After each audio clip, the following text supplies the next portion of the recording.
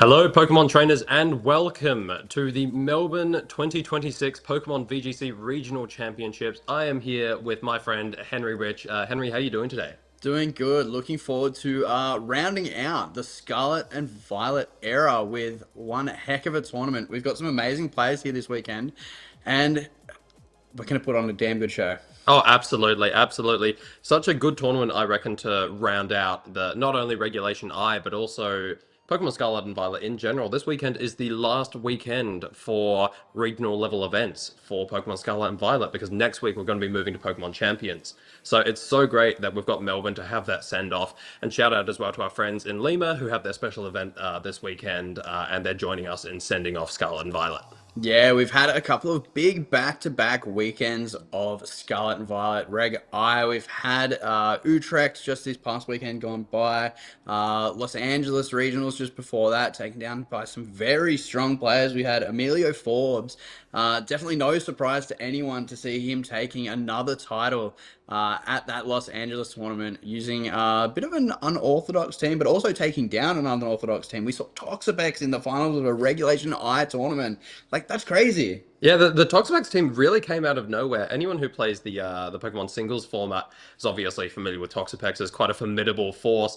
But in the double format, the format that we use here at Pokemon VGC, it doesn't really see the same usage until recently, where someone clearly somewhere along the line has figured out how to make it work in Regulation I, and it's really taken the format by storm a little bit, I think. I've started seeing it everywhere, and people aren't prepared for it. Yeah, well, we've seen across these big restricted formats where you'll get these Pokemon that you don't really see, but it might be one restricted, it might be two, but these Pokemon that just have that really niche mashup and they're really good as just you don't really know what to put in on your team as that sixth slot, and you're like, oh my god, this gets it, this gets that one matchup. Like I know myself, back in past Regulation G with Overquill, using Yes. it, pairing it with that Kyogre, being able to take on Calyrex Shadow when it Terra Fairies, which was so common at the time, or before it Terastallizes. But now we see Toxapex doing the same thing. It's so good into these Calyrex Ice, the Koraidon, the Kyogre, not just with the typing, but the support of Wide Guard as well. It gets that Toxic, that guaranteed hit Toxic thanks to the Poison typing, and it's just so good at stalling out teams.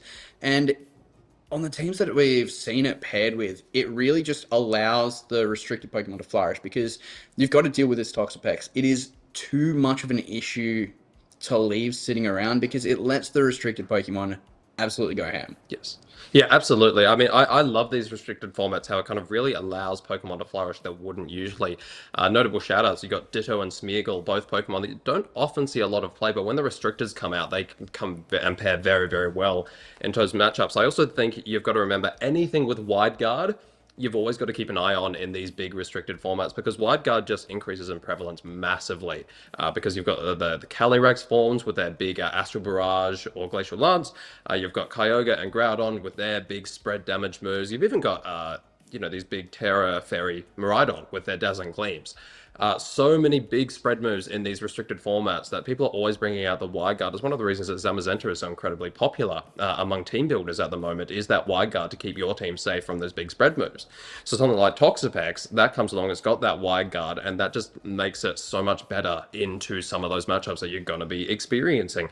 I think if we go back to the start of Regulation G, like you were talking about, we have Mienshao, which was suddenly very, very popular. A Pokemon not seen very often, but because of the combination of Fake Out and Wide Guard, suddenly there was a boom in popularity in it. And so I think anytime you've got these big restricted formats, you've always got to keep an eye out for those Pokemon with access to the move Wide Guard, because sooner or later, I reckon they're going to be viable. Yeah, and then on the flip side, we had Utrecht just last weekend, and in finals we saw a much more standard take of Regulation I, where we saw the Calyrex Shadow Zamazenta core really taking hold, not able to eke out the championship just by that little bit, coming in second place. Aurelian Sula taking the championship with that Miraidon instead, paired with that Volcarona. That was a really interesting pick. If we look at the graphic here, you can see the usage of Utrecht. That Volcarona pairing so nicely with the Miraidon, keeping it protected and also really threatening a lot of the Pokemon that Miraidon doesn't want to see. You've got that Rage Powder for the Chien Power. You've got Rillaboom there that loves to take away Miraidon's terrain, but it doesn't want to be staring down a Volcarona. You don't want to take those burns. You don't want to be taking super effective damage. Even Urshifu Rapid Strike, it hits 3 times with those big surging strikes, but all 3 of those hits, it has a chance to get that burn from the flame body on the Volcarona. Yep. It's just such a good support Pokemon, and it was really interesting to see kind of the difference in play between Europe and North America, where there was a lot more offense when it came to the North American results, but that big balanced core that we see so predominantly with Calyrex, Shadow, and Zamazenta really take hold at Utrecht. Yeah, of course. And I think if we look at Aurelion Sola as a player, they are one who has been chasing that championship for a very long time. There's become a bit of almost, I guess, a joke in the community about how frequently they come in second place. You know, they have been so close to that championship so frequently. They've finally managed to do it, and they've done it with their Volcarona as well. When you look at their play history, that is a Pokemon they love using, and clearly you could tell it's one they're very comfortable with. And so it was so great that they were able to find a format where they were just able to use it to so effectively to get all the way to that victory, which is just really awesome to see after all that time. Yeah, but this weekend we're taking on a different sort of monster. We're not looking at North America, not looking at Europe. We're looking at the Oceania region. Here in Melbourne, we've definitely got our own, I think our own unique kind of play style. We've talked about before how Oceania very much likes to try to break the meta rather than use the meta, and this weekend is no difference. We've been getting to see some of the teams that are around, some of the Pokemon that have been floating around, and there's some unique stuff you can see here with our caster predictions. Why don't you take us through yours first, Mark? All right, look, I've got some pretty standard options here. I've just been having a look at what we've been playing against through Regulation I, both this time and previously, through previous regulations. I was like, what's looking particularly strong right now? I've always got to give it to one of my favorite Pokemon, Chi-Yu, especially in this format. I feel like when I'm building in Regulation I, no team for me feels complete without a Chi-Yu with a Choice Scarf. I think with Calyrex Shadow Rider just so prevalent, having the ability to outspeed and be able to hit it with those dark type moves, be it a Snarl or a Dark Pulse, it really helps your team into that matchup.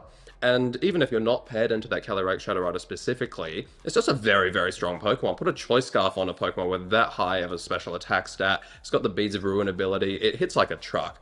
And so being able to use that just in whatever matchup you're into, it's just, I find it's very, very helpful, very splashable onto any team. So I think there's a very good chance that we are going to see a Chi-Yu in the winning team today. Moving over, we have that Terapagos. I think Terapagos is a Pokemon equivalent of Aurelion Sola. It is, it has come so close to winning many times. It's got one last chance to do it. This is the last chance in Regulation I for Terapagos to be able to pick up a win. I reckon this is when it's going to do it. It's seen so much potential success, and I reckon today is when we're going to get actual success. That being said, if we don't have a Terapagos, I've got to give it up to my personal GOAT of the Regulation I format, and that is Calyrex Shadow Rider. This is a Pokemon I love using more than many, many others, possibly my favorite restricted to use. The ability to just swing out massive damage with that Astral Barrage, big special attack stat, big speed. It just swings fast, swings hard. You can use a Life Orb, you can use a Focus Sash. Some people use Covert Cloak. There's many, many different ways you can use it. You can use it as more of a slow, almost support option. It gets Encore. You can run it bulkier with a Nasty Plot, or you can just swing very hard, very fast. Some people even put Choice Specs on it just to really boost that damage. It's such a difficult Pokemon to beat. Pokemon like this are the reason that people are putting Wyguard on their team, is because you need some way to be able to stop the onslaught. Finally, I want to move on to a Pokemon that's previously picked up a World Championship in a different format, Regulation G, and that's Iron Hands. Iron Hands has been good since it's been available for use in the game. Going all the way back to Regulation B many, many years ago, Iron Hands has had a place. It's just got really, really good stats, a good typing, and fantastic moves available to it. The Fake Out, the fact that you can put an Assault Vest on it, and it just becomes incredibly, incredibly bulky, can take hit after hit after hit, and still be able to output that damage, heal itself back up with a Drain Punch, and it just pairs very, very well, especially in these restricted formats, with that Miraidon. You know, on top of already having a big attack stat and a lot of bulk, if you put it on that electric terrain, it boosts the damage of its electric type moves, like the Wild Charge that it loves using, and also it just gets the Quark Drive boost. So if you put it on that electric terrain, it gets a boost to its already very, very high attack stat. Quark Drive boosted, Wild Charge is just doing massive, massive damage. And then you've also got many other options. You've got the Drain Punch. I know it's also quite a fan of using low kick in these restricted formats. A lot of these restricted Pokemon, these legendary Pokemon, they're very, very big Pokemon, which means they're very heavy, right? The heavier the Pokemon, the more damage the low kick is going to do. And so Iron Hands actually finds it gets quite a lot of use out of low kick, being able to deal massive, massive damage to these restricted Pokemon. Yeah, and then I guess we'll flip over to me now. Anyone who's ever known me, seen me play, knows that I'm a big fan of Kyogre. Yeah. We've had a lot of power creep over these last few years. These new big restricteds, just looking at Miraidon and Koraidon in particular, hit so hard, and that electric typing really good into Kyogre. That sun setting up, Kyogre doesn't really want to be in the sun, but Kyogre still holds strong, getting some really good results, and it's still so versatile. The Pokemon that you can pair it with and support it with just really let it flourish, even in these higher power formats. And you can't scoff at those big water spouts. Water spout, No. one of the hardest hitting moves in the game, and coming from a Kyogre in rain, it's absolutely insane damage. Well, something I just want to say there about Kyogre is a good comparison is when we consider Torkoal. When we looked at something like Regulation H, even some harder hitting regulations, Torkoal, Terrafire in Sun with those eruptions, everyone's scared of it, right? Like if you can't stop that, it's going to do massive damage. Kyogre has almost double the special attack set of Torkoal, and it's doing exactly the same thing in rain with a water spout. So if you're worried about Torkoal, you just got to be so scared of what that Kyogre is going to do with his water spouts. Well, yeah, and especially when you pair it with something like, say, a Calyrex Ice. Kyogre doesn't want to see the grass types. Calyrex Ice absolutely loves to see it. It wants to get the attack boost every chance it gets. And a Yep. big Glacial Lance into a grass type is never something that you want to see coming if you're the opponent. But Calyrex Ice, just like that Calyrex Shadow, hitting with such hard hitting spread moves, it has access to the Trick Room as well. It's a slower Pokemon. It doesn't need Trick Room to flourish, but boy does it. Like going for the fake out Trick Room turn one, getting your Calyrex into a position where it can just start clicking Glacial Lances. And with the defensive terrestrialization options, like Calyrex Ice is already such a bulky Pokemon. It just takes hits all day, and then you give it a defensive terrestrialization, it's like, look, I took less than 50% before, now I'm taking less than 25%. If you have an Amoonguss there that really loves to put me to sleep, look, I might just Terra Grass and hit back with, oh, what do you see? A Glacial Lance. Super effective again. It's just such a good Pokemon, and with Kyogre's Rain protecting it as well, it means you can kind of afford to go those grass terrestrializations, not worrying about the fire types that would be going at your ice type normally, because the rain is just there to help with that. But I think moving on to our non-restricteds, Toxapex, we were talking about it a little before. It's had a really big rise in success recently. A Pokemon that kind of no one was looking at. It went really under the radar. Mostly people look at Toxapex and they go, oh man, this team's going to storm me out. This is going to be really rough. But when you're pairing it with restricteds such as Miraidon, Zamazenta, like, it really holds its own. That wide guard's so good into a format with so many big spread moves coming out from the restricted Pokemon, even the non-restricted Pokemon going for big heat waves from things like the Chi-Yu. It's just so nice, such nice support. And if you get off a Toxic as well, they've got to worry about not only dealing with the damage that your restricted Pokemon are dealing out, also the support that the Toxapex is offering by needing to target that down, stopping the wide guards. All that is happening while the Toxic is just chipping away the whole time, and it's just so much damage. And then kind of one of the more infamous Pokemon for a long time now, Smeagol. It's just so versatile. Your usual set, you've got your Fake Out, you've got your Spores, Follow Me's. We throughout history have often seen Wide Guard as that fourth move. Again, we were talking about it with Toxapex. It's just so good in restricted formats. But recently, a lot of these Smeagol have instead been opting for Decorate as that fourth move, just boosting the power of everything next to it. And like, you imagine a Kyogre in rain clicking Water Spout. Now you imagine a Kyogre in rain clicking Water Spout with +2 to its special attack. At that point, a resist isn't a resist. It may as well be super effective because there's a good chance that it's still going down.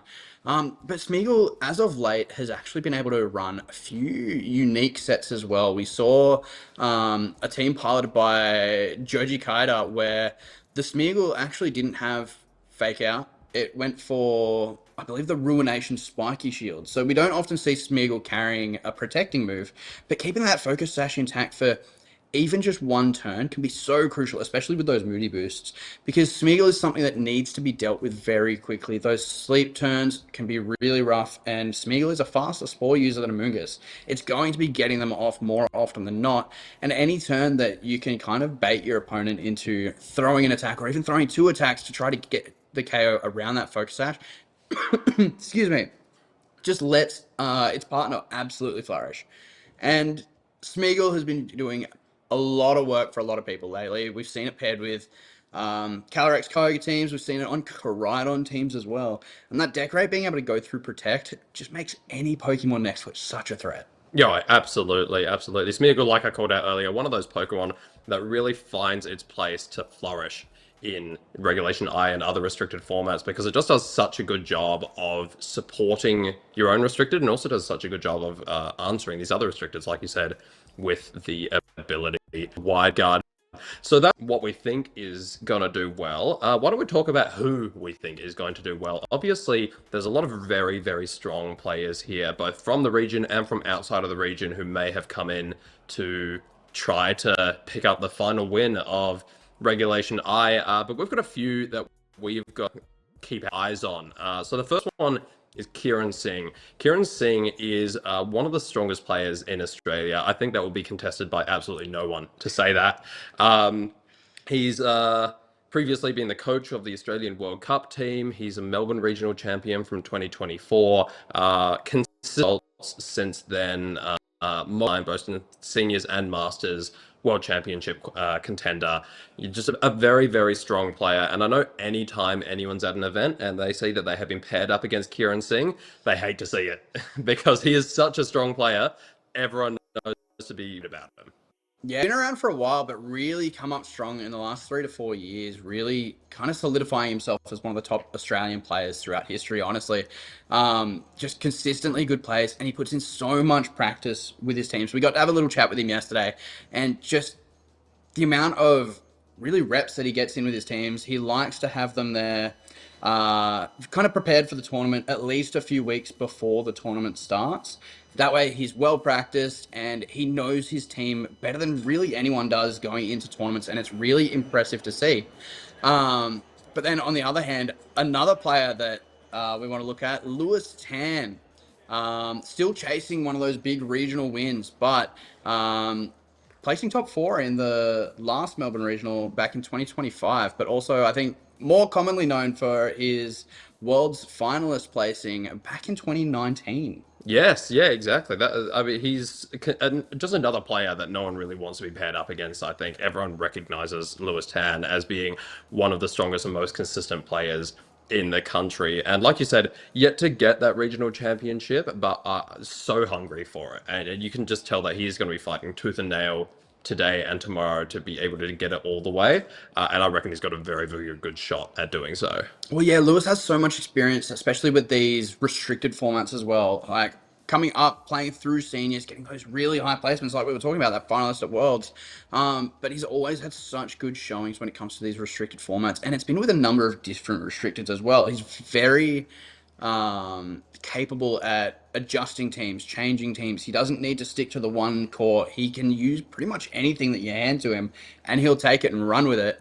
But then our last player that we want to make sure people are keeping an eye on, and I'll just give an honourable mention to someone that we haven't seen for a while. So we've got Nicholas Khan as one to watch out for, but his brother Chris Khan, who has been playing over in the Japan circuit, is also back in Australia for this Melbourne Regional Championships. But Nicholas Khan doesn't really need an introduction here. He's been doing so well. We recently saw him in top 8 of the European International Championships. Any tournament that Nick goes to, he comes out pretty close to the top. He's just such a consistent player, so methodical, and an absolute terror to come up against. 100%. I noticed you mentioned Chris as well. A lot of players in Australia affectionately refer to the Khan dynasty. Both of them just exceptional players.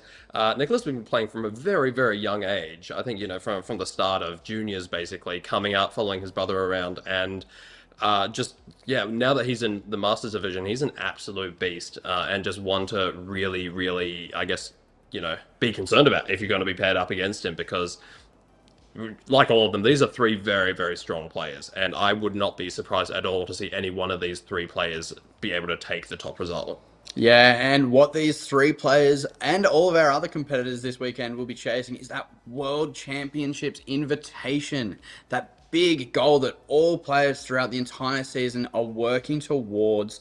And there's not a lot of spots anymore. We used to have it where you had to hit a specific amount of points during the season, whether that was 200, 250, 300. It depended on your region.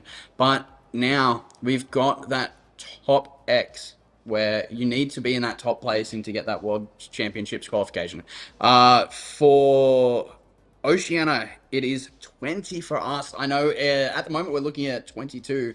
We've had two of our trainers take down that regional championship title. Yes. Um, Or special event title in the case or of special Yoav event Rubin. title. Yes. Yes. So Yoav Riven and Drew Bliss getting those titles there. And making sure that they're going to be going to the World Championships no matter how many points they're on. But yeah, like we see, I believe Nick Khan at the top of the Australian and New Zealand leaderboards, that Oceania leaderboard.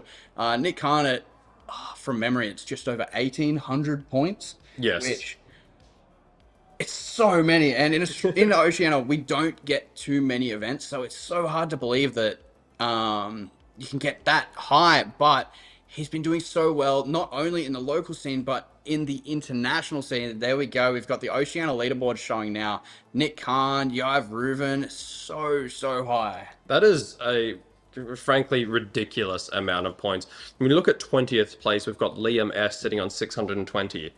That's a lot. Like, that's got you into 20th place. 620 championship points is an amount that any player would be thrilled to have. Nicholas Khan, Yoav Reuven have three times that amount. That is just an exceptional effort from both players. And then when we even consider top four, we've got over 1,100 points from Joji Kaida and then Chloe Burke coming in with almost 1,000. These are all fantastic results from fantastic players. But all players in this top 20 here are just all brilliant. They've all earned their spot here. We could go through every one of them and talk about all their accolades, but frankly, I don't think we've got the time of the day. But yeah, each one of these players have, at this point, they're looking at a world invitation, but frankly, anything can happen because depending on what happens here at the Melbourne Regional Championships, some of the other players that are all chomping at the bit to try to get into that top 20, they might place very, very well here. They might knock out some of these players if these players either aren't here or if they maybe, don't get the chance to perform as well as they should.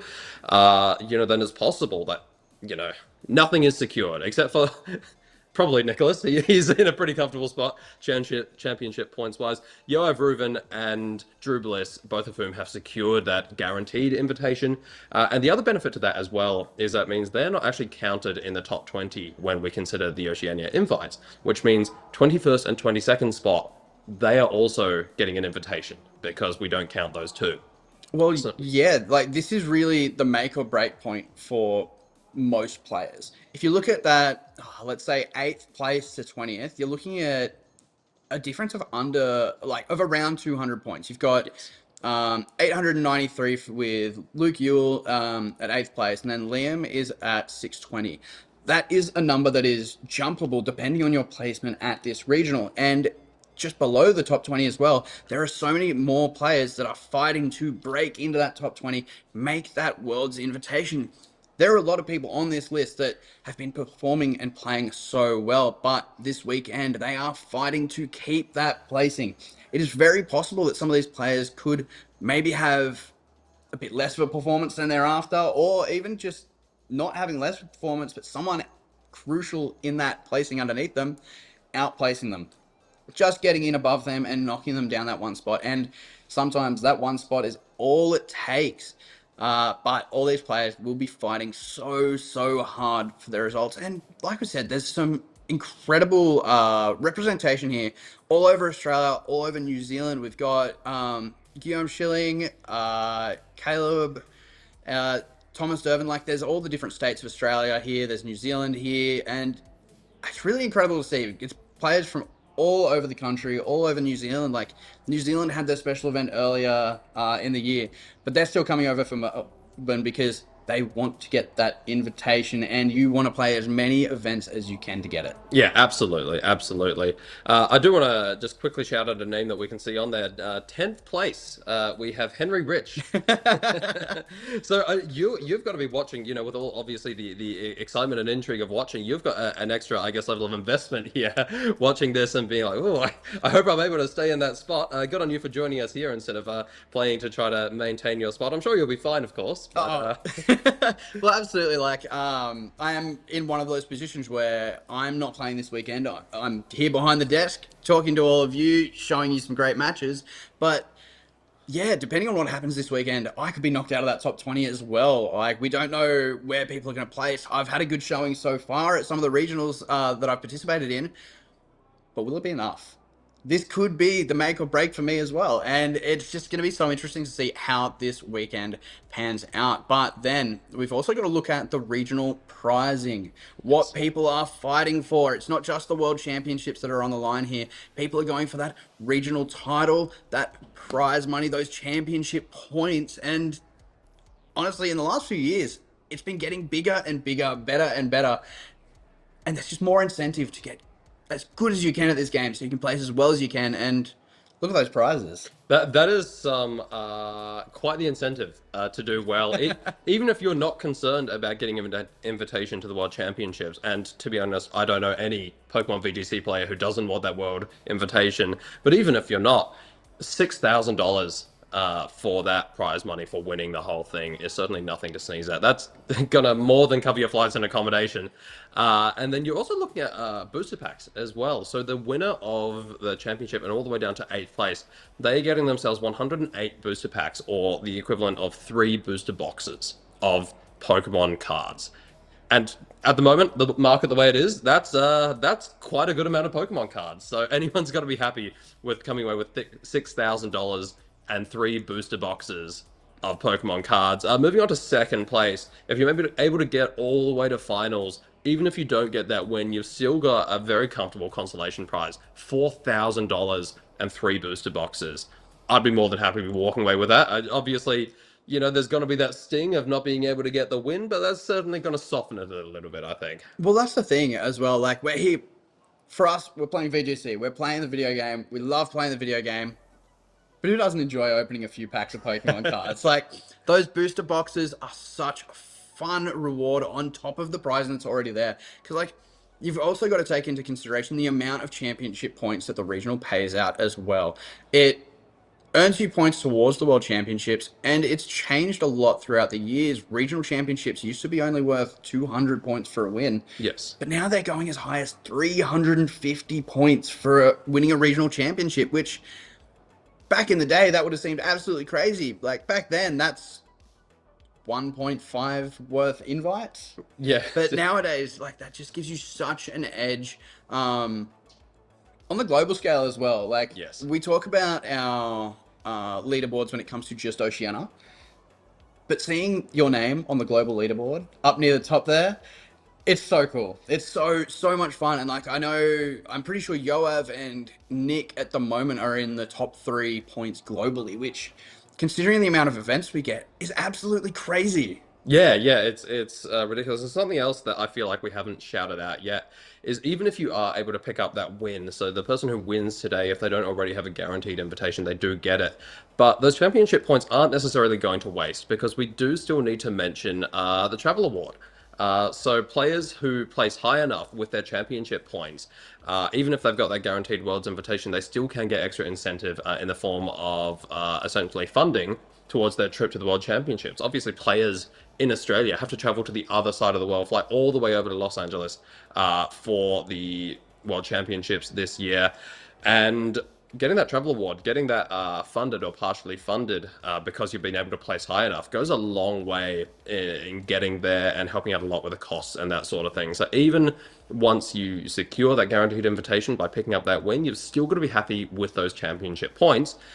Because of how that earns you in the placing for that travel award. Second place doesn't get that guaranteed world invitation, but 325 points is going to go such a long way to getting you into that top 20, so you can still get an invitation. Top four, you get the 300 championship points. Top eight, 280. Top 16 is 200. Top 32 is 160, and top 64 is 120. So those players who might be around the 20 to 30 spot on our leaderboard, they might be close to getting in. Even just a top 64 might be enough to scrape them over the line. 120 championship points is not nothing, right? So top 64, quite achievable for a lot of players. So realistically, anyone here could be in the running. Yeah, absolutely. And I believe, if I checked the pairings correctly, every single player from our top 20 at the moment is here in Melbourne fighting for that spot as well. I myself am fighting a little bit differently, but everyone is here. Everyone is trying to make an impression and make sure that they are going to have that representation at the World Championships.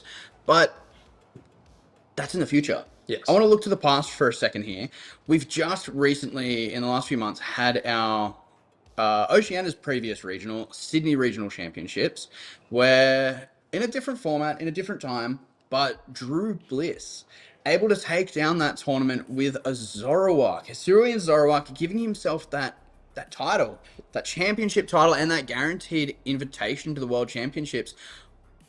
I was chatting to him a bit, and I don't know how hard he was going for that World's invitation if he didn't get the win. But Yes. getting that win, he's hands down. That's look, you're not going to get the win and then not go to the World No. Championships. But Drew has been very well known for in the past when it comes to Australian events using those really unique teams. Like I said, he used Hisuian Zoroark to amazing effect. Casting those games were some of the best games that I've ever cast. Just seeing the Zoroark, I know it's caught me up a few times myself as a caster as well. But back last year when we had Regulation I previously, Drew came out with a restricted Pokemon that wasn't really on a lot of people's radar. He came out with that Giratina Origin, and I know for a fact Drew's rocking that again today, and I'm so excited to see it. I'd love to see a repeat performance from Drew. He only got the Giratina to top 16 last time, but like top cutting with the Giratina in itself is amazing. And since then, he's gotten such a confidence boost of winning Sydney. It'd be great to see him go further with that. Absolutely. I mean, I would be so excited to see a lesser used Pokemon like that Giratina make its way to regional champion status. I think that would be awesome. But like you said earlier, Australia is the home of creative team building. We don't try to be the meta, we try to break the meta. And there's so many things. I was looking through all the different teams that we've got today, and there were so many interesting, unique, creative takes of team building. And I think there's a good chance that whatever we see win today is going to be something cool and interesting and not something we've necessarily seen before. Might just be a move that a certain Pokemon doesn't typically use, or it might just be an entire new Pokemon that we rarely see at all, such as that Giratina. We could also see Toxapex, pick up the whole thing. We could see Terrapagos get all the way. So many creative choices that have the potential to become the final regional champion for Pokemon Regulation I. Well, yeah, we've seen so many restricted Pokemon that have been doing amazingly well. Those consistent Pokemon, Calyrex Shadow, Zamazenta, Koraidon, Miraidon, Caliice, Kyogre.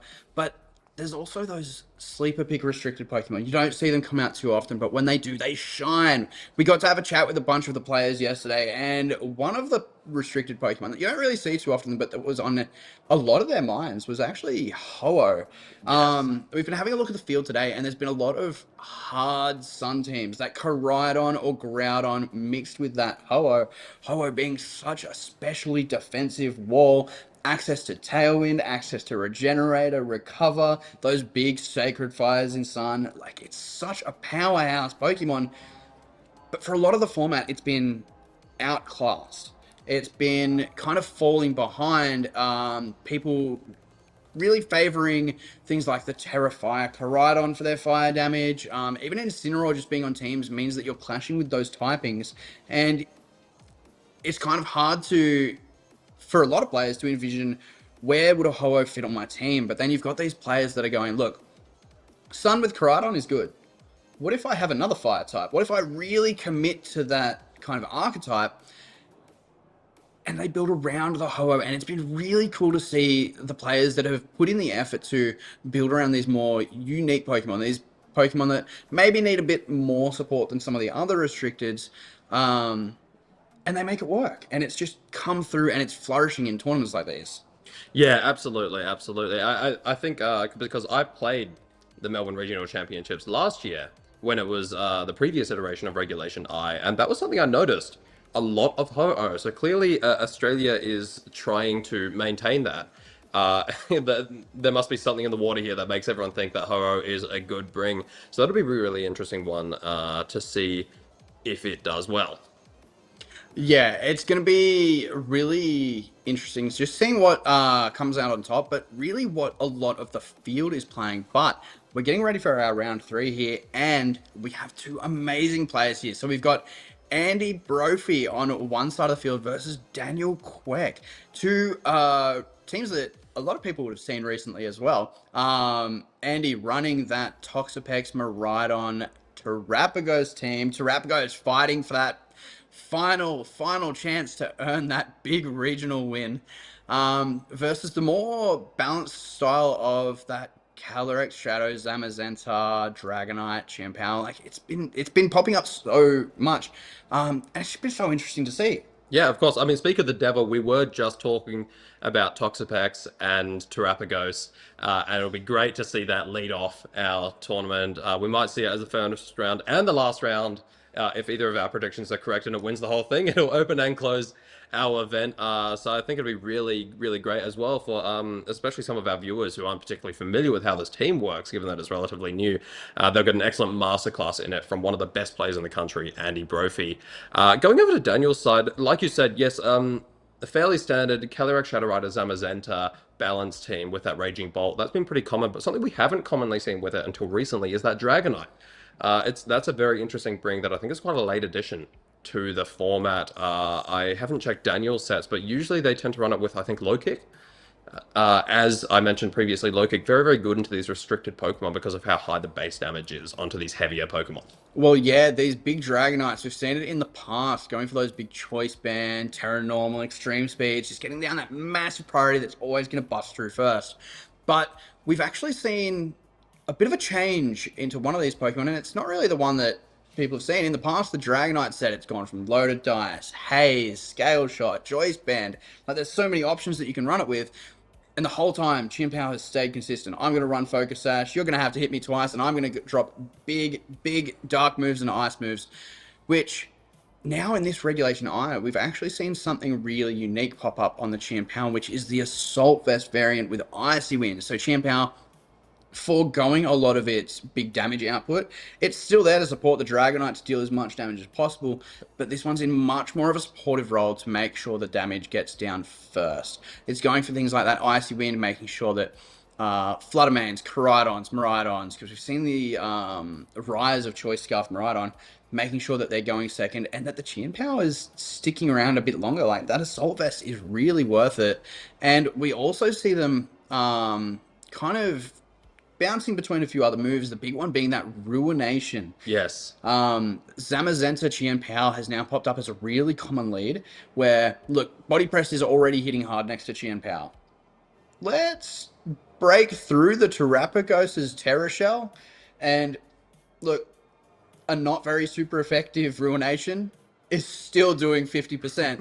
And then the Zamazenta can just come through and clear Pokemon off the field. It's such a potent option that these Chienpao have really developed, and it's really been cool to see. Yeah, yeah, absolutely. So it'll be really interesting to see how these two teams pair up. Each one running big spread damage in either the Terrapagos with its Terra Starstorm or the Calyrex Shadow Rider with its Astral Barrage.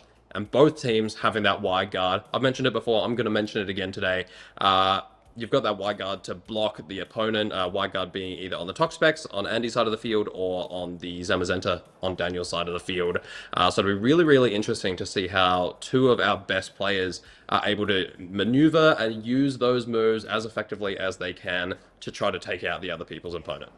Yeah, and talking about Andy's team here, we haven't really touched on kind of some of the Pokemon that round out that support package that Terrapagos really needs. Terrapagos likes to be able to set up those Calm Minds, likes to be able to heal itself up, and then a couple of turns into the game, that's when it really starts to shine and starts to deal damage. Some of the Pokemon that are going to help that, I think Golden Boy Incineroar there with his fake out and his parting shots is always going to help. But the support from the double grass here. You've got Ogerpon Half-Flame, which is a formidable Pokemon. It hits so hard, it can deal so much damage. But we've also seen in these restricted formats, it often opt for a bulkier approach. Let's make our Ogerpons a little bit bulkier. Make sure that when we're following they can take some of those big hits, those astral barrages, those body presses. Because look, if you need the Ogerpon Half-Flame to deal damage, you can always terastallize it thanks to that embody aspect. It's going to get that +1 attack and deal so much damage with those big IB cudgels. But then on the other hand, you've got another redirector, but more importantly, healing. That Sinistcha, we haven't really seen it in a restricted format, really at all. Other than when Aaron Traylor really helped it shine on this Toxapex team.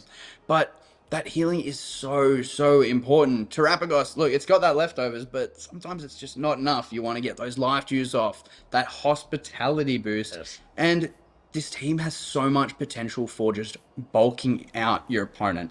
And Sinistcha just really rounds that out nicely. Yeah, absolutely. And also rounding out the team fully, you've got the Miraidon. If nothing else, send out the big electric lizard and hit them as hard as you can. That is what Miraidon is best at, and it is just a really good way, I think, to round out a team. When you've got that really solid Terapagos core with the support for it, with the Incineroar, with the Ogerpon, and obviously with the Sinistcha. It's great, fantastic. Keep your Terapagos doing what it does best. But in that sixth slot, if you need it, if you need to just bring something out and hit as hard as you can, you've got the Miraidon, and it has just shown time and time again. It has won event after event after event because it's just really, really good at those really, really big swings just into the opponent. It's got, sometimes it can go for that Terra Fairy Dazzling Gleam, sometimes it's got the Choice Scarf, the Terra Electric, really, really big Electro Drifts. It's just so good at outputting massive damage. Well, yeah, and then the reverse as well, because Andy's got that Sinistcha there, that grass type Rage Powder Pokemon that pairs really nicely with that Miraidon because you're not clicking Spore. Yeah. Whereas on Daniel's side, you don't have that electric terrain. You'd much rather be putting things to sleep where you can. So that grass type Rage Powder is Amoonguss, and Amoonguss is so good. No matter the format, restricted or not, if Amoonguss is allowed to be used, it's going to be on so many teams. And it's, again, just been really versatile. Like 9 times out of 10, yes, you're going to see the Rage Powder, you're going to see the Spore. But from format to format, you see it going Covert Cloak, Citrus Berry, Rocky Helmet, like Occa Berry back in the day, Chelan Berry back in the Porygon Z days. But its offensive moves and Protect are so pivotal. You can go Clear Smog for things like Xerneas, Dondozo, like that's been really prevalent in a lot of metas. You can go Pollen Puff nowadays to just get that bit more healing. Like you break say a Focus Sash, you want to get that HP back. You want your Kyogre to be hitting harder with Water Spouts again, you get that HP back. You just want to take some more hits and you get that HP back. But then we've also seen recently where Amoonguss opts for that more offensive option, whether it's Grass Knot, Sludge Bomb, offensive Pollen Puffs. We've just had a world champion crowned with Brute Bonnet. Yes. And Pollen Puff just does so much damage into that. But Amoonguss just slots onto so many teams so nicely, and it's often just got that good little bit of damage. Whether it's chip damage, breaking a Focus Sash, just finishing something off. Not to mention the fact that it's just such a good Trick Room answer. Yes. There are so many times that, look, your opponent gets up Trick Room, it's, man, I've got to weather the storm now for the next 4 turns. But then Amoonguss hits the field and you're like, okay, look, I only have to weather half the storm if I can put you to sleep before you can move. Because Amoonguss just generally underspeeds most of those Trick Room threats. But one of the big bads that we kind of haven't touched on here, Raging Bolt. Yes, yeah. Been strong when it came into the game in Regulation F and hasn't stopped being strong since. The only time we haven't seen it around all over the place since it came out was Regulation H when it wasn't allowed. It's just, whatever format it's in, it's just so strong. Access to the move Thunderclap, that electric type move, which has that priority if the opponent is attacking. Such a strong move. Time and time again in these formats, you just watch players and they're up against the Raging Bolt and they've just got to think what they can do to avoid the Thunderclap. That's why something like the Sinistcha or the Amoonguss is so strong. That Rage Powder is really sometimes your only answer into that Thunderclap. But it's also just got big Thunderbolts, Dragon Pulses, or it can go for a Draco Meteor if it wants to output more damage. There's so many different items you could run with it. You could run a booster energy to boost the special attack. You could run a life orb to boost the damage output. You can run assault vest. You can run leftovers if you want those more defensive options. Such a versatile Pokemon that, much like Miraidon, you could really put on any team in this format and you wouldn't be unhappy with it. It just does such a good job at doing what it does, which is being a strong, bulky Pokemon that hits very, very hard. Well, yeah, and then touching back to the players as well. Andy Brophy, been around a long time. I believe cutting nationals back in 2014, 2015 Australian nationals. But Andy, been around a long time, getting some really, really nice results and doing really well lately as well. Consistently making day two, consistently performing, and is one of the geniuses behind our stream as well. So big shout outs to Andy for that. But up against another long-time player, Daniel Queck, also really consistently well. I believe Daniel top cut Perth regionals last year. Again, consistently makes day two and just has that experience behind him that really comes into impact, especially in these restricted formats. Restricted formats just put in so much power. It's good to have some practice with them. And here we're going to jump into it.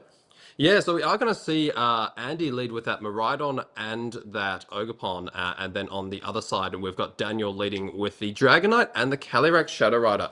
So both players leading off with their hard-hitting restricted Pokemon, and next to it, also possibly a hard-hitting Pokemon. Andy with more of a defensive support option with that Follow Me on the Ogerpon. Daniel with that Dragonite to be outputting that big damage there. Yeah, so the choice scarf on Andy's side of the field for the Miraidon means that quite unusually there's a good chance that the Miraidon's going to be moving before this Calyrex, but there is a Dragonite on the field. It has access to those big choice band extreme speeds. Ogerpon, depending how it's trained, might be able to follow me away those hits, but it will remain to be seen. Yeah, absolutely. So we'll have to see what each player is going for. We are going to see the terrestrialization coming out on Andy's side of the field, going for that Terra Electric on that Scarf Miraidon, just straight out of the gate, just looking to output that massive, massive damage there with that Terra Electric. And we are going to see terrestrialization come out from Daniel's side as well. That is going to be terrestrialization into the Dragonite, terrestrializing into the normal type. Yeah, so getting ready to dish out some big damage on this Dragonite. But starting it off is the Follow Me Ogerpon, making sure, look, I know how under threat this Miraidon is. I don't want the extreme speed going first. So it looks like extreme speed redirected, doing a lot of damage to this Ogerpon Hearthflame, but big Terra Electric, Electro Drift, Miraidon coming in, going for a huge damage for a return KO onto the Dragonite. Dragonite not quite able to get it, but Miraidon, the big powerhouse that it is, more than enough to knock out Daniel's terrestrialization, as the Calyrex not going for an Astral Barrage, instead opting just for that single target Psychic, taking out the Ogerpon and giving itself a little special attack boost as thanks. Yeah, absolutely. So you've got to be concerned if you're up against a Calyrex Shadow Rider with that +1 to its special attack, boosting that already beastly special attack stat. It'd be interesting to know which way Daniel was targeting that Psychic. That may well have been a double up into the Miraidon. It may have been spread out. We won't know because Andy got that Follow Me off. Obviously, Ogerpon getting taken down there, but in exchange, Andy was able to take out Daniel's Dragonite and pick up that terrestrialization. So now Andy does have the advantage there. He's still got his terrestrialization on the field, whereas Daniel has now used his. Yeah, so Zamazenta hitting the field for Daniel and Sinistchar coming out for Andy. It is that Focus Sash on the Sinistchar, but this Zamazenta doesn't have access to terrestrialization. It doesn't want to be taking these big Terra Electric Electro Drifts, but it has no defensive option other than trying to protect itself. There's no redirection on the other side of the field, but Daniel has that Calyrex there, and it hasn't taken a hit yet, which means that Focus Sash is still intact. It's able to go for things like that big Astral Barrage while taking at least one hit from this Miraidon. Andy Sinister, though, really doesn't want to be staring down these two Pokemon that are quite faster than it, but there's no redirection from Andy's side. Instead, just that Electro Drift coming out. Not quite enough to pick up the Zamazenta, but bringing it very close. And there's that +1 Astral Barrage coming out. That's going to deal massive damage. It's not quite going to pick up either of them. Focus Ash doing a lot of work there for that Sinister. I can't imagine it would have been able to hang on without it. And Body Press coming out from the Zamazenta. That is able to pick up the return KO into that Miraidon. So good bit of reversal there from Daniel, able to take out that restrictor. But there's the Shadow Ball coming out from Sinister, and that is going to take Daniel's Calyrex down to that Focus Ash. Yeah, so we had a little bit of a preview between turns there. Getting the special defense drop, which against this Focus Sash Calyrex Shadow, really going to come in impactful now. But all Pokemon, except for the Incineroar on the field, are low, but there's no Terapagos on Andy's side, leaving Andy with just this Incineroar and a 1 HP Sinistcha, facing it down this +1 Cali Shadow and a Zamazenta. Neither of these Pokemon want to be staring down either of these big restricted Pokemon. Andy going for the Protect there, potentially looking to... Look, I can see the writing on the wall for this game. Yeah. I really need to come up with a game plan for Game 2 because the Miraidon was putting in so much work. It was dealing a lot of really good damage, but it was the only thing there that was able to deal damage. Yes. Once it went down, things kind of fell apart when it came to Daniel's restricted Pokemon. Yeah, absolutely. Andy just being taken down to that 1 health Sinister. Probably not a lot that can be done, and there it is. He's just going to concede this one, take it back to the game 2. Obviously, that Terra Electric Scarf Miraidon at the start doing a lot of work, but the rest of his team wasn't really able to capitalize on that. So it'd be interesting to see if he does decide to go for the same lead, or if maybe he does decide to switch it up. If he does go for the same lead, I would have to assume he's going to switch up what he brings in the back, because you can't be relying on Sinister and Incineroar to be able to clean up after Miraidon gets its damage off. They just don't have the damage output or really the speed to be able to pick up those knockouts before they get knocked out themselves, as we saw there in the end game of that game 1. Well, yeah, I think I'd really like to see the Terapagos come out here because it not only gives you your second restricted to be able to deal a bit more damage and take hits a bit more nicely, but it is the Electric Seed variant. Yep. So you're going to be taking those big body presses a lot better. You'd absolutely love to take an Astral Barrage on a Terapagos, but it just gives you those options where you're not taking huge damage each turn. Whereas we saw then, turn 1, the Dragonite went down, but the Calyrex got a boost and kept its Focus Sash. Turn 2, the Zamazenta took a lot of damage, the Miraidon went down, Calyrex is still sitting there with its Focus Sash until the Sinistcha finally breaks it, but at that point, there's nothing fast enough to deal with the Calyrex Shadow, and the Zamazenta's still sitting there. Maybe if there was a double up into the Zamazenta, that turn, Incineroar might have been able to do a bit more work. But Daniel, pretty happy with his game 1 game plan. Bringing out that Dragonite and Calyrex Shadow again. But Andy, making that adjustment that we were just discussing, bringing out the Turtle. The Terapagos is finally hitting the field, immediately getting that Electric Seed boost from that Electric Surge that the Miraidon brings to the field. I'm so excited to see the Turtle. I'm happy to see what it does. Something to shout out, however, in that game 1, Andy went straight for that Electric Terrestrialization on the Miraidon to output that big damage. Maybe not something he'd be wanting to do here, because if you terrestrialize the Miraidon, it means you're not going to be able to go for the terrestrialization on the Terapagos. Terapagos, obviously, terrestrialization is its whole thing. In order to achieve its final form, it does need to use that terrestrialization, which means if you are planning on doing that, you are restricted in using that terrestrialization on any other Pokemon. So it'll be really interesting to see if Andy does try to pick up a knockout on the Dragonite again with that Terra Electric, or if he does try to save it for the Terapagos. But we are going to see terrestrialization come out here. It is going to be straight onto the Terapagos. He's going to turn off that electric terrain for his own Miraidon, but that is going to become a lot bulkier on that Terapagos and also output more damage if he does decide to go for that Terra Starstorm.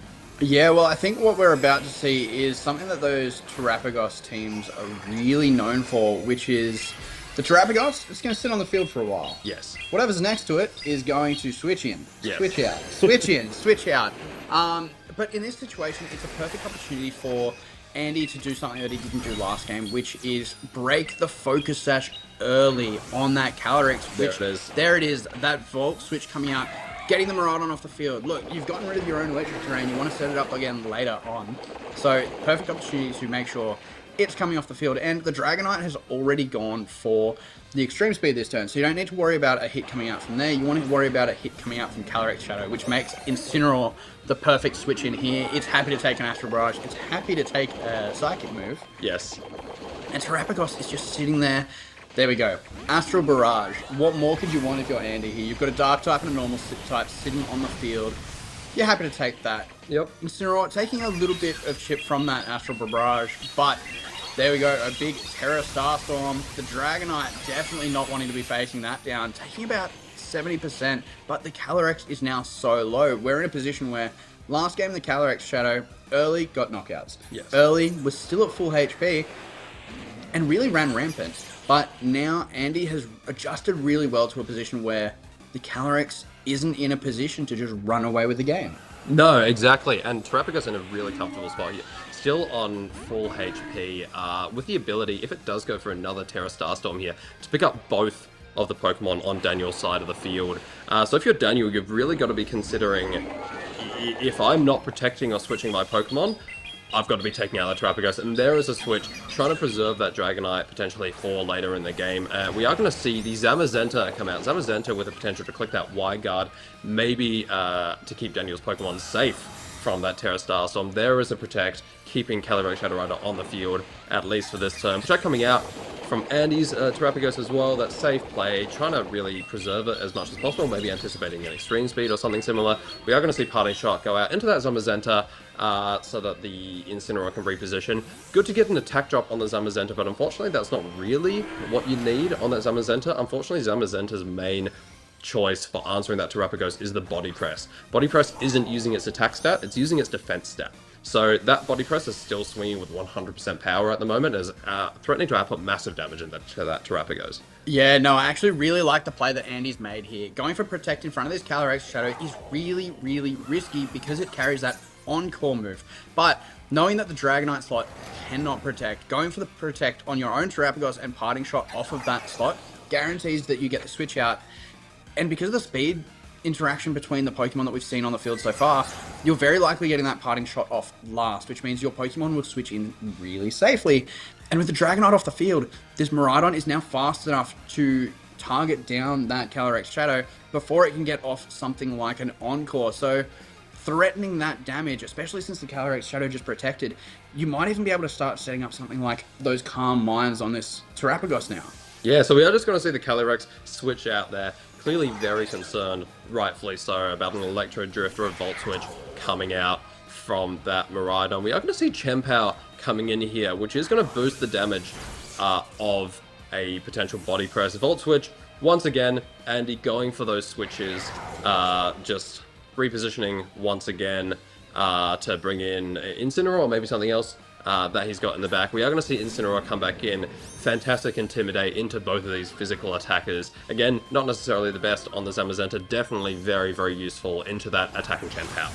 Well, yeah, but it's not a Body Press that we see come out here. Instead, a Heavy Slam going into what was the Miraidon, perhaps calling something like that Sinistchar to be switching in instead. But no Calm Minds, no Terra Starstorms, a big super effective Earth Power coming on to that Zamazenta, getting the special defense drop. But again, Andy's adjustment here going into this game too has been really solid. The Chien-Pao comes in, Incineroar's coming in. There's that potential Sinistchar in back waiting to deal with the Zamazenta, but with Incineroar on the field and a defense boost on this Terapagos really putting in work. Andy taking really nice advantage of kind of the different speed tiers of his Pokemon. Normally with Calyrex Shadow generally being the fastest Pokemon on the field, it's pretty free to go for those Astral Barrages, go for the Encores, but Andy really utilizing that Choice Scarf Miraidon, keeping the Calyrex pinned and helping keep his Terapagos safe. Terapagos not even having to take a Body Press that turn, as once again, not going to take a Body Press. The Zamazenta going for the Protect. Terapagos also just keeping itself safe. Yeah, I mean, like very safe plays from Andy, as we come to see that is paying dividends here. Ruination from the Chien-Pao, which would have gone into the Terapagos, would have been fairly devastating. Terapagos has quite a lot of hit points, so half of that is a lot. We are going to see that parting shot. Once again, another reposition from Andy. Clearly, he's recognized the best way to play this game, as you shouted out earlier, is to just continue to reposition next to Terrapagos. Terrapagos just stays there, does what it does best, is very tanky, outputs not a lot, but consistent damage, whereas its partners keep switching in to support it, get those attack drops off, potential fake outs, parting shots, then bring the Miraidon in, Miraidon does more damage, another Volt Switch out, bring the Incineroar back in, rinse and repeat. And as we can see, that's put Andy in a pretty comfortable spot here. Well, yeah, it's been a very big control shift from game 1 to game 2, and Andy really playing that Incineroar specifically very well. Always targeting down the slot that can't protect with the parting shots, making sure that, look, as long as my Incineroar is not knocked out to get the move off, I'm going to be parting shotting out at the end of the turn, as Miraidon just getting that final touchdown on that Zamazenta, making sure that it is off the field. And now that it's off the field, even with Ruination coming out from this Chien-Pao, Terrapagos' biggest threat is off the field, and with the amount of damage that this Chien-Pao has taken, even with the Assault Vest, it's going to be close as to whether it can hang on, and it can't. That Terra Starstorm finishing off the Assault Vest, Chien-Pao there, giving Andy a clear of the board there. Daniel does still have that Calyrex Shadow and the Dragonite in back, though, but again, they're not very healthy. No, they're absolutely not. Something else that I noticed there, that Zamazenta, it did have that -1 to its special defense stat. The terrain is up. A Volt Switch, I think, very cleanly would have picked it up, which means Andy has decided to go for that Electro Drift, not for the damage, but I would imagine he wants that Miraidon on the field right now. Clearly he's thought ahead. He's decided he doesn't want to go for that switch. He's been repositioning all game, but he's decided, I'm picking up these knockouts, and I want this Miraidon here for what I know is in the back, which in this case is the Dragonite and the Calyrex Shadow Rider. Extreme Speed is going to go out into that Miraidon, and we will see that is going to pick up a knockout there. So unfortunately, he's not going to be able to pick up any any knockouts with that Miraidon, but he is now in a comfortable position to bring something in from the back. Psychic going into that protecting Terrapagos there. Well, I think that's a really nice play here because it gives Andy the potential to switch in the Sinistcha. Yes. If you switch in the Sinistcha, you have to be going for either Psychic, because your Astral Barrages aren't going to be hitting the Terrapagos. If you want to double into it, you need to be going for something like an Extreme Speed Psychic. But then Extreme Speed just doesn't affect this Sinistcha. So all Andy really needs to do is take down this Calyrex Shadow right now, and Daniel is locked out of this endgame. We see the Extreme Speed go before the Rage Powder, so showing the speeds here between this Dragonite and Sinistcha to be pretty much what you'd expect. But Psychic coming out into this Sinistcha as a follow-up Terra Starstorm. We saw how much it did turn 1 to this Dragonite. There's a good chance that it is going to be going down, and the Calyrex as well, as we're going to get to start off the day with a game 3. We absolutely are, and honestly, that was such an exciting game to watch. Game 1, obviously, quite quick in Daniel's favor, but Andy came back with a fantastic adjustment. The way that he played that Game 2 was absolutely textbook, and I would advise anyone who's looking to pick up this new team should study that game, because I think that was just a masterclass in how to play that Terrapagos team. You know, you set the Terrapagos there, switches partners, keep going. Those Volt Switches from the Miraidon dealing reliable damage, which allowed Terrapagos to be able to pick it up in the following turns. Keep bringing that Incineroar in, bring the Sinistcha in if you need to heal up your Terrapagos. Terrapagos, it was there from the start of the game, didn't leave the field until the end of the game, and it was one of the last Pokemon standing. Because it just did exactly what it does best. It sits there, hits for reliable damage, is very bulky, and yeah, Andy just played that perfectly, I think. Yeah, well, the ball's now in Daniel's court when it comes to seeing what adjustments are going to be made. We saw that turn 1, you go for the Terrapagos, the Terastallization on the Terrapagos. Terra Starstorm just starts putting in work. And the Terrapagos sat there the whole game. Miraidon, even though its terrain was gone turn 1, was able to get the sash broken and really kind of just set the pace for, look, everything on your side of the field is going to be chipped. It is eventually going to be in range of Terra Starstorm, and because of the constant switching, I have the defensive switches there, I have the terrain capability later in the game, and Sinistcha means that there's healing as well.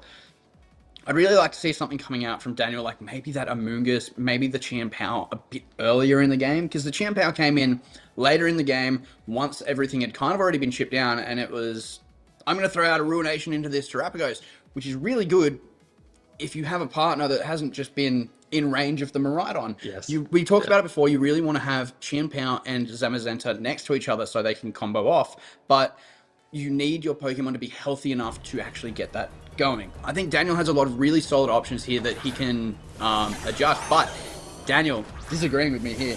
Very happy with his game 1 and 2 lead as Andy sticks to his game 2 adjustment. Now, sometimes when you're considering an adjustment for a game 3, sometimes you don't need to adjust what you bring. Sometimes you just have to adjust how you play it. Clearly, Daniel thought, okay, I knew my lines for game 2, I just picked the wrong ones in that case. This time, I'm just going to play a bit differently. I have a better idea of what Andy's bringing going into this game 3. And, you know, I still think Calyrex, Shadow Rider, and Dragonite is the bring. It was very effective in the first couple of games. Those big extreme speeds coming out from Dragonite threatened a lot of damage. Obviously, it left Miraidon in range to be picked up by that extreme speed later in the game, even in that game too. So clearly, you know, deciding that Dragonite is definitely the play here, and I wouldn't even necessarily disagree with that. I think Dragonite put in a lot of very useful work in both of those game 1 and game 2. Calyrex as well. It's got that Focus Sash, which means it's a relatively safe lead early on in the game. Well, yeah, and it does give the potential for maybe doing things a bit on the flip side to last time. Last time we saw Terra Normal from the get-go into a big extreme speed and an Astral Barrage, but if you want to deal with the Terrapagos maybe a bit more effectively, you could also reverse that. Instead of going big extreme speed into that slot and an Astral Barrage, you're going for something like Psychic and maybe low kick. You could be going for outrage. Like, those outrages do so much damage, and let's face it, nothing on the field or off the field that we've seen from Andy wants to be taking an outrage, so you might not mind what slot that goes into. No, but we are seeing the same terrestrializations as game 2, just right off the bat. Terra Normal on Daniel's Dragonite, which he's done all 3 games now. Once again, extreme speed into that Miraidon, getting that damage. Volt Switch coming out, this time into the Dragonite rather than the Calyrex, potentially predicting a Protect there. Instead going for a Volt Switch into the Dragonite, which can't Protect, because it doesn't have it. Bringing out the Incineroar once again. The Intimidate is not going to lower the attack stat of the Dragonite, because the Dragonite does have that inner focus, but it is at least well positioned to take whatever move is coming out from the Calyrex. We are going to see the Astral Barrage once again. Once again, probably not going to do much into that normal type and into that dark type. Yeah, but that Volt Switch, while it didn't break the Focus Sash on the Calyrex Shadow, this Terra Starstorm will, and that Volt Switch might just be enough to put this Dragonite in range of that super effective hit, and it is the Dragonite once again going down to one of these Terra Starstorms, and again, that's really early that Daniel has lost his terrestrialization. We didn't see a knockout on the Calyrex Shadow early, but even without the Volt Switch going there, that spread damage move that, even though it is technically normal, now that Stellar typing is able to break that Focus Sash. Zamazenta, once again, hitting the field, really threatening this Terrapagos. But with Instant there, pressuring the Fake Out, pressuring the potential Will-O-Wisp or Parting Shot again. We've seen that Parting Shot be used so often. The Zamazenta, it really wants to just start dealing damage, but it's not in a position to do so just yet. No, exactly. So this turn, if you're done, you probably have to go for a more defensive option. If you try to go for the Wide Guard, you're likely to just eat a Fake Out from Andy's Incineroar, which means Terrapagos can just swing with impunity, basically.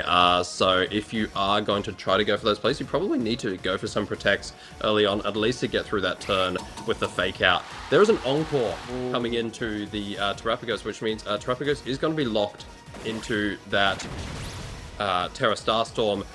Body Press taking out the Incineroar. So Incineroar's going down. Terrapagos is going to be able to swing here, but in the following turns, Daniel will be pretty safe in clicking a Wide Guard in front of this Terrapagos now that it is Encore locked into that Terra Starstorm. So we are going to see that come out into both these Pokemon. It's not going to be enough to take out the Calyrex. It's going to do respectable damage into the Zamazenta, but in the following turns, you know, Andy might not be able to do that much with this Terrapagos. Yeah, so Daniel really trying to set himself up for future turns there, saying, look, your Terrapagos, it's going to be getting off those big Terra Starstorms, but if you're only able to click that, I can Wide Guard them away and really do what I want to with the Calyrex Shadow. But at the same time, if you're going to do that and get the knockout on Incineroar, you've got to be prepared for the Miraidon to come in. Yep. With that Incineroar down and your Terrapagos locked into clicking the spread Terra Starstorm, you really want to be able to kind of do damage with your right slot, and there's nothing better to do that in this position than the Scarf Miraidon, because from what we've seen, you're always outpacing that Calyrex.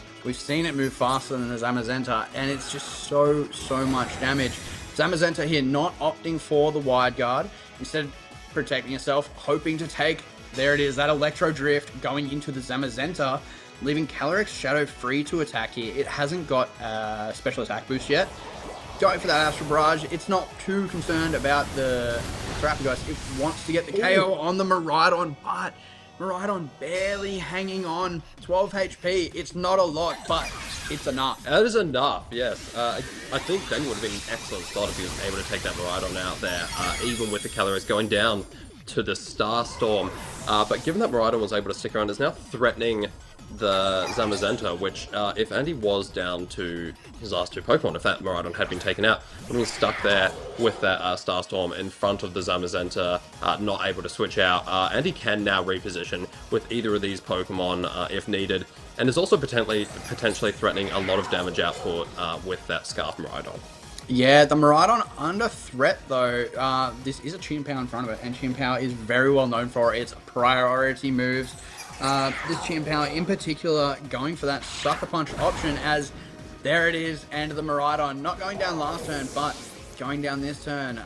Unusually not being able to move first, going down before it gets to get a hit off, as a big body press comes out, boosted by that Chien-Pao ability, as Terra Starstorm comes out. Not going to be doing the most damage to these two Pokemon. The sheer bulk of Zamazenta and the Assault Vest on Chien-Pao, but Sinistcha coming in, that Terapagos is able to get a little bit more health recovery here. And Sinistcha, it has that Focus Sash.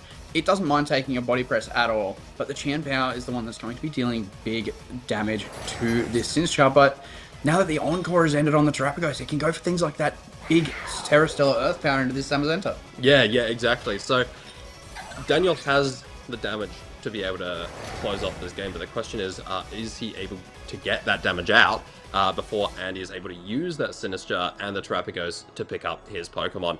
Obviously, Terapagos doesn't seem like a great spot in front of that body press, but the Rage Powder on that Sinistcha is going to do such massive work for Andy's side of the field. Being able to keep the Terapagos safe from that body press. Daniel recognizing that, going for the defensive play there, going for the protect on the Zamazenta. There is the Rage Powder coming out from the Sinistcha. Excellent call, I think, given the circumstances. Ice Spinner going out, that is going to be going out into the Sinistcha. That is not going to quite take it down to its Focus Sash, but it's definitely going to take it in range of a hit for the following turn. Earth Power is going to be there into that Zamazenta. So fantastic call by Daniel, keeping that Zamazenta around, which means in this turn, depending on how these Zamazenta and the Chien-Pao are trained, it's possible the Chien-Pao moves first. If the Chien-Pao moves first, it will be able to take out the Sinistcha, which means that Rage Powder isn't going to be able to keep the Terapagos safe from a following body press. If the Zamazenta is quicker, could be the other way around, but we are just going to see what appears to be a protect from just Terapagos. Interesting play from Andy there. Sinistcha is unfortunately going to go down, and we are going to see that the Chien-Pao was moving first there. Yeah, so that read from Daniel's end really deciding the game very largely. Getting the protect on that Zamazenta and taking that Earth Power while breaking the Focus Sash on the Sinistcha. We saw how important in this set it was for both trainers breaking the Focus Sash on the opposing side. Game 1, we saw the Calyrex Shadow had its Sash intact most of the game and was just able to run away with the game. Game 2, Andy breaking that Focus Sash on turn 1, making those really nice adjustments, using that Terapagos to really good effect while pivoting out. His Miraidon in, out, Incineroar, in, out, Sinistcha in at the end, make sure you get that healing, that redirection, and keeping its Focus Sash intact. Game 3, really good plays from both players. The momentum was really swinging back and forth, but at the end there, where it kind of could have gone either way, if we'd seen something like a Protect on Andy's Sinistcha and maybe a Terra Starstorm, this would be a very different end game and possibly a very different result. But Daniel making the call that, look, I think you really want to target down my Zamazenta here. I'm going to protect it, make sure that you're not getting off a big Terra Stellar Earth Power into it, and I'm going to break that focus sash. Yeah. And these Icy Wind Qian Powers, they're generally built to be as fast as they can. And we did see it move before the Zamazenta there, which really closes out the game. Andy going for that last ditch. Look, I'm going to protect my Terrapagos. If you make the mistake of double targeting my Terrapagos in case I don't Rage Powder, I'm going to punish that. But Daniel, just playing so consistently in that end game, making sure that, look, I need to hit the Sinister with my Chien-Pao. I need to hit the Terrapagos with my Zamazenta. That's how I get it done. And that was such a good set from both players. We saw some really good adjustments from Andy. And as you were saying, Daniel's adjustments in game 3 weren't Pokemon adjustments. It was play adjustments, and he did such a good job of that. Yeah, oh, 100%. Yeah, I think that game 3 really came down to Daniel making the correct calls, and I don't think any player played poorly there. Andy played fantastically in that game 3. It just came down to trying to figure out what your opponent is going to do, especially in those last couple of turns. And I think even earlier, when that Incineroar unfortunately got taken out very early, I think Andy might have been expecting Daniel to go for those more defensive plays in front of that potential fake out. But he didn't. He just swung with that body press directly into that Incineroar, took it out as soon as it hit the field, which I think put Andy on the back foot a little bit.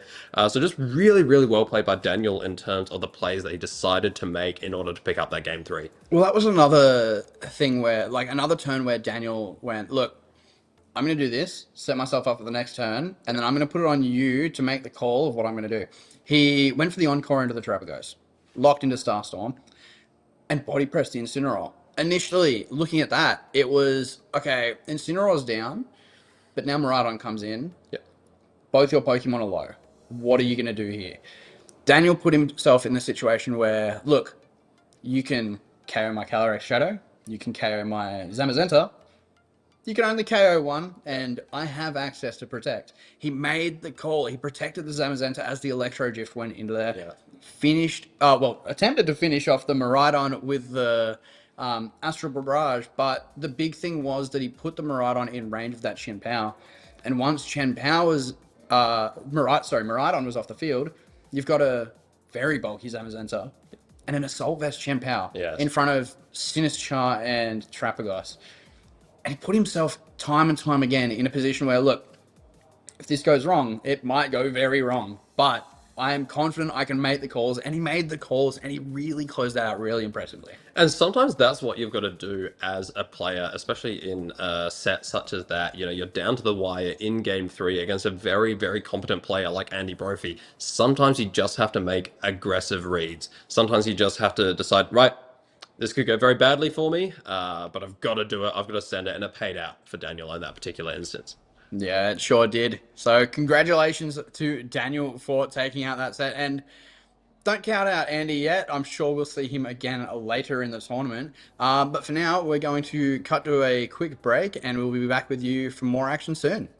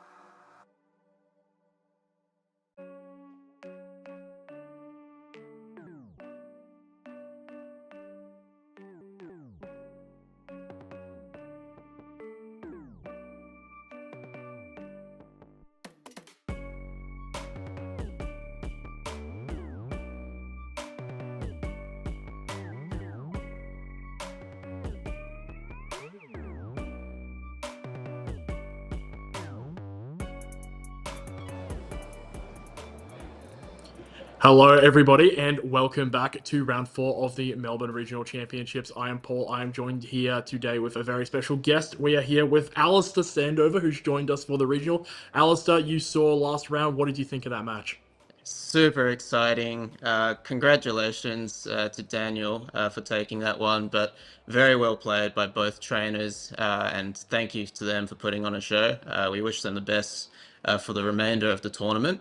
And up next, we've got Nicholas Khan against Yuki Kono, I believe. Yeah, absolute stellar match that we're going to have here between these two trainers today. Both of them have absolutely incredible just match records just in general, so it's going to be an absolute delight to show them here in round four. Not even in those winning in rounds to guarantee it. They are clashing heads nice and early. So we'll go over the teams real quick. We'll start with Yuki's team first, which is the Smeargle, the Rillaboom, the Calyrex Shadow Rider, the Raging Bolt, the Zamazenta, and the Incineroar. So what you're seeing from there is generally, your Zamazenta, Calyrex Shadow Rider core. That's been very popular. Both Ghost and Fighting offensive coverage kind of work together because anything that takes Ghost moves really well, Fighting hits on the super effective end. So it's generally just a nice pair alongside everyone's favorite fake out pivoting friends, the Incineroar and the Rillaboom. With the Raging Bolt, just a nice, generally strong special attacker with just some good offensive and defensive utilities in the Regulation I metagame. And Smeargle, which can do almost everything, Alistair. So, Absolutely. On this particular composition, I believe Yuki has opted for Wide Guard on Smeargle rather than the Decorate. We may see more often on other trainers using Smeargle in their teams. You mentioned the Raging Bolt, really good for the Koraidon matchup, getting that Photosynthesis boost, getting that extra special attack to extend its reach to get knockouts on the opponent's team. I predict we probably won't see it in this matchup, but you never know what plans these trainers have in mind. And of course, yeah, that restricted duo, Calyrex and Zamazenta, being well supported by Incineroar and Rillaboom, which I think will put in a lot of work. Rillaboom going to be good control for the terrain against Nicholas's Miraidon, removing that Hadron Engine boost, as well as cutting the power of Earthquake from Nicholas's Ursaluna in half. yeah, so the Nicholas has got the Miraidon and Ursaluna, another two pretty common pair of restricted Pokemon we've seen, with the Ursaluna, as mentioned before, alongside the Urshifu, the Incineroar, and the Whimsicott as well. Whimsicott, quite a nice pair with both the Miraidon and the Lunala as well. A very great support Pokemon with a lot of disruptive tools as well, Alistair. Definitely. I think Whimsicott paired with that Choice Band of Shifu especially can be a really deadly lead. For instance, if Yuki wanted to lead Smeargle and or his Calyrex Shadow Rider, Whimsicott, Terra Ghost of Shifu immediately threatens a knockout onto one of them with the Choice Band Surging Strikes.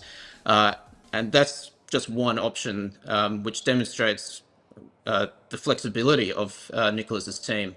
He could opt to go for Incineroar Miraidon or Lunala Miraidon, a whole wide range of different leads that Yuki needs to be prepared for. Yeah, absolutely. And you mentioned as well with the Raging Bolt how it gains that extra power from photosynthesis, but it's also an electric type that likes to throw off those thunderclaps. And what does Miraidon set up for it? It's got that electric terrain, so it does put Urshifu a little bit on the fence on whether they can safely throw out an attack or if they're impending a thunderclap if they do need to pivot out into something like the Ursaluna or even the Incineroar, something to help tank anything it might want to go for with a little bit more comfort. Just looking, yeah, going back over onto Yuki's side of things here, the Rillaboom is just generally your stock standard Assault Vest kind of a set, so it's able to come and be able to take the moves from both of those big special attackers quite well, and then if they need to leave the field, it can do so, either in the form of a manual switch or to preserve any momentum. It's got the U-turn option as well, which can be nice for even something as simple as breaking the Shadow Shield on the Lunala to allow big damage from a teammate. Absolutely. In Regulation I, Rillaboom tends to run U-turn more often because you want to be able to take those hits from special restricted Pokemon compared to another format like Regulation H, where we more often saw the high horsepower for that move choice, right? One thing to note is even if Rillaboom does U-turn Lunala, there is a very good chance that with the grassy terrain recovery, Lunala will restore its Shadow Shield, depending on how it's trained. So that is something just to be mindful of when using Rillaboom into Lunala and Miraidon. Yes, you break the Shadow Shield that turn, but unless you do any more further damage right away, which usually you're not because Rillaboom's pretty slow relative to the rest of the field, yeah, Lunala's going to get that Shadow Shield back and be able to tank hits more comfortably in the subsequent turns.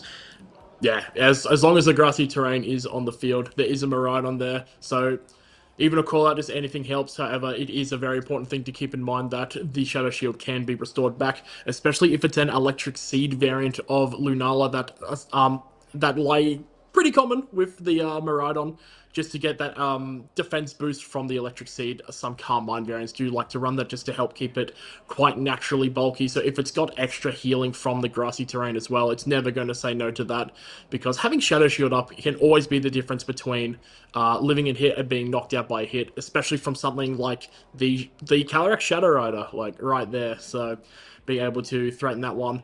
The Smeargle with Wide Guard will come in. Normally would come in relatively handy, but Lunala and Miraidon, not the most commonly known things to use spread moves. The main one you might see would be Miraidon with the potential Fairy Terrestrialized Dazzling Gleam. Otherwise, the main thing it might be looking to block with the Wide Guard is potentially that Ursaluna Earthquake if grassy terrain isn't there to offset that damage a little bit. Definitely, and Nick does have that choice specs, Terra Fairy, Dazzling Gleam this time around. We have seen a preference towards Life Orb, Terra Electric, and running Protect instead of Dazzling Gleam on, well, in the recent tournaments, such as Los Angeles and the Utrecht special event, right? But I think Nicholas used this variant at Worlds and is confident with it, and is just going to rock and roll with choice specs. So good to see that. And speaking of wide guard, yeah, Lunala also has that wide guard to block the important Astral Barrage.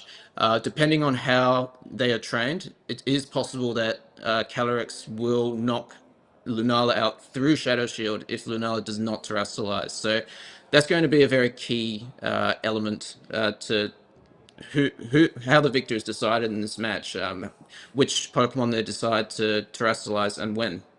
Yeah, a lot of variables are played, a lot of key things that we're going to see for the last time here in the last regional for Scarlet and Violet. We're going to see the last key couple of times. Trainers are going to have the option to terrestrialize for a little while, but we're going to have a look at getting into it right away. We've got the game starting now. Yuki Kono versus Nicholas Khan. We've seen the brothers Rillaboom and Incineroar led on Yuki Kono's side, and on Nick's side we've got the two restricted, the Miraidon and the Lunala. And we're seeing there the Electric Seed right out there immediately. Yeah, immediate boost to Lunala's defense there. Definitely a more offensive lead from Nicholas. I do like the fact that Yuki has gained the terrain immediately from the lead, and is threatening a parting shot into the Lunala to weaken it and encourage it to switch out, losing that electric terrain or electric seed boost. Yeah, because we can see there, it's on the screen there at the moment. There is no protect option on that Lunala. There is the Wide Guard Trick Room and the two attacks with the Fairy Terrestrialization. Just big hits that can come out here from the Lunala. We're going to see the Fake Out come out here from the Rillaboom, causing the Miraidon to just stay put for a little while. And we're going to see the Moongeist being count onto the Lunala, just going to throw as much damage out into the Rillaboom as possible. With the Assault Vest, it does take that quite well. And as you mentioned, yeah, the parting shot straight into that Lunala, so we're going to see what Incineroar pivots into here. Yeah, I imagine could be either of Yuki's restricteds, either Calyrex Shadow Rider or Zamazenta. Nick, well done, Nick, for recognizing the best damage he was going to get was that Moongeist from Lunala, and looks like Zamazenta's going to hit the field. With grassy terrain up, it's going to tank. Even though the Miraidon's choice specs, it's going to be able to tank those hits pretty well and fire back with a really strong body press. So we'll need to see how Nick's going to trade damage effectively on this turn. Yeah, Nick's Miraidon was faked out turn 1, so even though Volt Switch was clicked, it doesn't necessarily mean it is locked into it. Losing the electric terrain for Miraidon also loses the Hadron engine, so this Electro Drift could be doing significant more damage to the Zamazenta. And the Zamazenta takes just a little bit over half of its HP there. We're going to see the Heavy Slam not doing too much to Lunala. Lunala is generally quite a heavy Pokemon, and its other move, Body Press, generally won't be enough there. We do see it take the Moongeist Beam there thanks to the Parting Shot, and we're going to see Incineroar just U-turn out as well. So Yuki just getting some good positioning with those pivoting and fake out Pokemon there. Yeah, interesting to see Yuki opted to Heavy Slam the Lunala to break its Shadow Shield rather than go for a Body Press into the Miraidon. Zamazenta did have to take quite a bit of damage in return. So that said, Caloric Shadow hits the field and is threatening Astral Barrage. And since this Miraidon isn't Choice Scarf, it is Choice Specs, Caloric should be the fastest thing on the field. But it depends on how they've trained their Pokemon. We can't say for sure. But Lunala is definitely encouraged to either Wide Guard or Terastallize and either Trick Room or attack with Moongeist Beam here. Yeah, some way for the Lunala to kind of get some significant damage or maybe speed advantage in the form of that Trick Room as well. Calyrex and Zamazenta both known for being quite fast Pokemon generally, in sense of how they are trained. The Miraidon also generally quite fast as well, however we do know it is going to be looking at still clicking Electro Drift with the choice specs, and it hasn't switched out just yet, so potentially seeing on how targeting is happening, do we see a knockout here? But we do see both trainers opt to commit Terastallization, the Dark Terastallization for the Calyrex Shadow Rider, and the Ferro Terastallization here for the Lunala as well. Yes, Lunala not wanting to take that Astral Barrage, so I imagine not Wide Guarding, which it isn't. Miraidon goes to the Electro Drift and takes a huge knockout on Zamazenta, and we see that move before Yuki's Calyrex Shadow Rider, indicating that Yuki's probably trained to be more a little bit slower than most Calyrex Shadow Rider. Astral Barrage comes out, good damage, but no knockout here. Lunala goes for Trick Room, and Yuki's going to get either Rillaboom or Incineroar in and be able to stall a turn with Fake Out, since Lunala has Terastallize and is no longer that Ghost typing. Yeah, Lunala prone to the Fake Out now, and we know both of Yuki's Pokemon in the back do have access to the Fake Out there as well, and also seeing that the Calyrex are slower than the Miraidon, potentially might have a little bit of the extra defensive training required to help take hits. Did do enough damage to the point where both of the restricteds on Nicholas's side can be knocked out. However, there is a possibility that Nick's backline, we know that there is the possibility of that Ursaloon that was mentioned, and the Incineroar as well. Incineroar is definitely something that doesn't mind coming in front of a Calyrex and a Rillaboom, or Incineroar, especially with the Zamazenta gone as well. So if something like that's lurking in the back, that could be big ups for Nick coming into this turn. Yeah, absolutely. With Yuki Zamazenta down, my biggest concern would be how is Yuki going to remove this Incineroar still at full health with his own Incineroar, Rillaboom, and Calyrex, which all don't really have an effective move to hit Incineroar. Also, this Ursaluna coming in now. If Yuki chose to fake out that slot, or we see the Woodhammer, would have been nice to be into the Miraidon, so didn't get that call correct. This Ursula is going to come in, taking a Psychic, so still a big hit, but will be online next turn with that Flame Orb activating that Guts ability. So with Calyrex Terastallize as well, it's a free facade into either one of these slots. Yeah, the one thing that Nick does need to take into account is Grassy Terrain is up. It's checked up there. It's up for one more turn, I believe. So there is the option for the Rillaboom to look at threatening a Grassy Glide. Whether there's the option to protect or not to stall out that last turn of terrain, or there's the potential option of getting Miraidon in as well to override said terrain. Both options are good there as well. The possibility is Facade can go into any target because the Calyrex also Terastallize away from a normal type immunity, so it's able to get that big hit off there. Incineroar also does have Fake Out Live as well, which can look at blocking the Grassy Glide as well coming into this turn. Yeah, I was thinking even Headlong Rush into either Rillaboom or Calyrex is a worthy play to note because of this Incineroar coming in. You catch that because they want to reduce Ursaluna's attack with Intimidate, so Headlong Rush punishes that and gives you the most expected value for the turn. With only 2 Trick Room turns left, I believe, you want to be making the most of them. So we see Nick gets a lot out of that turn, but Yuki doesn't lose any Pokemon, so he's still in this.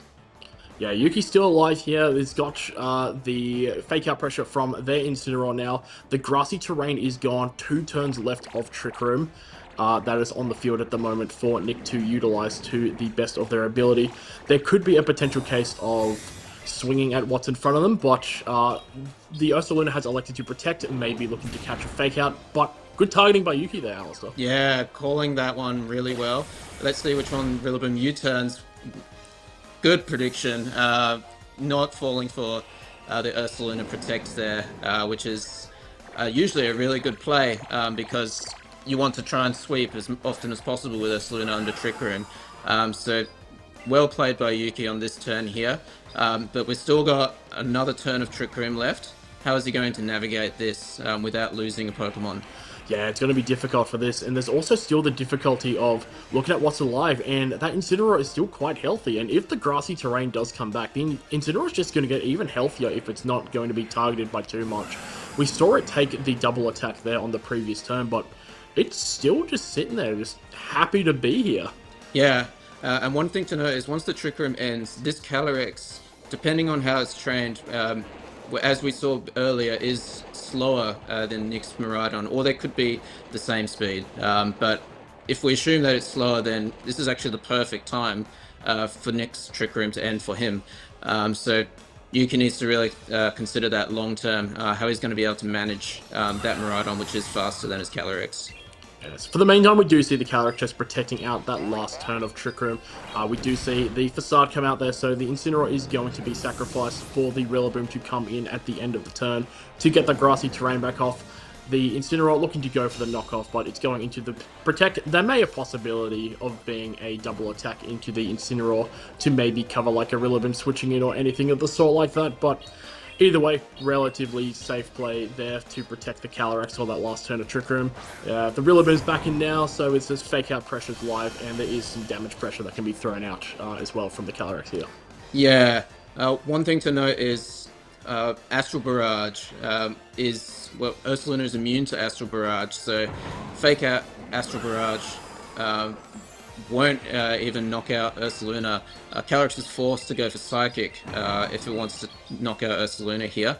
Also, Rillaboom, being the last Pokemon on Yuki's side, means that Miraidon's going to have terrain for the remainder of this game. What Yuki might need to do here is make a prediction, because normally you would just fake out Spread Move, but in this case, because of that normal type Ursaluna, it's not going to. You're going to risk being taken out by it, even though Trick Room's not up. And this is going to be probably a pretty smart switch from Nicholas here. Looking to get the Lunala in, save the Incineroar, get another Intimidate off onto the Rillaboom as well, just offsetting that damage at a later point in the game, resetting Fake Out there. And we do see the Fake Out coming out onto the Ursaluna protecting there, and we do see that the Calyrex goes for a nasty plot. Getting that boost. Huge move there, very risky. But now Rillaboom is threatening Ursaluna with a Grass move, and Calyrex is threatening Lunala with Psychic, thanks to that Fairy Terrestrialization. No sense going for Astral Barrage here with the threat of Wide Guard as well. Incineroar may have come in, but it didn't. Yuki does just go for the Psychic, and the good thing about that boost is it helps do more damage to Nicholas's Incineroar as well, especially being that Assault Vest. He's probably going to need it. Yeah, we can say that Calyrex is quite hungry for some of those knockouts there. We're seeing the Grim Neigh boost come out there. Now it's at a boosted further special attacks that was going to be doing a lot of damage from there. The Rillaboom able to take out the Ursaluna there. So we do have the Miraidon and the Incineroar, the last two Pokemon on Nicholas's side. So we do see the grassy terrain do go down. The fake out pressure is live from the Incineroar as well. It's going to be a tough call for Nick to make to see what move needs to be locked into. There may be a possibility of that being locked into a non-terrestrialization Dazzling Gleam, because you will get the good damage, and from what you've seen at the moment, you're faster than the Calyrex, so you'll be able to get big damage onto that one. The Rillaboom as well will probably take most hits as well as possible, and you would like to avoid dropping your special attack with Draco Meteor at all costs. Absolutely. So Nick's just going to go for the fake out into Rillaboom, Electro Drift to ensure the one-hit knockout on Calyrex Shadow Rider. Let's see who moves first this time. It is going to be that Miraidon with the Electro Drift. Can Calyrex hold on? Not quite with that Hadron Engine boost. It is, and Choice Specs as well. It is a really strong move. Not many things in the game can survive that. But Rillaboom flinch because of the fake out, and Nicholas is looking good to take this game one. Yeah, Nicholas has done just what they needed to do, sacrifice the right pieces in that endgame to navigate themselves into a strong winning position for that game one. However, there were some great plays made by both of these trainers here, and that was only game one of the set. There is a lot more to come out, so I'm pretty excited to see what can be done and what adjustments could potentially be made from Yuki's side, maybe potentially from Nick's side as well, depending on how they're feeling after that game one. Definitely. Both of these teams are very flexible. I liked the plan of controlling the terrain first, parting shot into the Lunala to weaken it, to position your Zamazenta and Calyrex a little bit later, stagger that. I think for Yuki, it's going to come down to how well he can manage Zamazenta's health in this matchup to be able to do damage into Nick's Miraidon and Incineroar especially, and how he can navigate those Trick Room turns effectively to not lose or take too much damage from Nick's Ursaluna. Yeah, I would love to see a little bit more of a stronger showing for what we could see from Zamazenta. Zamazenta has the potential to do quite a lot into the matchup. The body press is hurting both of those Pokemon we saw in the backline, but they just weren't really revealed until after the Zamazenta were knocked out. Great play from Nick's part, seeing the Zamazenta there, just going, this is a threat to the backline, we need to deal with it as quickly as possible, and it was done in a very swift manner. And we're going to see adjustments made for Game 2. And it looks like, correct me if I'm wrong, Alistair, same leads. No adjustments to the leads here necessarily, but we'll see what kind of differences there are in the decision making. So Lunala, again, going to get that Electric Seed boost, and Yuki going to have a favourable position with the grassy terrain up, nullifying that Hadron Engine. Let's see what they go for. Last time Yuki went for fake out parting shot, fake out Miraidon, parting shot into Lunala. He could mix it up with a U-turn into Miraidon, or maybe just do the same thing again. Could even Woodhammer to catch a sneaky Ursaluna switch like Nick's going to go for here. We'll just need to see. Yeah, a lot of strong options that can be done from Yuki's side. The Incineroar and the Rillaboom, even though they're not restricted Pokemon, the options that they do have of what they can do can put on a lot of pressure onto restricted Pokemon just like that. We are going to see the fake out and the parting shot, so it's the same turn one line from Yuki as we saw in the previous game. However, Nick's changed it up. He's got the Ursaluna in, and I believe from what we saw, there's going to be a Trick Room being clicked as well. So maybe Yuki has seen that Lunala's moved after the Incineroar, going, okay, that's got to be clicking Trick Room because I know that my Incineroar is generally slower than it, so I'm going to see what's the best Pokemon for me to bring in this situation, and I have doubts that it's probably going to be the Shadow Rider Calyrex, so we do see the Zamazenta come in and the Trick Room is up. The Ursaluna is going to heal a little bit and be burnt from its Flame Orb as well, so the Ursaluna is sitting quite pretty with a lot of the options it can go for currently. Yeah, this is the perfect situation for Ursaluna. Flame Orb activated, maximum turns of Trick Room available, it's ready to go. It's a great adjustment by Nick for the turn one decision making there. Yuki definitely had to go Zamazenta here. It is threatening body press, but Nick has the Terra Ghost on Ursaluna, so we'll see if he goes for that. He is going to go Incineroar to weaken Ursaluna's damage output. Let's see if Nick manages to catch that again with a Headlong Rush. Yeah, I do believe we did see Nick look to use the terrestrialization here for the Ursaluna to turn it into the Ghost terrestrialization type. Makes a lot of sense staring down a Zamazenta there, body press being able to put out a lot of damage. Ursaluna, quite a heavy Pokemon as well, won't be taking too much from the body press, but we see the Zamazenta terrestrialization as well because the Rillaboom did switch out there, so we know that that's the terrestrialization of choice, and it is now the water type. Going to take less damage from a potential headlong rush, but now it's opened itself up to take a little bit more damage from the Facade. We do see the Facade go into the Incineroar there, and the Moonblast going into the Incineroar as well. Incineroar, I believe, being Assault Vest on Yuki's side of the field, being able to take the double up, living in the red zone there, healed back into the yellow with the grassy terrain. Actually, the Rillaboom's Assault Vest, but it feels like an Assault Vest because of the parting shot drop from turn 1. Absolutely. Yes. So both of these Pokemon going for terrestrializations, which are really effective in the short term, but long term, Ursaluna is going to be weak to that Astral Barrage now, and Zamazenta are going to be weak to Miraidon's electric moves, Electro Drift and Volt Switch. Yuki's going to conserve Incineroar for another Intimidate, bring out Rillaboom, and Zamazenta not threatening a lot of damage on this turn. Ursaluna doing a lot to Rillaboom. Lunala may finish this off. And it does. So Rillaboom goes down, and Yuki's not going to have something to control terrain for the rest of the game. Zamazenta just going to go for the heavy slam to break that Shadow Shield. At least get something out the turn, because it's not going to be able to do much damage to Terra Ghost Ursaluna anyway. Yeah, the position for Yuki at the moment is a little bit tough. Nicholas has been able to get momentum and hold the momentum as well so far, going out the gate into the game 1 here. We do see the Calyrex Shadow Rider come in now, but we do know that there's no terrestrialization options open to either trainer. They both have been used, they're both there on the field. But the Calyrex doesn't have the option to instantly just go, I can click Astral Barrage, because Lunala is still there on the field looking at having the option to click Wide Guard as well if necessary. There is maybe a case to potentially have a look at doubling down on the Calyrex if they're not, if Nick's calling Yuki not to protect, to get rid of that and really get a lot of momentum going into this game too. Yeah, we can see the dividends that Nick's adjustment turn 1 has paid off. Ursaluna doing so much damage over these last 2 to 3 turns already, and Yuki losing his Incineroar, his Rillaboom, so losing that grassy terrain to take control of this match against Nick's Miraidon.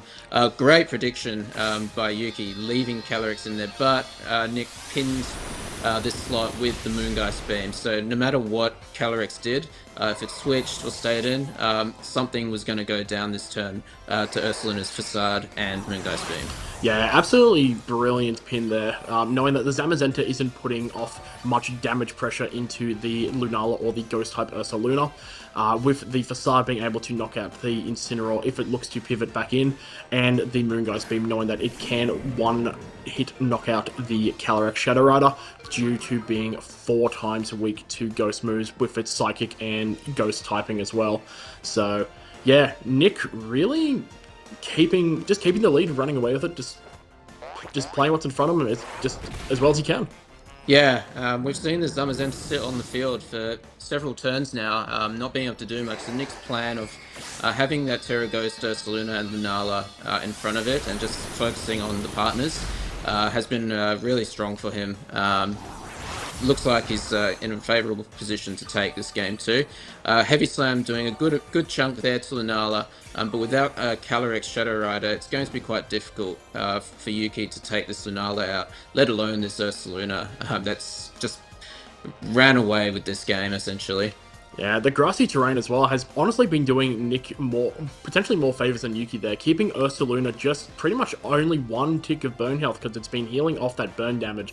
The Lunala just healing HP as well while taking not too much damage, and we can see the game is conceded there. A very strong showing into that game 2 from Nick there, with the good turn 1 adjustment to get himself into that driver's seat, be able to take away the game. Yeah, congratulations to Nick and well played to both trainers. I think the turn 1 was great, but Nick just had a really good adjustment game 2, and that almost won him the game immediately because it was very difficult for Yuki to come back from the Ursaluna going online so quickly. Normally, you would have to bring Ursaluna in after a free switch, let Flame Orb activate, and then you get to start doing significant damage. But Nick's plan allowed Ursaluna to just be online immediately. So that was definitely the key to his victory in this one. Yeah, it's very strong performance there. Yuki now with a 3-1 record, still definitely not out of the tournament. To make it through to phase 2, you do just need that record of having at most 2 losses. So there is still a little bit of wiggle room there. Definitely a strong showing from what we saw in that game on there. Definitely a lot of potential to just keep going and running away with more games as well. During the tournament here today in Melbourne. But to Nick, congratulations. Very strong adjustment. And yeah, he wanted it more for the time being. For the time being, yeah, it's still only round 4. We've still got 4 rounds to go today. So with a 6-2 record or better, either of these players will be moving on to day 2. And you never know what happens in 4 rounds. So again, congratulations to Nick. And I think, are we going to go to a break? Or? Yeah, we can cut away to a quick break. We'll be back with some more action shortly.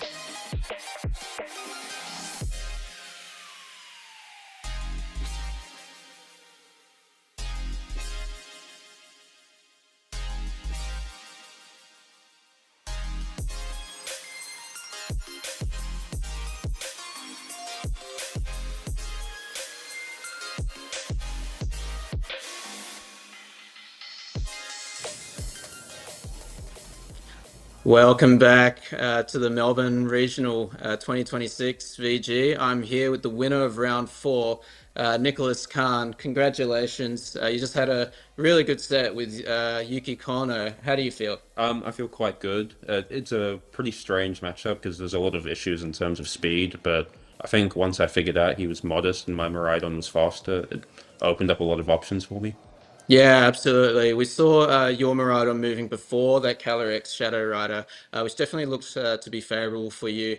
I wanted to ask, what were you thinking game two going into that match? Because we saw game one, the Incineroar Rillaboom lead into Yormaraidon Lunala, and then game two was such a difference in your decision making. Well, I think in any case, Miraidon Lunal is the standard lead, just in case they lead Smeargle, because like you need to be able to get damage without like risking losing the game straight away. So in terms of like the Incineroar Rillaboom lead and the change up in game two, I kind of figured that the only way it was going to go wrong is if he clicked Woodhammer into the Miraidon, which I would disagree with personally. So I felt if I got the Trick Room up, then I would be able to control it, the whole game speed-wise, in terms of I'd have the Ursaluna for the Trick Room, and then the Miraidon would be faster than everything else outside of Trick Room. Yeah, absolutely. This matchup definitely felt like a battle of control, not only in the terrain for Miraidon and Rillaboom, but also the speed, especially with that Ursaluna being the slowest thing and moving first in Trick Room and basically dealing significant damage to Yuki's team. So much so that it was difficult for him to come back from at towards the later half of game two. Um, is there anything else you would have done in game one that you feel like was maybe not so optimal or something that would have given you a better chance? I felt after the turn one, so he got the parting shot into the Zam, and then I think I felt things could have gotten weird there because I didn't know what if he had the Smeargle or the Zam in the back. I assumed Zam and it was correct, but I felt so, and part of why I made the switch up in game two was I was worried he might have something else, and so I just wanted to get the Miraidon in case I needed terrain, like if he had Smeargle in the back, right? Yeah. So I might have chosen to be more cautious if I were to play that game one again, but I think the play was fine. And I think where the game kind of fell apart a bit for Yuki in game one was when I got the double onto the Zam, and then it was kept into Yeah. Moongeist range. Yeah, that was definitely key. Zamazenta taking so much damage, being one of the key pieces to remove your Incineroar, especially, and Ursaluna before it's terrestrialized. So well done there. What was your thinking of in terms of choosing this team before going into the event? I know you brought this to the World Championships last year. Tell us a bit about that. So in terms of worlds, so the team had just come off of winning North America from Fede Campo, and so I felt I tried some games with the team, and I was like, this feels reasonably good, just in terms of what I want to do, in terms of controlling the board state with things like Encore Tailwind, and then I have good bulk with like the Lunala and everything else, and so like I get like a mix of everything. So in terms of bringing it here, all I had to do, in my opinion, was change some spreads and some terror types, because I reflected on Worlds. I was like, my EV spreads were kind of bad, all things considered. So I think I made adjustments in terms of like I added Terra Bug onto the Instant instead of Terra Water, so that gives me another option into Shadow Rider Zam, right? Yep. There are some problems with the team, though. I think I don't like playing against Fluttermane. I think it's very difficult to play against, but I think it offers like everything I want, just in terms of offense. Yeah, no, that sounds great and clearly working out for you. You're 4-0 now. You've got four more rounds to play. Ideally, you win all, but if you win at least two, you're proceeding to tomorrow, Sunday. Tell us about your remaining plans for the rest of the season. So this is the last Scarlet and Violet regional, other than Lima. So are you going to North America internationals? I am registered, but I don't think I can go at this point in time due to exams. So it'll be Worlds, and then we'll go Yeah. from there. Yeah. Worlds is the finale, yeah, the cathedral of video game championships. So, yeah, we wish you the best for the remainder of this tournament and definitely for the remainder of the season as well. Congratulations and thanks for you. coming on. Cheers. I think we'll cut to a quick break. So please stay tuned and we'll see you for the next round.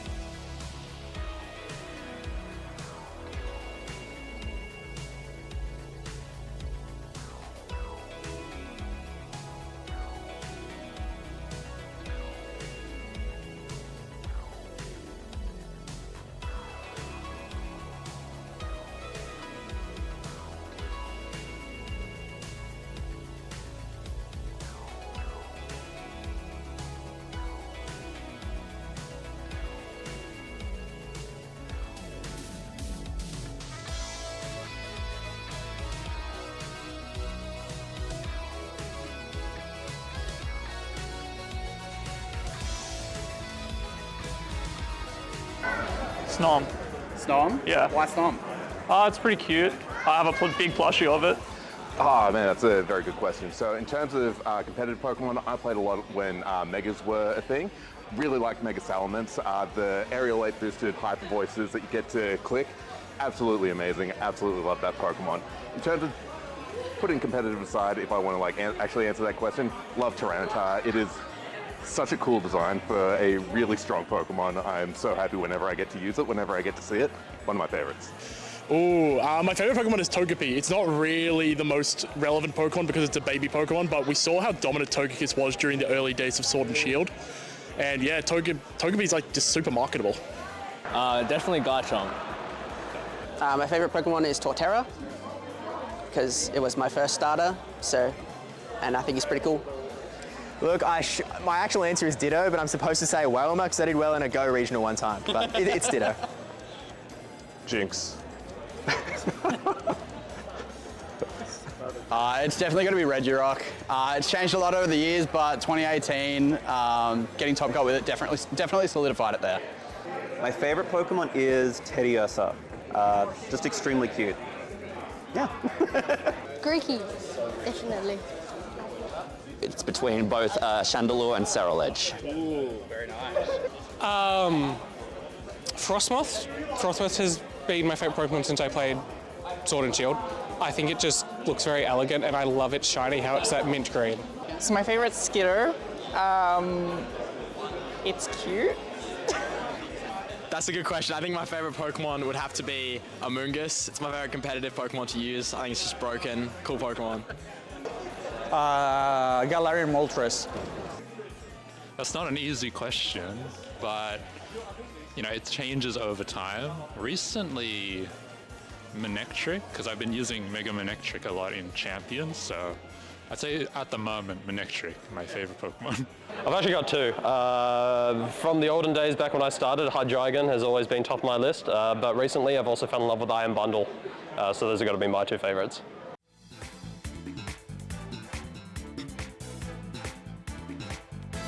I think my best advice would be to engage with the community as much as you can, especially your local community. I mean, I think that's where like most people start and like get into, competing at regional and international levels is, starting off in their own local community. So it's just cool to meet people, play against people who live near you and get better, and then you can go from there. Yes, go to locals, meet people. I honestly would not be where I am, like cutting events, doing well at events, if it wasn't for talking to people, playing with my locals, getting all the games that I can get. Like practice is the name of the game, honestly. One of the big ones is don't be afraid to use other people's teams. It's really good to be unique and find your own way, but other people's teams are good for a reason and they're a good way to kind of start off and get you that basic knowledge. Also, just make friends, meet people at events. One of the biggest tools that you can use when it comes to getting better is other people. Having friend groups where you can work together, it's like it takes you so far, and it will take you so far even once you've become an established player. I think see if you have fun just battling against friends to begin with. I don't think it's worth looking into going competitive and then be like, you know what, I don't actually like battling this much. I think there's a stepping stones. I'd say battle against your friends. If you enjoy that, maybe go to a local tournament, and then if you enjoy that, give a regional a go. I think the common advice is typically to go to locals and just practice a lot, but I think to hone in on that, it's just make friends. Literally, like you already have like something in common with these people, like find people at locals, find people online, because there's like a certain skill level you can get to by yourself, but it can be completely exceeded when you have people to play with. I would say go to the locals, because locals have been the best experience of learning best practice, because you've got all sorts of levels of trainers to play against. Just go to a local, meet the people there. Most of the people are usually very nice and very willing to help you out, give you some advice, and competing with those players is the best way to improve. I reckon be resilient. Like you're gonna lose a lot, you're gonna get hacked a lot, but it's just about practice and experience, and you're gonna get better at some stage. So yeah. Go to Pokemon event locator website or the app, find local card stores or local gaming stores that put on events. Just go register for local VGC events, meet people, join the community, get people to help you team build, prepare for the events. There's Discord servers out there. Just build it, find the community, get involved, make friends, and just practice, practice, practice.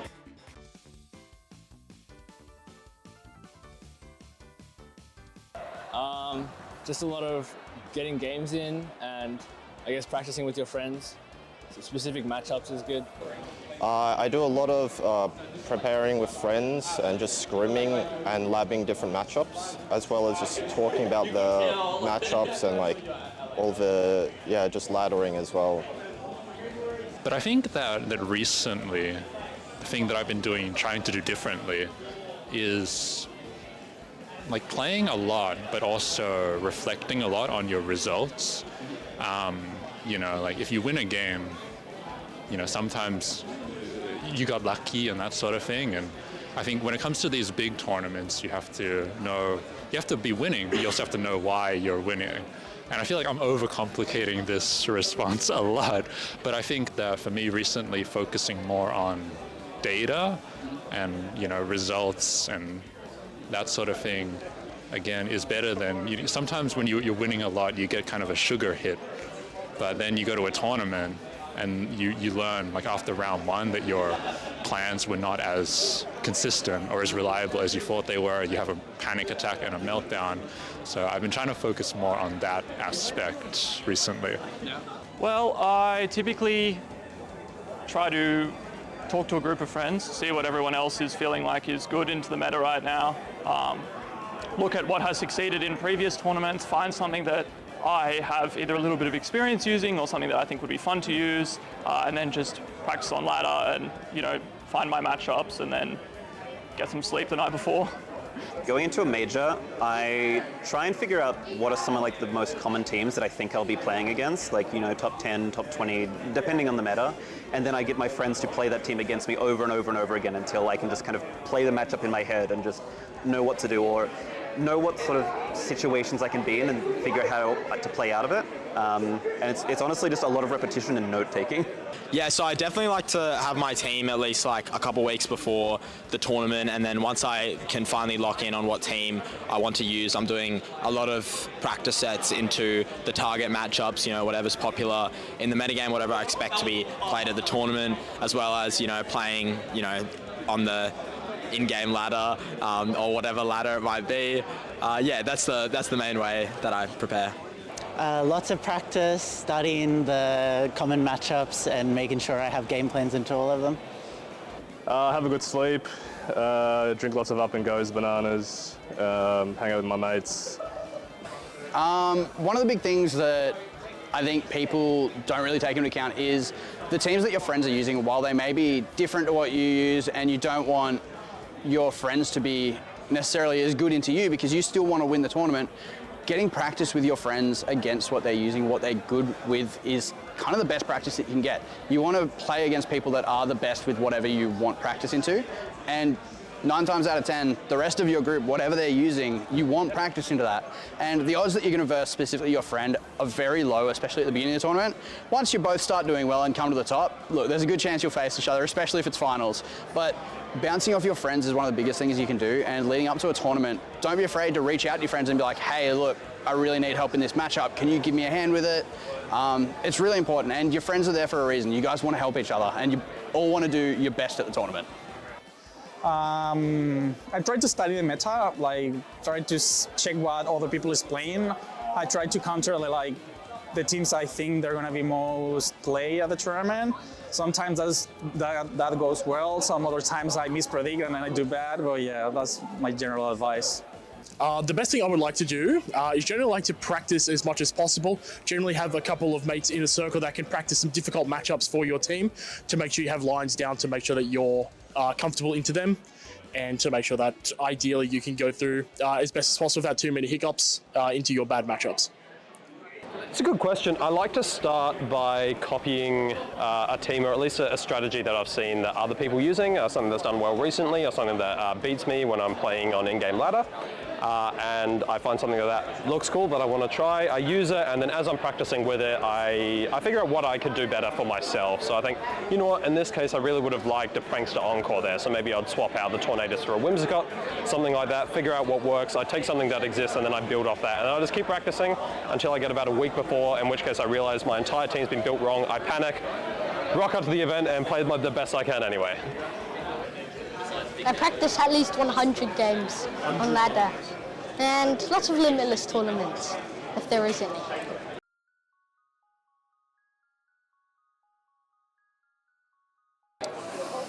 I like the earlier regulations, I like a low power format where some of my favorite Pokemon have a fighting chance to be competitive. So I think regulation like A, like BC were really good for like Series 1 and 2 with when Palafin was like a menace. Like I like that format.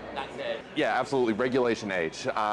Being able to see Kilowattrel, like a Pokemon not really known for doing much in the competitive scene, being able to see it thrive and actually, did it take that tournament? Or yeah, it took that tournament. It's really cool to see Pokemon like that in these different these different power level regulations. It's great to see Pokemon like that thrive. Probably Regulation H. You've got the diversity of both the DLCs and you don't have restricteds. And I hate how centralizing the meta becomes as soon as you throw in Pokemon which are so strong, because then all the lower power Pokemon with lower base stats have to be spots. There have definitely been a couple of highlight regulations for me. Regulation H was amazing with Kilowattrel team. Each of the regulations were brought out something unique, but I think for me it's definitely got to be Regulation C. Zach Thornburg and I worked together on a really cool Mousehold Annihilate team that utilized Screamtail, and it's probably one of my favorite teams that I've ever worked on, and it just made that format really shine for me because it was one of the first formats where we saw the Paradox Pokemon and the Ruin Pokemon, but it wasn't power scaled like a lot of others were, and it meant that there were a lot of different teams that were doing well, and the progression of the meta was really cool. And I feel like we really solved it towards the end of it, but unfortunately for Worlds that year, it changed to Regulation D, so we didn't get to give that team a final run, but I definitely miss Reg C. My personal favorite regulation, so it's both B and second part of G, just for personal reasons. B, because that was my first one with OCIC as my first one. I got 31st, first tournament, first day too. I felt ecstatic at the time, cooked something nice. That same reason I like ended up liking Reg G, because I ended up cooking up another team that ended up doing very well at that time. My favorite is probably Reg F, because I could use Entei, and that's one of my favorite competitive Pokemons, but Reg G was fun as well. Honestly, I was a big fan of Series 1, or Reg A at the start. That was just like a lot of fun in a new game. There was a lot of interesting teams running around near the start. Good fun. I think 100% Regulation F. I know it came back and some people got a bit tired of it towards the end, and maybe myself included, but definitely the first time we had Regulation F, the Melbourne Regional Championships, the Perth Regional Championships, the team that I had there just felt really well developed. It worked well. It was a team that I felt more comfortable with than perhaps any other team. I just had a fantastic time of it. I think my favorite regulation is Regulation I, actually. I think it fixed a lot of the problems that other restricted formats had, like Regulation G, by having the two restricteds that kind of balance it out. And although it's a little bit centralized, I think it's kind of centralized in a good way, because there are so many good Pokemon, so it doesn't feel like there's just one so oppressive Pokemon that there's no answer to. I think all the restricteds, all the top 8 restricteds are, all valid in their own regard. So I really enjoy playing Regulation I. Definitely both the regulations where we had restricted, Regulation G and Regulation I. And the reason for that is, if you remember to Regulation F, there was this Raging Bolt team, and it was just simply too good. I mean, I told Nick, I said, in January, I'm not going to any events for that, but the approach to this tournament is just use that team, play 1,000 games with it, and know the matchups well. He did that, and he made, top 8 at EUIC. So I feel like in the other formats, was it H and Reg F, Reg H, there was not many options available. Everything was kind of crap, you know. Reg F, you know, this Raging Bolt team was too good. Whereas in the restricted formats, there's kind of more freedom to choose what you want to use. Like Koraidon is excellent, Miraidon is excellent, Kelly I is great, Zamazenta is great. You can anchor your team around the restricted Pokemon, which there are more tools which allows more creativity, in my opinion. Well, I have to say the one I top cut Worlds with Regulation G, yeah. I think my favorite is Regulation H. I really liked it during the end when it was really, the meta got really defined, and yeah, I really liked playing Rain in that format.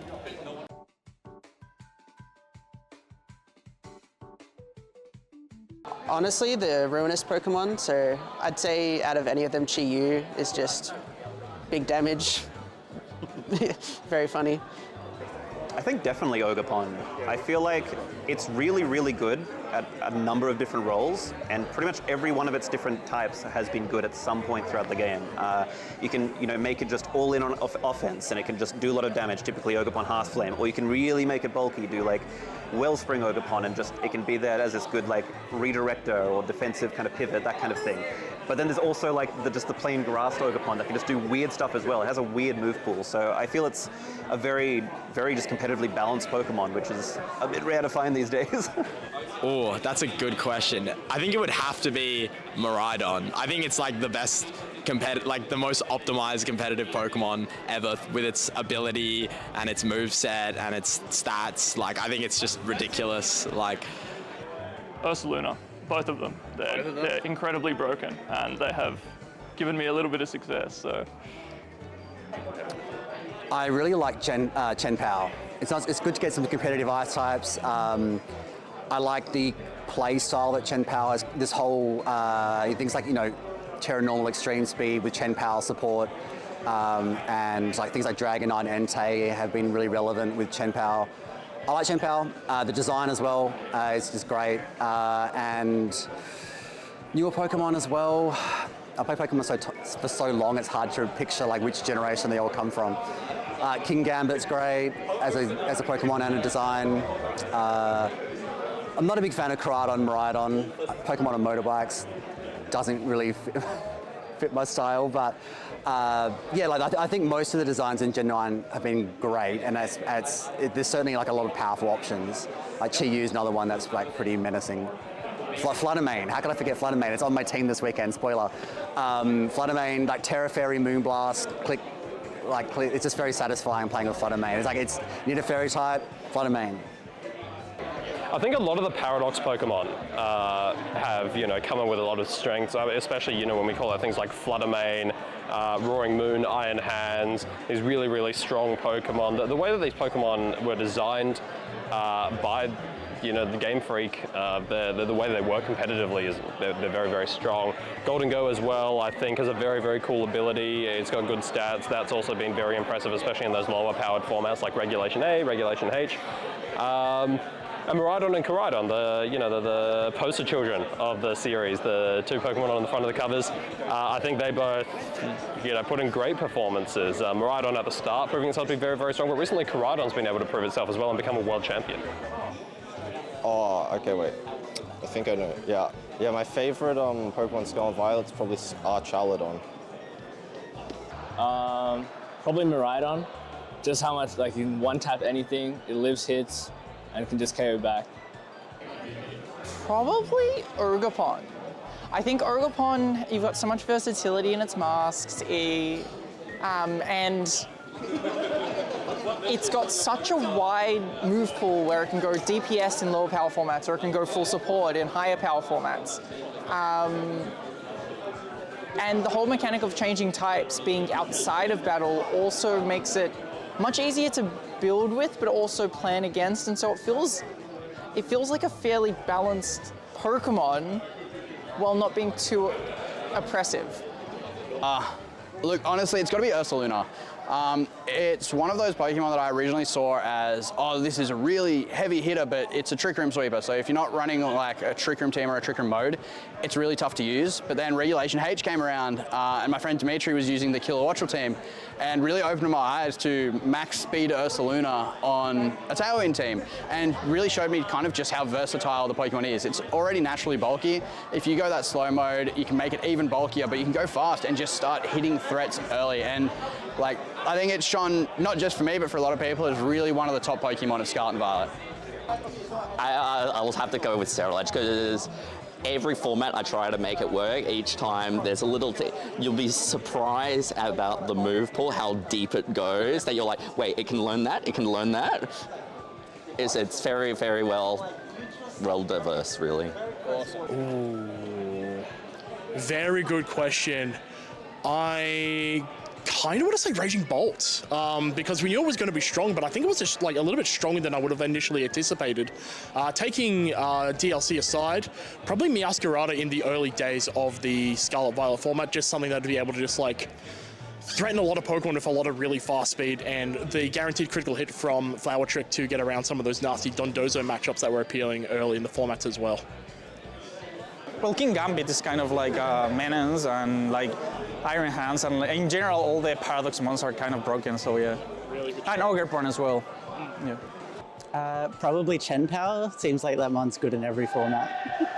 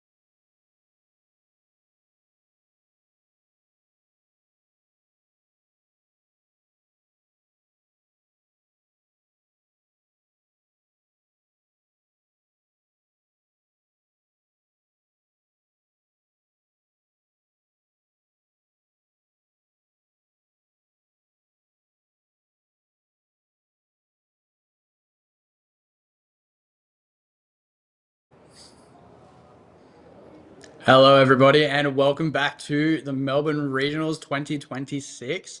My name is Henry Rich, and I'm joined by Alistair Sandover. Alistair, Hi. round, man.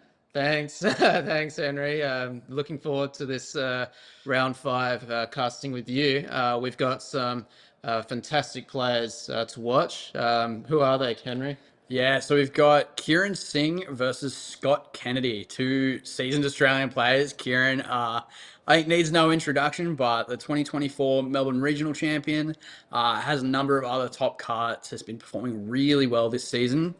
Versus Scott Kennedy, who has, I believe, top cut each of the Australian regionals so far this season.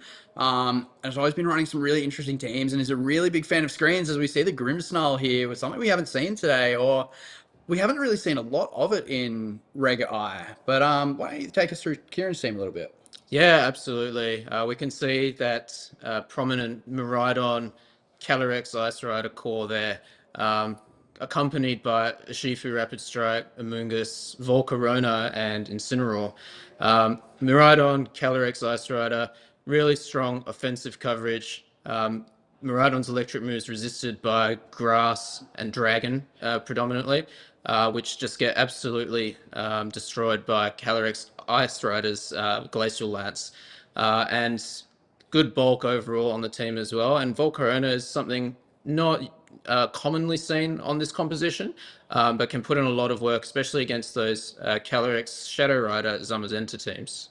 Yeah, and then on the flip side, we've got Scott Kennedy's team. Like I said, Scott, a big fan of that light screen, reflect core screens, just making sure that, look, I've got Calyrex Ice, I've got Iron Hands, already pretty bulky Pokemon, but we could always use a little bit more bulk. But yeah, so Miraidon Calyrex Ice versus Miraidon Calyrex Ice, but two very different style of teams. Iron Hands on Scott's side, really taking advantage of the electric terrain, really, really good into opposing Miraidon, as well as being pretty nice into opposing Calyrex Ice as well. Low kick hitting hard, wild charge hitting hard. And actually the second Sinistrar that we've seen on stream today, Sinistrar coming in to provide that bit of healing, and then Calyrex Ice Iron Hands doesn't really like seeing Intimidate on the other side, so Annihilate, a really nice kind of check to Incineroar. It's just such a versatile Pokemon at the same time.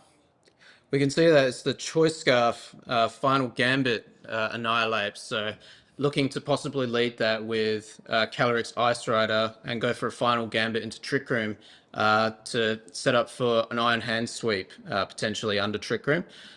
Sinister is not something we've seen much at all, especially in the first half of Regulation I, but now we've seen it more with these Miraidon Terrapagos teams like we saw in round 3 with Andy Brophy against Daniel Queck. But this time with that Miraidon Calyrex Ice Rider composition. One thing interesting to note is Scott's main resistance against Glacial Lance is his own Calyrex Ice Rider, so I think a key element of this matchup will be how well he's able to trade damage effectively with his Calyrex Ice Rider. Kieran does have Incineroar, Urshifu, and his own Calyrex Ice Rider to take Glacial Lance.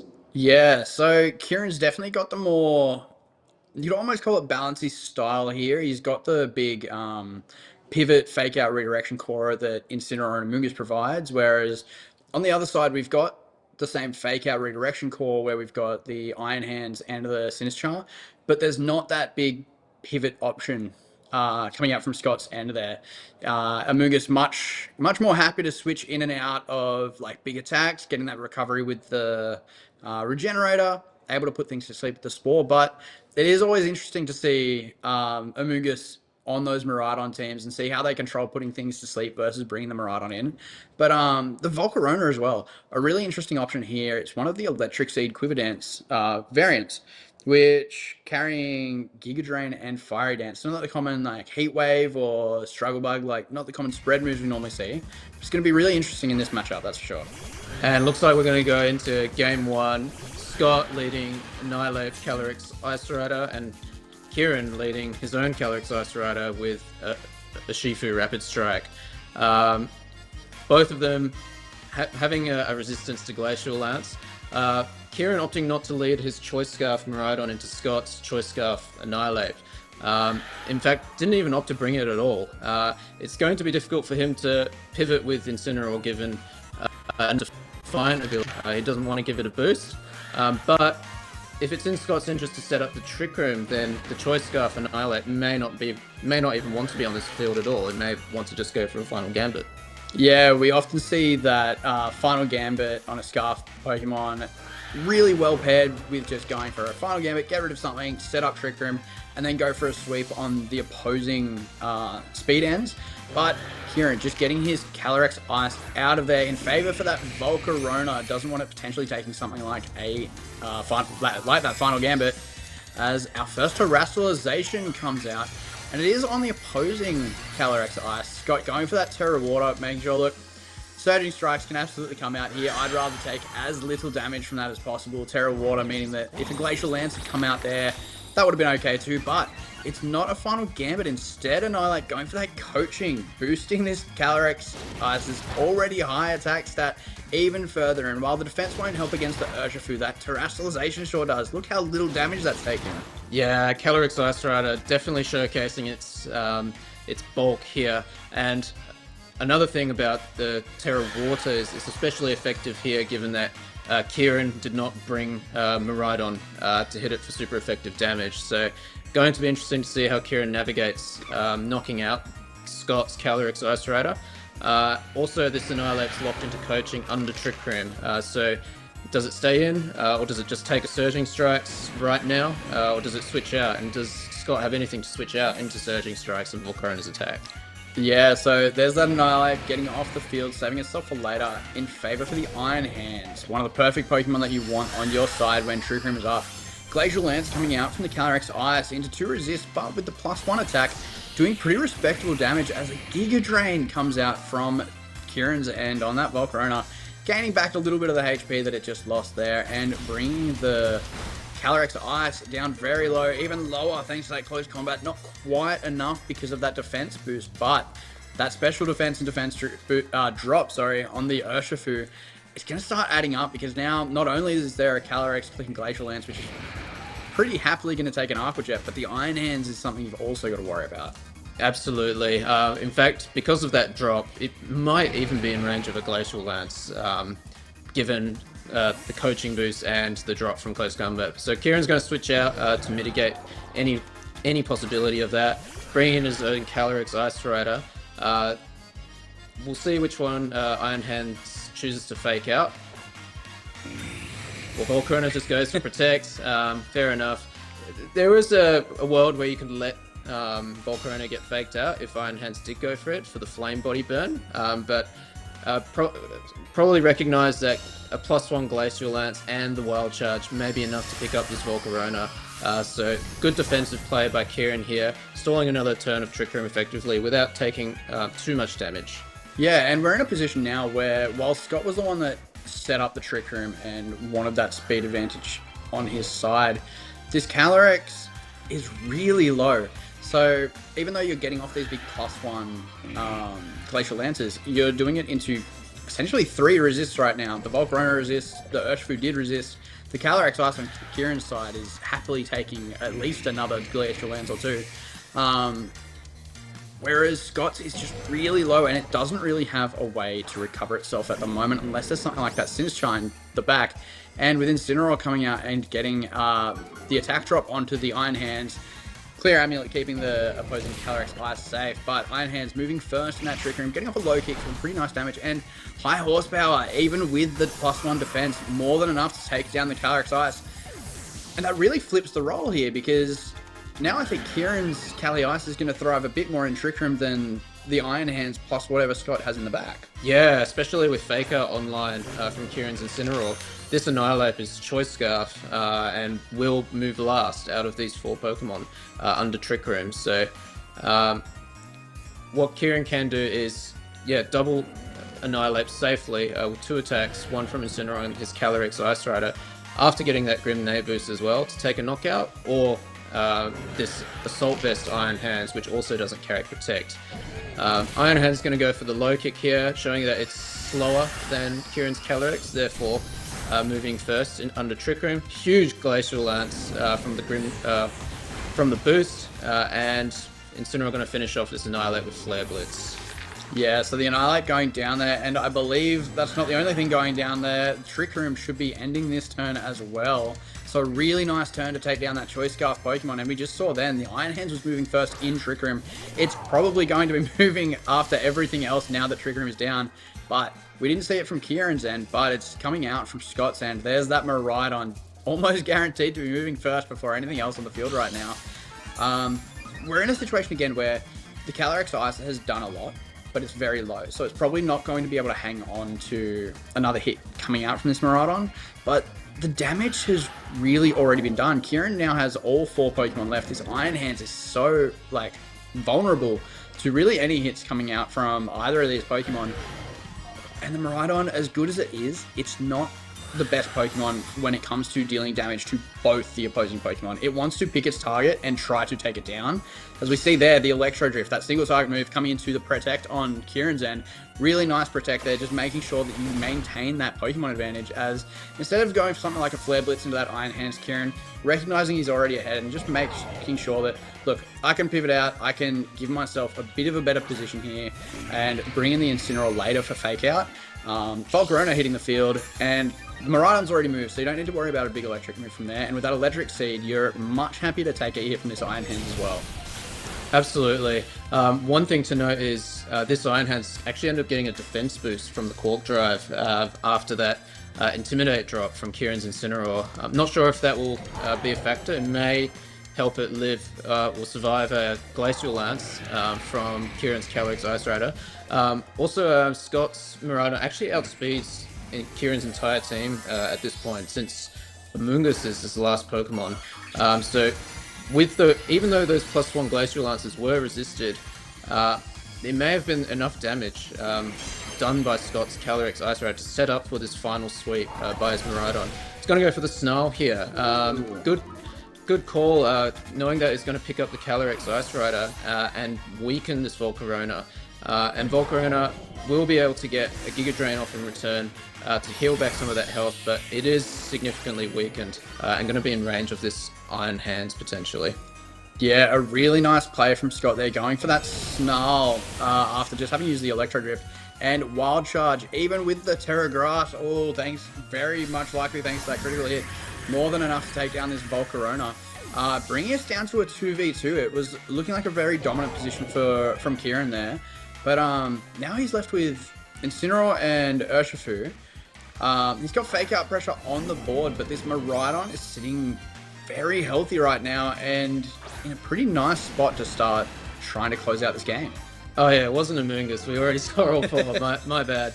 But Kieran definitely going to need to make the most of this Fake Out turn, because Miraidon's always threatening Urshifu Rapid Strike. Is there anything that Kieran can do, that Scott can do to prevent this Fake Out Surging Strikes into Iron Hands potentially, to bring it to a 2v1? Yeah, with the Iron Hands going down there, Fake Out plus Surging Strikes into the Iron Hands, it's just good to bring yourself back to the Pokemon advantage. This Miraidon though is such a steep hill to climb. It's definitely got enough damage on board to take out this Urshifu, which is threatening for the most damage with those close combats.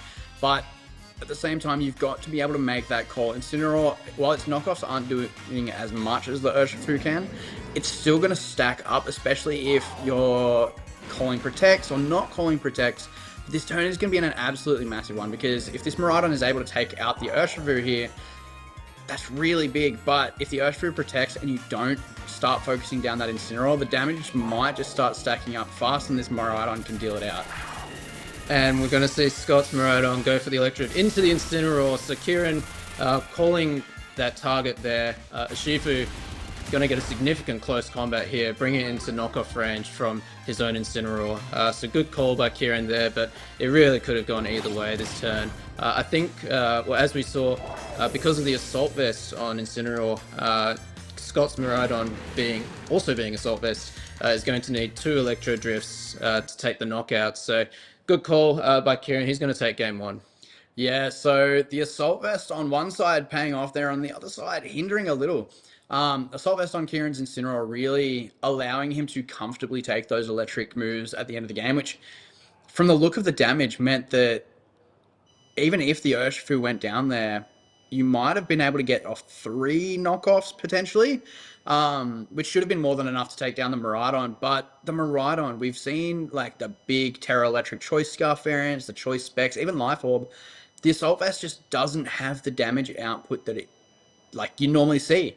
So in that end game where maybe his Choice Specs, Miraidon might have been able to take it, it just wasn't able to get around that Assault Vest Incineroar. But it's really interesting because we've got to think of the adjustments that Scott's going to make here. It started off looking like a really strong position from Scott. Kieran, off the get-go, was forced to switch. He didn't want to keep his Calyrex Ice out, and Scott really capitalized on that with the coaching into his own Calyrex. But after that, his Calyrex, while it was dealing damage, it was just hitting into the resist the whole time. And by the time that it was reasonably in a position to take a KO on something, it was KO'd itself because it just had no way to break through. So I'd really like to see something like maybe the Sinistcha, maybe the Grimmsnarl like we see here come out to just mitigate that damage from Kieran's end and really let him power through this game a bit more. Yeah, this time we're seeing a different lead from both trainers. Kieran going for a more offensive lead this time with both of his restricteds, opting to leave Miraidon in game 1. Could be looking at trying to just focus on more speed for this game, considering that Scott went for his Choice Scarf Annihilate in game 1. Could be looking to catch that and just go for an immediate Electro Drift, something like this. We're going to see a Terrestrialization from Miraidon, and I believe this is Scott's Miraidon? I'm not too sure. Yeah, it's Scott's Miraidon. Yeah. We'll see what Kieran's Miraidon locks itself into after this Grimmsnarl's Light Screen. Yeah, so the Calyrex Ice on Kieran's side, protecting yourself, just making sure it's safe from anything that could be coming out here. Light Screen, good mitigation there, but Volt Switch still doing so much. Volt Switch just that was a big hit still. Yeah, Miraidon just deals so much damage, but Incineroar coming out in its place, getting an Intimidate down, a little bit effective on the Grimmsnarl, not so effective on the Miraidon, but the Miraidon on Scott's side still waiting to attack, but that Volt Switch lands flat into the Protect on Kieran's Calyrex. A really good turn 1 from Kieran there. Yeah, now this Miraidon being Assault Vest and not having access to Protect is now susceptible to this fake out Glacial Lance. And even with the Terra, so it's no longer a super effective attack, it's still going to take a good chunk of damage from this neutral Glacial Lance. Kieran just going for that play, taking this damage. One good thing about the Miraidon going for Terra here is not only it mitigates the damage this turn, but after he Volt Switches, he can bring it again on a subsequent turn and take another Glacial Lance potentially. Yeah, that Terra and those screens making it a much more comfortable switch in later on in the game as Thunderwave, that infamous moves that can stop you from moving, but definitely to make you move slower, comes out from the Grimmsnarl, and another big Volt Switch coming out, not into the Calyrex this time, even though it did just protect, but instead opting to get that damage down on the Incineroar, pivoting out. Both Miraidon don't want to stay on the field, happy to Volt Switch out, and it's Volt Switch into Fake Out for both players here. Iron Hands hitting the field, getting a boost here, so it gets the Electric Seed defense boost, and then it gets the Quark Drive boost, which I believe, yeah, will get the attack, so it doesn't quite work the way it might seem at first, but another pivot here from Kieran's end, U-turning off that Iron Hands, switching it out, and potentially revealing that 4th Mon, but yeah, there we go, there's that Volcarona, so both Electric Seed Pokemon coming in this turn as well. Yeah, my mistake. I thought that defense boost last game was a Quark Drive boost, but clearly it was Electric Seed boost. Not an item you see very often on Iron Hands. You normally see the Assault Vest. Calyrex just going to go for the Glacial Lance here and finish off the Grimmsnarl. Very significant because it's going to get an attack boost from taking this knockout. And this Iron Hands, whilst it did get that Quark Drive boost, won't be able to do the most damage, especially to Volcarona. But Low Kick can do quite a bit to Calyrex Ice Rider. Yeah, but when the Iron Hands can't deal damage, you often rely on the Miraidon to Miraidon and Electric Terrain, especially with that Terrestrialization as well, really threatening down this Volcarona with those big electric type moves. Calyrex also, it's paralyzed, but it's kind of just happy sitting there dealing as much damage as it can with those Glacial Lances.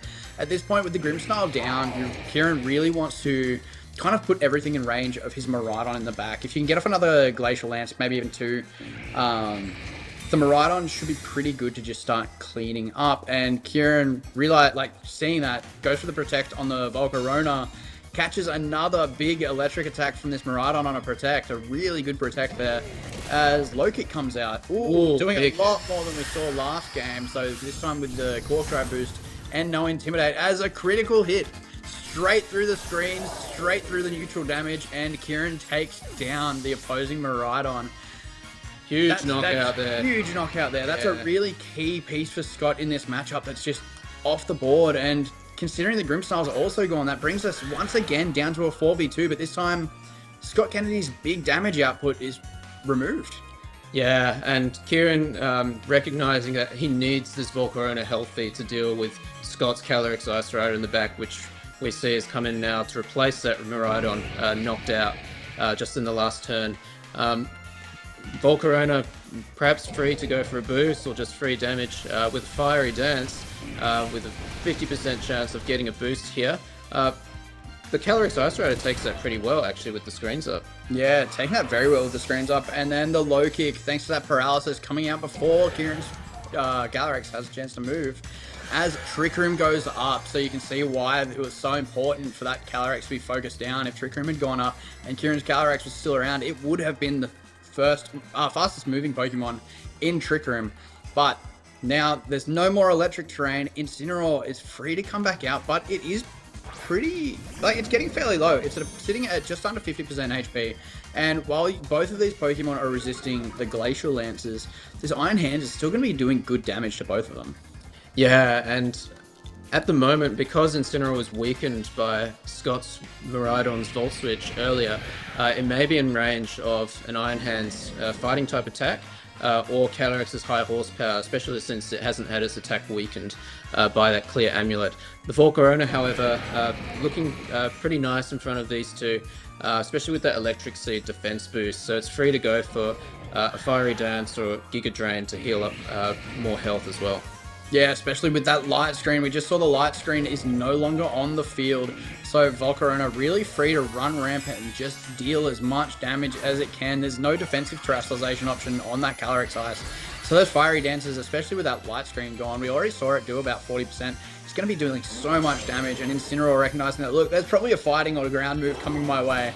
I don't really want to see that get the knockout, as there it is, that Drain Punch. Coming out, doing a good amount of damage, but not quite enough to get the knockout, as the Fake Out just landing on the Calyrex, making sure it's flinching, it's not moving this turn. Volcarona is free to do it at once, and Kieran's opted instead for the Quiver Dance. Recognizing that often on a Fake Out turn, there is a Protect on the opposing side, and the Volcarona not being threatened at all means that, look, I'm just going to buff up my damage potential, and then we'll go from there. Yeah, no downside for the Quiver Dance there. Trick Room is up anyway, and Volcarona's attacks won't take a knockout on either of these, despite the light screen going down. So nice call by Kieran there to get a boost to set up for the remainder of the game. Drain Punch not quite doing enough, but Low Kick wouldn't have done enough either, so that was the best Iron Hands could do. Calyrex going for Protect here. Probably just wants to conserve it in front of this Volcarona and Incineroar, and hope to pick up a KO with a critical hit on this Volcarona, which it does not get, unfortunately. Yeah, a really interesting position here where it looked like the Incineroar might have been in range of something like a Glacial Lance coming out from that Calyrex Ice, but with the Volcarona there, you need to keep your Calyrex Ice healthy. While the Volcarona's there, you're probably not getting a one-hit KO on it, or like even a double up in one turn for a KO on the Volcarona. So you want to protect your Calyrex Ice this turn for the hopes that maybe a Wild Charge plus a Wild Charge and Glacial Lance is enough to pick it up. Fiery Dance just going into the Calyrex Ice. A really nice protect there from Scott. Scott doing everything that he can to stay in this game. Miraidon coming out for Kieran there. It doesn't really want to be in front of these two Pokemon in Trick Room, but at the same time, it's the Volcarona that is carrying the weight of this game for Kieran now. Absolutely. As long as this Volcarona stays on the field, it's going to be able to take knockouts on the remaining 2 Pokemon on Scott's side. Scott, recognizing this, goes for that Wild Charge into Volcarona. Glacial Lance, not intimidated, is enough to take out this Miraidon, so it is going to get a boost and could start threatening big damage, but the Trick Room is going to run out very shortly. Yeah, we've seen a lot of these Choice Scarf Miraidon be really bulky lately. Some of them have even been bulky enough to take those Glacial Lances, but looks like Kieran's isn't quite bulky enough for that, unfortunately. But yeah, like this Volcarona, this game, this set really has been really good at showing why Protect is such a good move when it comes to VGC. Being able to protect out not only these turns of Trick Room, but just extra chip damage. These Wild Charges, while they may not have been doing the most damage or threatening the most damage, any damage at this point of a game, especially in Trick Room, starts to add up, and any of that you can prevent just sets you up to win over the next few turns. As soon as Trick Room goes down here, Kieran's Volcarona is going to be in a really nice spot, but it's already in a position where it's primed to try its best to win this game, but that attack boost on Scott's Calyrex is really what could swing things. Yeah, and Scott recognizing that Kieran has to go for a fake out here, and Kieran gets the correct target onto the Iron Hands, which could be significant for the damage race here. But Volcarona also Fiery Dancing into the Protect there, and Trick Room's going to expire here. So Volcarona going to be the fastest thing on the field and potentially throwing a one-hit, or not a one-hit knockout, but a knockout on Calyrex Ice Strider this turn. So Calyrex, having expended Protect last turn, goes for the double and gets it. Let's see if Iron Hands manage to stay alive and pick up a KO this turn.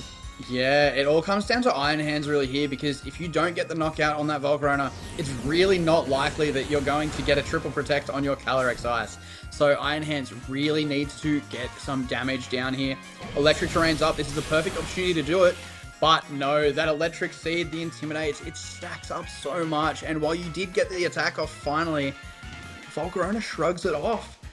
Calyrex going for that third Protect, doesn't get it. It was able to get the second, but not the third. Fiery Dance with a boost should be enough to clean up the Calyrex here, and there it is. Congratulations to Kieran.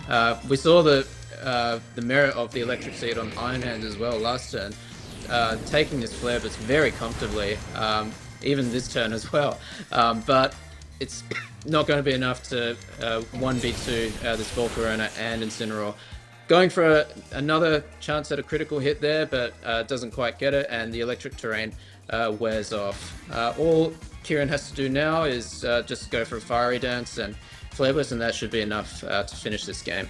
Yeah, this Iron Hands hanging around till the very end. It was a really nice adjustment that we saw from Game 1. Getting the screens down, taking advantage of that Calyrex Ice to really the best of its ability. But it got those attack boosts just that little bit too late. Kieran really showing like how impressive the Volcarona was, because Trick Room was up for most of that game, and Volcarona kind of just sat there, boosted, sat there. And even though the Volcarona was hitting into Protects a lot of the time, it was protecting on the big hits that were coming its way, and just letting it keep that health was really what was pivotal for the end of that game. Because like we saw Kieran's Miraidon come in, go down, didn't do anything. Yep. It came in. We didn't see it in the Game 1. And then Game 2, when it hit the field, it left the field pretty quick. And then it just went down to a Glacial Lance. But Kieran recognizing that, look, Miraidon's not the way I win this game. It's going to be Volcarona and Incineroar. My Intimidates, well, they're not going to hit the Calyrex Ice. I need to keep this Iron Hands in check. At the moment, what I'm seeing is they need a critical hit in Electric Terrain to have a chance to get the Volcarona down. That's what happened Game 1, and Kieran was still able to come out on top of that. Yep. But, like, it was really interesting there where the adjustment was there. Like, we saw the screens, and it put in so much work, but it just, unfortunately, wasn't enough to quite climb over that. Yeah, absolutely. And I think this is just a great showcase of defense being a really important element for competitors, not only taking KOs, as we saw with that Volcarona. I think we're going to head to a quick interview with the winner of our round 5, Kieran Singh. So stay tuned.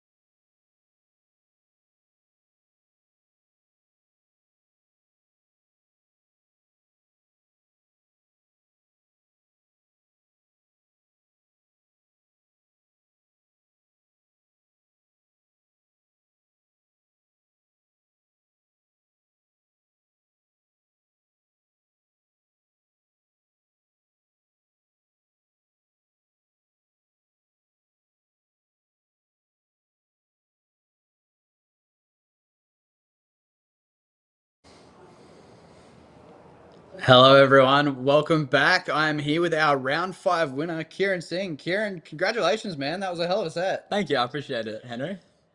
We saw in that game 1, like, that was such an interesting matchup. It was Kali Ice Maridon versus Kali Ice Maridon. But game 1, you chose to completely forego your Maridon in favor of the Urshifu. What was your kind of line of thinking going into that game 1? Yeah, so the Maridon like has a lot of problems under Trick Room against like his Iron Hands and like Calyrex specifically. Like can't protect, so I can't stall out the Trick Room. And if I get stuck in a position, I have like one less defensive switch and protect to get out of Trick Room. So I decided to go with those 4 because I backed those 4 to be able to beat his Maridon, which my Scarf Maridon obviously is like very good into naturally being faster. And also that his Maridon being AV also made mine a little bit less effective because those Draco Meteors aren't doing very much to Terra Electric Maridon. Yeah, and then game 2, we saw the adjustment come out from Scott going to that Grimmsnarl instead of that Annihilate. And just Volcarona. Like, Volcarona just went absolutely nuts in Trick Room. Like, it didn't necessarily do a whole lot while in Trick Room other than threaten the Calyrex, which forced it into the Protects. But, like, it was able to just sit there, stall out, and just go absolutely mental. Like, Volcarona seemed kind of really pivotal in that matchup in that second game. Oh, it was definitely like the MVP. Like I think very early on in the game 2, probably around turn 2, I kind of saw like that he was gonna like he needed in order to like for him to have a play, he needed to get Iron Hands and Calyrex in Trick Room. And so if I could preserve my Incin well enough and my Volcarona's health well enough, then I can like beat those 2 very easily. Obviously Wild Charge can do a bit of damage, but I can mitigate that with Intimidate and also like Terror if I need to, if the Calyrex is down. Just having a resist to the fighting moves is very nice. So it's very good defensive typing into those 2 mons under Trick Room. So that was the game plan, the macro game plan. Very nice. We've gotten to talk a bit over this weekend, and you've been talking about how you've been using this team for quite a long time, and like it's something you're very comfortable with, something that you were pretty confident with, like going into this weekend. What kind of drew you to this team in the beginning? I think it's the offensive combination of pins that you can set up with the team. It's kind of got everything. Like the combination offensively of Calyrex, Ice, Maridon, and Urshifu is just so strong. Like if you're doubling a slot, like there is no type that wants to take those attacks, especially because they're such high power level Pokemon also. So that was like initially what drew me to the team. And then of course it's got my favorites Incinemungus on it. So that's just the cherry on top. It kind of has everything. It has setup, it has, fake out, intimidate, pivot moves, speed control, redirection, sleep. Like it's got everything that you want on a good team. So yeah, it's a really strong team. Yeah, so you're already one of the reigning Melbourne Regional Champions, and it looks like you're going pretty hard for another one. I want it. 1 win away, I believe, from securing day 2. That's right. I think I know the answer to this, but what's your end goal for this tournament? Win. Going all the way. Do my best. See what happens. Nice. Just want to move away from Scarlet and Violet real quick, because obviously you've got a couple of big tournaments coming up after this as well. You're well on your way to the World Championships, which is in a new game. Have you had a chance to look at Champions, have a look at any of the upcoming stuff, or are you more focused on right here, right now for this weekend? I'm more focused on this weekend, and I've just been very busy all around, so I haven't played too much Champions. I've watched a bit of it, so I have a good idea for the format and the metagame and, how it plays different to Scarlet and Violet. I'm definitely excited to give it a go once I'm done with Reg I. But yeah, haven't looked too forward yet, just focused on the right now. That's the way. One other thing is with your team, we've seen like the Assault Vest on the Incineroar coming in really kind of pivotal in that matchup. And we talked about how game 1 you didn't bring Maridon just because it wasn't doing well into that Trick Room matchup. A lot of people are kind of pretty teched onto, look, this is a restricted format. I want to bring both my restricteds pretty much every game. How often is it that you're kind of more leaning towards one? Like when a matchup comes up and you're like, look, it's not the best in this. Does it happen often, or are you usually pretty tuned into both? I would say at least like around 40% of matchups, I will bring only one restricted. Yeah. Because like both Calyrex and Maridon are like two restricteds themselves. Yeah. I don't always need both, but like because it depends. Because if I'm going like Trick Room with Amoonguss and Spore, I don't want to bring Miraidon, right? And then also Urshifu's are restricted as well, so then I use that to replace the Calyrex or Miraidon. But it really depends on the specific matchup. Whatever gives me the best chance to win in the end game. No, that's fair. Would you say it's more of a Calyrex Ice team or a Miraidon team? Ooh, that's a good question. I think I would say Calyrex. I think it's close though. I think like usually with like these restricted teams, there's like a main restricted, and then like a sub restricted, which like supports that or like in whatever way. But honestly, like when I'm dropping one of them, like often I'll drop Cali Ice and bring Miraidon, for example. So I think it's like dual team, yeah. But probably Cali Ice, yeah. If I had to pick one. Fair enough. All right, well, we'll let you go and get ready for round 6. Again, congratulations on the win. Thank you. And best of luck throughout the rest of the tournament. Hopefully, we'll see you again later on. Hopefully. Awesome. Thank you, Henry. We'll cut to a short break, guys. Thanks very much.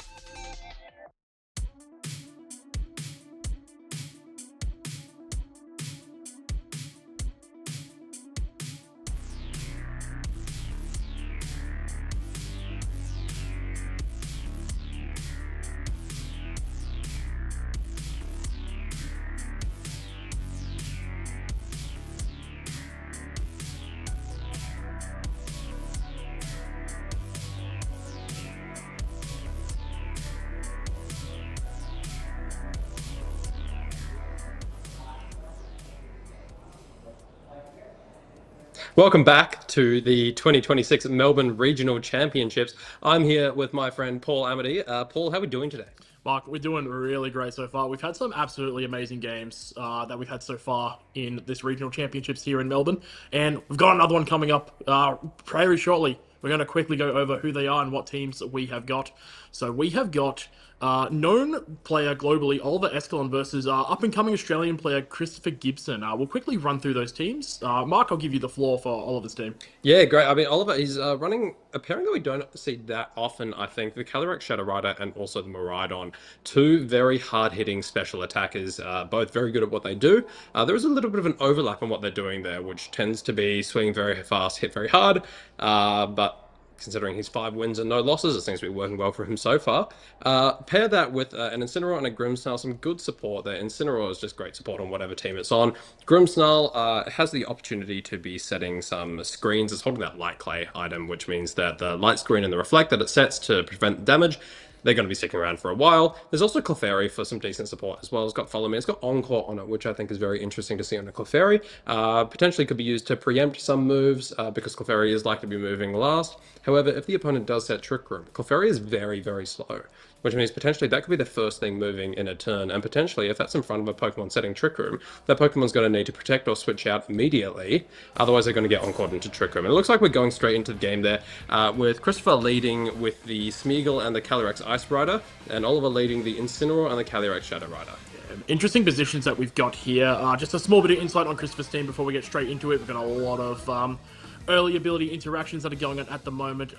Chris's team, I believe, is the one that won. It was a regional championship recently that we've had in the down end of Regulation I with the Smeagol, the Caradon, and the Calyrex Ice Rider, with the Rillaboom, Incineroar, and the Landorus as well. So two very strong teams going out here. It's going to be interesting to see what they end up doing in this turn 1 here. The Smeagol and Calyrex offers a lot of pretty nice support for Chris's end, with the Calyrex being able to fire off a lot of potential options. Smeagol potentially getting some of those nasty Moody boosts as well. Has to play around the potential of a Fake Out and some options here on Oliver's side. But we're going to open with a Terrestrialization, Mark. We are. So we're seeing the Terrestrialization come out from Christopher's side of the field. That is going to be the Calyrex going into the Terra Fairy. Likely just to keep it safe, potentially from Dark-type moves from the Incineroar and also from big Astral Barrages. Spiky Shield coming out from Smeagol, not an often seen move on Smeagol, but useful for keeping it safe, and that is going to be beneficial there. Fake Out from the Incineroar into that Spiky Shield means not only is the Smeagol going to be kept safe and that Focus Sash be preserved, also means Incineroar is taking a little bit of chip damage. And we are going to see a nasty plot come out from Oliver's Calyrex and Glacial Lance come out from Christopher's. So it's going to be doing a respectable amount of damage into the Calyrex and not much damage into that resisted hit from the Incineroar. Yeah, we can see there from the amount of damage that the Calyrex took, the Calyrex looked like it's been trained in quite a defensive manner. A lot of Calyrexes don't normally like to take those Glacial Lances too well, but we can see there from Oliver's side that isn't even enough to get a 2-hit knockout as things stand at the moment. The Smeagol not getting this the Moody boost that it may have wanted. It might sometimes like to look at getting like that speed boost. So with that speed boost from Moody, it can have a look at firing off those nasty spores that can put a lot of pressure on us there. But also no Trick Room coming out from the Calyrex either, so the Oliver's Calyrex is at a boosted special attacking state, allowing it to put on like a lot of pressure on the field at the moment, with Astral Barrage not being able to be redirected. Yeah, absolutely. That bulky training on that Calyrex are usually quite useful. If you're looking to set up, you don't necessarily need a lot of special attack investment when you are training that Pokemon, because you get that from the nasty plot. We are going to see a reposition here from Oliver's side, switch that Incineroar out, bring in the Clefairy, and that Calyrex is going to go for a big +2 special attack. Astral Barrage. Smeagol being a normal type is immune to that one. Calyrex is going to take a lot, and there's a Spore coming out from the Smeagol that is unfortunately going to put the Calyrex asleep. Yeah, so a good play from there. We do see the Trick Room coming out as well. This is a good play from Oliver, actually pivoting the Clefairy into there over the Incineroar, because as you mentioned earlier, the Clefairy is one of those Pokemon that is naturally quite slower, naturally slower than that Calyrex Ice Rider, and does have that option, as you mentioned earlier, with the Encore as well. The Encore allowing it to go before the Calyrex, potentially looking at pressuring it to look at forcing it to click Trick Room again, It does have to take into account that the Smeagol does have the option to redirect that Encore away, but sometimes you do have to keep a player honest and force Chris into that position to redirect any potential move away from said Clefairy. Yeah, absolutely. And look, if Christopher did go for a follow me to redirect the Encore, that Smeagol would then be locked into clicking follow me and wouldn't get the opportunity to be shooting out those spores that maybe you would want to be getting out. However, it looks like Oliver isn't going for one of those plays. It looks like he's instead going for a reposition, get that Incineroar back onto the field, get that fake out set up again, drop the attack of that Calyrex once again, and just try to pivot in such a way where he's able to stall out the rest of the turns of Trick Room. Follow me from the Smeagol there, potentially preempting that Encore, and there's going to be the Leech Seed from Christopher's side. This Leech Seed Calyrex Ice Rider, it's something that we've seen more and more in recent events. Rather than going for that Clear Amulet, that bulkier option, it instead goes for Leftovers with Leech Seed. It just allows it to heal itself up over turns while slowly chipping down the opponent. Yeah, having both Pokemon Leech Seeded alongside that Leftovers, alongside on that team as well, there's Rillaboom with that Grassy Terrain. Not revealed just yet, but all that passive recovery that you'll get between turns, it adds up quite a lot. The Smeagol getting the speed boost there, not necessarily the thing you want to see in the Trick Room condition at the moment. However, might be able to pay dividends if the Trick Room is stalled out. Smeagol still has its Focus Sash intact, so may potentially having a look at the option of Oliver maybe looking to eye off if he wants to take it out straight away. Maybe potentially looking at a double target into that. But Protect's alive as well, so it'll be interesting to see the decisions that are made. The one thing that we know for sure is that we can't be sleeping on a boosted Calyrex. No, absolutely not. That is still a Calyrex Shadow Rider with +2 special attack, so you do need to be cautious of that. And it looks like Christopher may be keeping that in mind, switching out the Calyrex, bringing in that Incineroar, just in case that Calyrex is able to get a move off this turn. Taunt going into the Smeagol, that Smeagol with that +2 speed now is quite possibly the fastest thing on the field. Not good in Trick Room. So it is going to be taunted there, which will probably be a problem for it. It went for a Decorate there, which I believe was into the Incineroar. Couldn't get it off because of the taunt, but that could have been something that was very funny to see.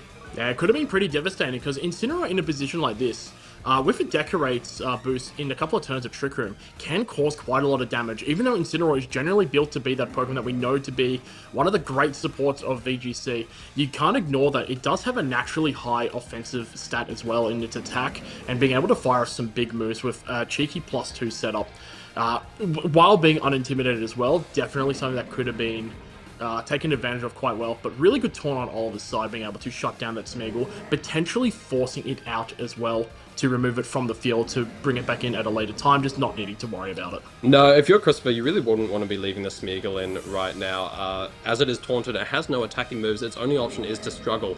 There is a lot of recoil when you use the move struggle, and I would imagine he wants to preserve that sash and keep it around. And there it is, we do see the switch from the Smeagol coming out, and it looks like he's going to reposition back into that Calyrex Ice Rider. Calyrex coming back in, it's got the Leftovers. If the Calyrex on Oliver's side stays asleep, this Calyrex will be in a decent spot, but we will have to see whether or not Oliver's Calyrex wakes up here. Yeah, we do have the Fairy Terrestrialization, so maybe it can stall a turn or two if it's looking to call out a knockoff, with the Friend Guard coming out from the Clefairy side as well, and the Defensive Terrestrialization to take that as best as possible. But it looks like a potential call out has been made from this side, but that Friend Guard allowing it to hang on, barely hang on there. And there's the wake. There's the wake. It's woken up, and it's going for a Draining Kiss. Draining Kiss boosted by the Terrestrialization in more ways than one. Not quite going to pick up the knockout, even with that +2 special attack, but it is going to restore its health a fair bit to keep it in a decent spot over the next turn. Something that's really interesting about that Terra Fairy Draining Kiss that maybe not all of our viewers are aware of is Terrestrialization doesn't just increase the damage of moves, it also bumps up the base power of certain moves. So moves like Draining Kiss that have a base power of lower than 60, that actually gets increased to 60 when you Terrestrialize for that type. So because Calyrex has gone for that Fairy Terrestrialization, all Fairy type moves, apart from priority moves, which have less than 60 base power, are now 60 base power. So that Draining Kiss is doing more than it otherwise would have. Yeah, and the Draining Kiss healing, not like normal healing moves, healing 75% as well. You see that's very noticeable. But we do see pivot out now, getting the Incineroar in, just getting the Intimidate on the Calyrex and the Incineroar. The Clefairy looking to Encore. That Incineroar's going to be clicking Flare Blitz for a couple of turns. So if Chris was thinking of doing any sort of pivoting with some Parting Shot, not happening. It's going to be clicking Flare Blitz there. The Glacial Lance not really doing too much there to either of these two. The Flare Blitz is coming out into the Incineroar. bouncing off Incineroar's just taking those hits for days, as we know what to do. Yeah, so that -1 to the attacks out of both Pokemon on Christopher's side, as well as the reduction from the Friend Guard, that ability on the Clefairy, means that Oliver's Incineroar was able to take both hits very, very comfortably. Health bar barely moved, to be honest. And now it's in a really good position to come into the field. Fake Out is live. It potentially could go for a reposition. We are coming towards the end of that Trick Room as well, which means that once Calyrex Shadow does hit the field again, it'll be in a much more dominant spot. Yeah, Trick Room actually is gone now, so the Miraidon has come in on the field now, and I believe Oliver's Incineroar is going to have a look at potentially faking out the Calyrex to not only prevent any sort of Trick Room coming up, but you know the Incineroar is Encored into Flare Blitz, so that position that Oliver's got himself into with that Miraidon now was very safe for it to bring in here, and now Oliver has Miraidon in as safely as possible and really can start looking at putting out some pretty nasty damage. We do have an unrevealed Pokemon from Christopher in the back. It could be the second restricted or the Miraidon, but a lot of the times into these matchups, they like to bring the Rillaboom to like remove the terrain and just help deal with Miraidon a little bit better. Well, we will see what's in the back. Christopher going for that switch, taking that Incineroar out, being locked into that Flare Blitz means it's probably not achieving a lot, and you are absolutely correct. It looks like it is the Rillaboom, so that is going to turn off the electric terrain, which is going to weaken the damage coming out from Oliver's Miraidon pretty significantly, and we are going to see a Protect come out from the Calyrex on Christopher's side of the field. Volt Switch from the Miraidon into that Calyrex, so good Protect there from Christopher. And Incineroar going for a parting shot into that freshly revealed Rillaboom. That Rillaboom is now going to have a -1 to its attack stat. Yeah, it does have the -1 to the attack stat. Information has been revealed, though. The Miraidon is Choice Scarfed. They do have access to that through the team sheets that our trainers have at the tournament, and he does know that the Miraidon successfully clicked a move, even though it was not able to attack in the form of the Volt Switch. So Chris does know that the Miraidon's going to be using an attack if it stays in, but regardless, one way or another, he knows that slot is going to be not a Miraidon for very long, with the exception of the Fake Out pressure that the Rillaboom has got. But the Calyrex Shadow Rider is in, but contrary to its name, not currently a Ghost type because it has committed the Terrestrialization to being the Fairy type, so also prone to that Fake Out as well. But it looks like both of these Pokemon are in pretty big striking range for the Calyrex to potentially get a knockout. We'll have to see. Yes, yeah, exactly. So Rillaboom, it's primed for a Fake Out here.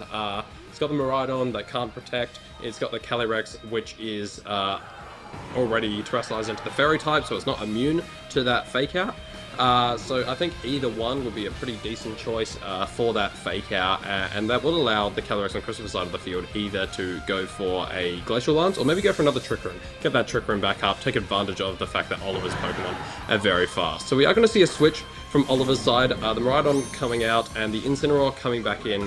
We are going to see another decrease to these Pokemon's attack stat. Intimidate from Incineroar, just proving why it is so strong in this and most formats.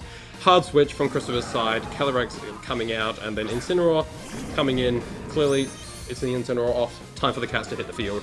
And that's going to decrease the attack stat of the Pokemon on Oliver's side of the field, although a little bit less relevant here.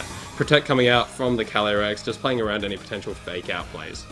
Yeah, so by the looks of things here, it's no Fake Out, but it is a Wood Hammer, however it is into the Calyrex Shadow Rider, so good Protect there from Oliver, just keeping the pieces safe. This, at the moment, it's a very big game of we need to position our win conditions in as best as possible, make sure to chip down what we can potentially lose to. Being very well played by both of these two trainers so far, both at 5-0 here at Melbourne, so definitely been entertaining, and it's a good way of just showcasing how some of these Pokemon that you see on a lot of teams, like your Incineroars and your Rillabooms, just how useful they are in terms of coming in and out in regards to positioning. Yeah, absolutely. So we're going to see yet another switch here. Clefairy coming in. Quite a good play from Oliver, I think. Just avoiding the potential for the Fake Out from the Incin. However, we are going to see the double up into the Incineroar from Christopher's side. Switch out. Rillaboom going for that U-turn. Heading out, and it is going to be bringing back in that Calyrex. Calyrex come back into the field fresh, no longer having those Intimidate drops on it. But we will see what the Incineroar is up to, because if it does go for that parting shot, that is going to be a reduction, but of course it's being faked out, so we'll be flinching that turn. Yeah, so we saw the Incineroar on the Rillaboom U-turn before the Incineroar was able to get off a move, so we knew it wasn't matching any fake outs there, so we're not sure on the speed interaction between these two Incineroars. Pokemon with the utility and the tools that Incineroar can provide, they are always trained in very different ways depending on what teams are required for them. So we're not too sure if one is faster than the other or if there's a potential chance they are both trained the exact same in the form of speed. But we can have a look at seeing on the board right now. The Clefairy does have the option to look at redirecting and potentially getting something in safely alongside said parting shot if it is a relatively faster Incineroar, but we do see the Clefairy pivoting out here. Yeah, so Clefairy's switching out. Incineroar, I believe, has a live fake out this turn, so it has the option to go for that. Miraidon coming back in, replacing the grassy terrain with its own electric terrain, and there is the fake out failing. So it looks like both Oliver and I misjudged whether or not fake out was live. But we are going to see a parting shot coming out that was into what was the Clefairy. Christopher maybe predicting that switch there, or maybe just deciding to go for a safe parting shot to get that reposition. Either way, fantastic parting shot, reduce the special attack of that Miraidon, and we are going to see Rillaboom come back in, and it's just going to take that terrain right back. Yeah, the little fake out blunder there from Oliver, not something you would generally see for a player of his caliber. Probably just forgetting that it was like came in and it was like flinched, but had the turn on the field already. But we do see the Glacial Lens come out there, and we are going to see the first knockout coming out here in favor of Christopher. And not only that, Rillaboom's got control of the terrain now, and we see the horse is hungry. We don't know how hungry for those boosts, but we do see one boost going up here so far. Maybe more to come, especially with those leftovers. Incineroar on the field as well. So he's eyeing off either something like a parting shot or having to like manually switch to come back in to look at offsetting the boost from the Chilling Neigh. Yeah, absolutely. Calyrex coming back in. Once again, that fairy typing really to his detriment, not being immune to that fake out. It's going to have to go for a protect or eat a fake out and potentially another Glacial Lance. This time the Glacial Lance is at that +1 attack. And I don't know about you, but I really wouldn't want to be sitting across from a leftovers Calyrex Ice Rider with that +1 to its attack. That feels somewhat unstoppable. Feels like Oliver 100% agrees with me. It's just going to decide, right, that's it. That was a bad turn. I've just got to go to game 2. I'm not winning this one. I've got to adjust, reset my mentals, reset my board, go again. Yeah, it's absolutely incredible. We just saw like a fantastic positioning from both of them, but it was just the one little slip up that happened that gets that one knockout, and then the game's sort of just, Oliver just sees that the game's just slowly going to fall out of favor and decides, you know what, I've got to get that reset. I've got to lock in for the game 2, potentially the game 3 as well, depending on what happens in the game 2, seeing what adjustments are made. And yeah, look, so far from what I would imagine a lot of people would be seeing watching the stream, no name versus someone who's like not the most well known. Very strong showing from Christopher in this game, in the game 1 was against a high caliber player like Oliver.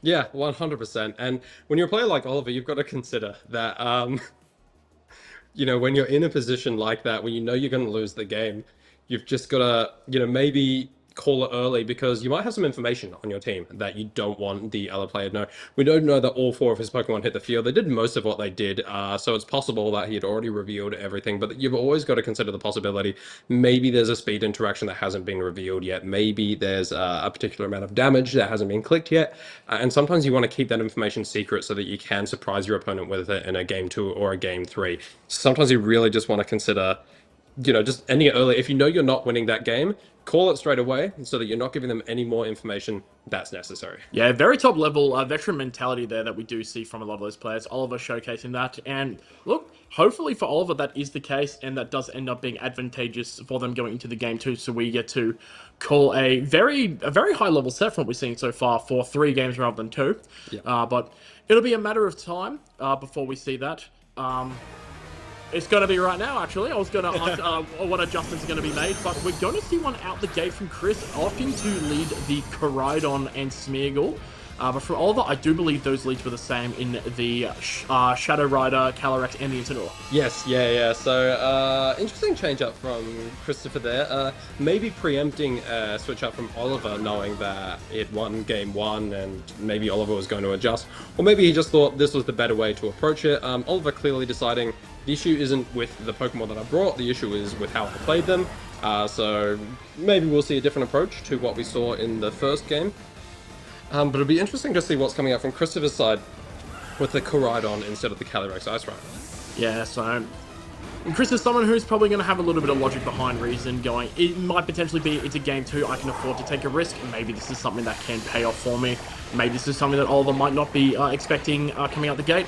But we do see the Miraidon coming in immediately for the Calyrex Shadow Rider. And we're going to see a Terrestrialization come out. It's going to be from the Miraidon.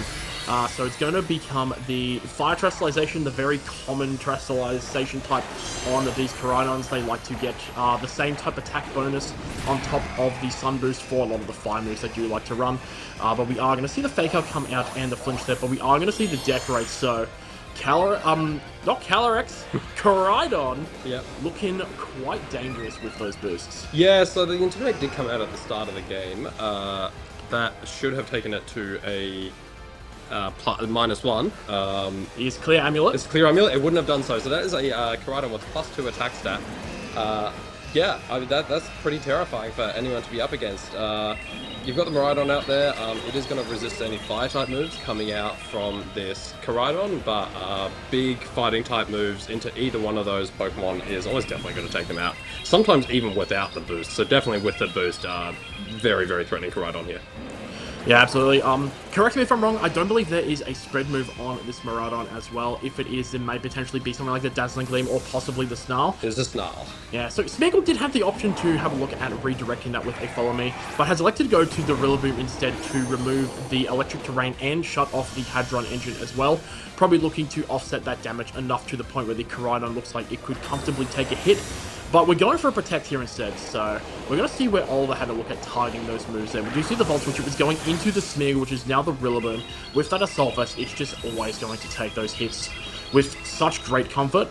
And we're going to see what is coming in response for that one. And looks like it was pretty quickly locked to be the Calyrex Shadow Rider there. And we're going to see, is there a possibility that the Incineroar goes for a Parting Shot as well to potentially get Miraidon back in to re-get that terrain back?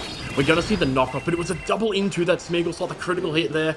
Quite nasty damage coming out there onto the Rillaboom. Definitely some damage it wouldn't necessarily enjoy taking, but the nature of Pokemon sometimes is you get those critical hits, they hit nasty, and it's up to the trainer to manage and deal with it. Absolutely. So there's the Astral Barrage coming out from Calyrex. Calyrex this game not yet to go for that Terrestrialization, which means it is immune to any Fake Out coming out from Rillaboom. Taking out that Rillaboom, dealing respectable damage to the Miraidon. So it's going to put the Calyrex in a decent spot, assuming that it isn't about to eat a massive Flare Blitz from this Miraidon. There's the Flame Charge coming out that is into the Calyrex at that +2. It is going to be enough. Despite the fact that it is only a 50 base power move, or 60 base power with the Terrestrialization. Yes, sir. That +2 to its attack stat from that Smeagol and the Clear Amulet keeping it safe from those Intimidates means it is going to be able to pick up a one-hit knockout on that Calyrex. That would have been a lot of damage because we saw earlier how little that Calyrex was taking from the opposing Calyrex Glacial Lances. We have to assume there's a fair amount of physical bulk in Oliver's Calyrex, so to be taken out by a +2 Flame Charge, that's a big hit. Yeah, the same type attack bonus, the Terrestrialization boost in base power, and just having the Sun out, the Orichalcum Pulse as well, that boost as well. All the little multipliers just add up and it becomes quite nasty, especially before that not being able to get Stat Drops or Intimidate onto it thanks to the Clear Amulet that was there as well.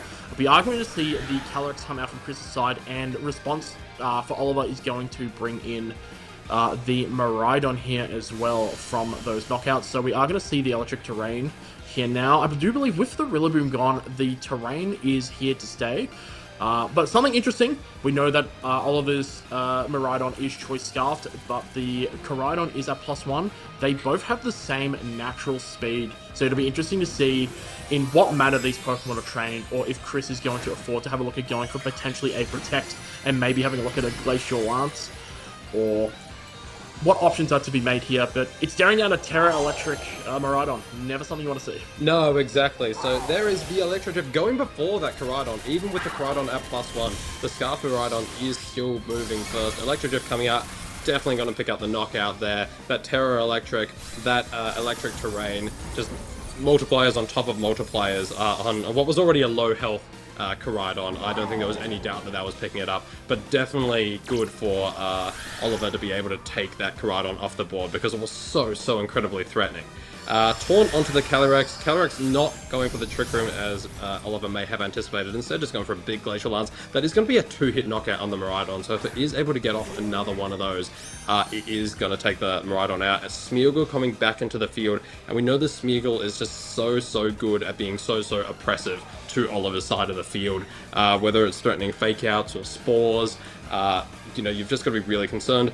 Spore less relevant here, obviously, because of the electric train, but definitely the Fake Out is going to put Christopher in a really good spot, probably to swing with another Glacial Lance. As we know, no Protect on the Miraidon because it does have that Choice Scarf, which means that if Christopher does go for a Fake Out into that slot, that Miraidon's almost definitely going down to a Glacial Lance. Yeah, unfortunately for Christopher though, the Smeargle doesn't have the option to go for that. It is 4 status moves, so it is prone to that taunt, unfortunately.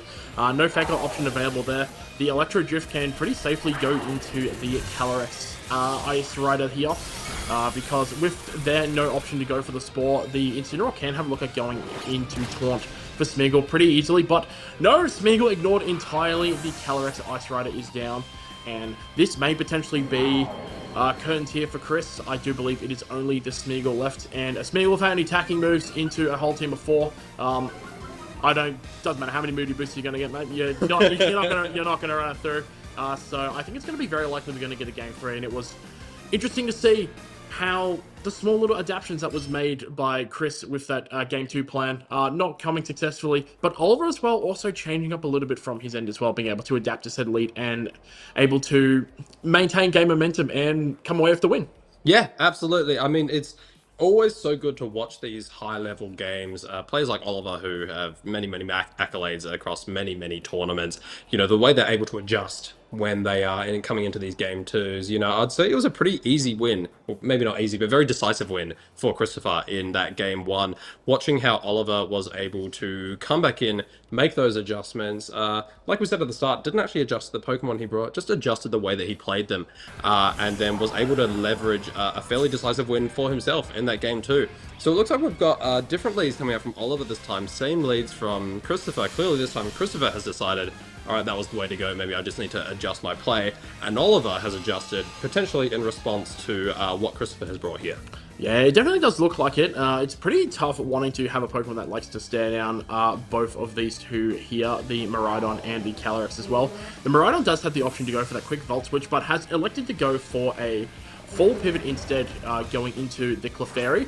So maybe having a look at potentially getting the Calyrex set up long term. We do see the Smeargle go for the Follow Me here, potentially looking at protecting the Miraidon from anything like that. Oh yeah, as we do see the nasty plot coming out there. Turn 1 from the Calyrex, and we may potentially have a look at seeing a low kick coming out there. That's unfortunately, for the case of Chris, that's not going to do a lot of damage to the Clefairy. It's a resist and it's very light, and it's quite bulky as well, so taking up Vs. I think that is possibly the least damage I have ever seen come out of a Koraidon, if I'm honest. That low weight on the Clefairy, the resisted hit, the natural bulkiness of Clefairy, especially when it's holding that Eviolite item, very minimal chip there, and fantastic reposition from Oliver there in getting that Clefairy in. +2 on that Calyrex Shadow Rider, and now you've got to be concerned if you're Christopher about the Calyrex. Just like how last game Christopher had that +2 on the Koraidon, and Oliver had to be super wary of that. Now the shoe is on the other foot. Oliver has that +2 on the Calyrex. Can't be following me on the Astral Barrage, because the Astral Barrage, that's a spread move. Christopher, however, not to be deterred, staying in. Terra Fire on the Koraidon, potentially going for some big damage here. The Calyrex, as I believe we saw, was moving before the Koraidon? As far as I'm aware, it is, but we are going to find out fairly shortly, and it is the case there. It doesn't affect the Smeargle, but it is going to do a lot of damage here. It is, I do believe, the Spooky Plate as well, and that's enough to one-hit KO the Koraidon there, able to knock it out. So that's getting rid of Chris's Terrestrialization and one of his 2 Restricteds fairly quickly. Definitely not something you want to see, and it's got that Grimnay boost now, so it's now boosted even further, and it's decorated into the fun. I mean, now the Clefairy's getting boosted as well. Oh, things are not looking great for Chris here. Oliver definitely in the pilot seat for the time being. No, if I was Christopher, I would be very concerned about the +2 special attack on such an oppressive threat as Clefairy. I think Clefairy now with that +2 special attack from that Decorate is threatening massive damage, and also you've got to be a bit concerned about the +2 Calyrex Shadow Rider as well. Maybe even a +3 Calyrex Shadow Rider, to be honest. But yeah, just like that, the game is over, and it looks like that Oliver has taken that one. Very strong, very strong showing for the game 1 and the game 2. Unfortunately, the game 3, one turn goes wrong, and it's as simple as that. Like, the game can just end just on the spot like that. And both of these trainers know we're not going to wait. Chris is not going to waste his time. He's going to focus in and just admit the round as a loss. He's still very much alive in the tournament, and just going to keep going to chase that game 2. To Oliver, congratulations. That is 6-0 now. They have secured that spot into phase 2. Yeah, well done, Oliver, on that decisive Game 3 win to get yourself into that Day 2. Obviously, he's going to keep trying to win all the way. If you can go 8-0 in the first day, that is fantastic for your Day 2. It puts you in a really good position for, I believe that's just directly into top cut if you go 8-0 on the first day. At least it's a very comfortable position. Very comfortable position, for Even sure. if not. Very well played. That adjustment with the Miraidon and the Calyrex Shadow Rider, expecting the Smeargle Koraidon, very comfortable position to be in, because it meant that the Smeargle was not able to go for a Spore. Obviously, it didn't have the attacking moves, as you called out earlier. It doesn't actually have a Fake Out like a lot of Smeargle do tend to carry. So the Smeargle was really not doing a whole heap there. A Terrestrialization Fire on the Koraidon, I wonder if maybe that was preempting a Draining Kiss going into that slot. Or maybe he was just anticipating that he would be able to take a +2 Astral Barrage. Maybe Oliver's Calyrex was trained in such a way without as much natural special attack as would be needed, but obviously, as we saw, it was enough. So Oliver ending up in a fantastic position there. Maybe could have gone a bit different if that Koraidon was able to take that Astral Barrage, because then it would have been able to fire off maybe a Flame Charge to have the speed priority going into the following turn. With that Decorate coming out from the Smeargle, could have been alright, although Follow Me obviously would have prevented that from happening. So incredibly well played from Oliver in all 3 of those games, to be honest. Yeah, honestly, very good showing from both of them. Chris, still looking for that breakout. So far, 5-1, very strong showing at the moment. Chris is one of those players that is going to be in the middle of chasing those last couple of points to secure that top 20 to get their slot in for the World's Invitation for our Oceania players. So if you can keep the wins coming, definitely in for a shoe-in shot. But for the time being, we'll have to see how he goes throughout the rest of the tournament, and to Oliver as well. So what I think we might do, Mark, is cut to a quick break, and we will come back with you all shortly.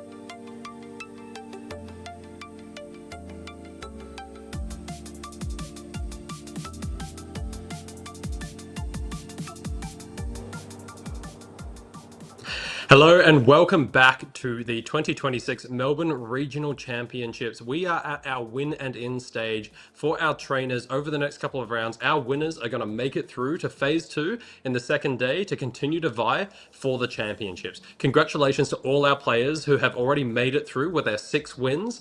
So all those players who are so far undefeated in the tournament have already made it through to the second phase. And we're going to see our players over the next couple of rounds fighting it out to see who can make it through to that second phase. I'm here with my friend Alistair Sandover. Alistair, how are we feeling at the moment? Fantastic, Mark. Today has been nothing but a showcase of fantastic Regulation I gameplay, and I'm really excited to see what we've got coming up for this round. We have for you Daniel Buguli from Perth, Australia, against Lewis Tan, a local Melbourne hero who has gotten a finalist placement at the World Championships in the senior division in 2019.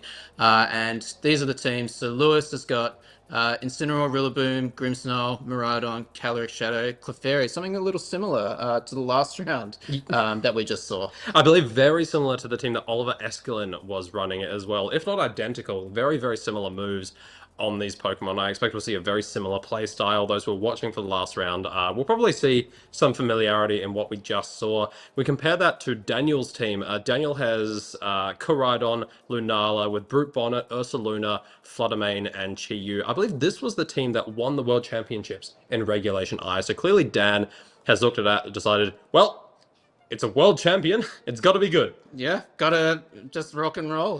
This is, in fact, yes, Giovanni Sishke's team of 6 Pokemon, and clearly working out for Daniel, considering he's 5-1 going into round 7. Like Mark already said, the winner of this is going to move on, will have a guaranteed pass to day 2. So really big match. I think from Lewis's end, it's going to be really important not to let Daniel's Trick Room mode get too out of hand with that Lunala, Ursaluna especially. But Lewis does have some pretty good tools to get around it. He has the Intimidate with Incineroar, the Fake Out before Ursaluna terrestrializes into Ghost, and Clefairy just being really bulky and boosting its partner's bulk with that Friend Guard, allowing Lewis to waste some Trick Room turns and stall it out, and then maybe finish the game after that. Yeah, we also shouted out last round, but you've got to be careful of that Clefairy's Encore. If that is, if you are getting Trick Room up in front of that Clefairy is quite likely, looking at this spread, going to be the slowest thing on the board at any given time. And in Trick Room, that means it is likely going to be moving first. And so it could be quite oppressive with that Encore, especially in front of something like that Lunala, which if I'm looking at the team sheet, I do not believe actually has the move Protect on it. So if you are in front of a Clefairy with Encore, you've either got to click Wide Guard, which is going to get that priority, going to move before that Encore, or you're going to have to hard switch it out. Because if you don't, you might get Encore locked into that Trick Room, just turn it off right away. It looks like we're going right into it. We've got Lunala and Chi-Yu on Daniel's side of the field, with Lewis leading Calyrex and Incineroar.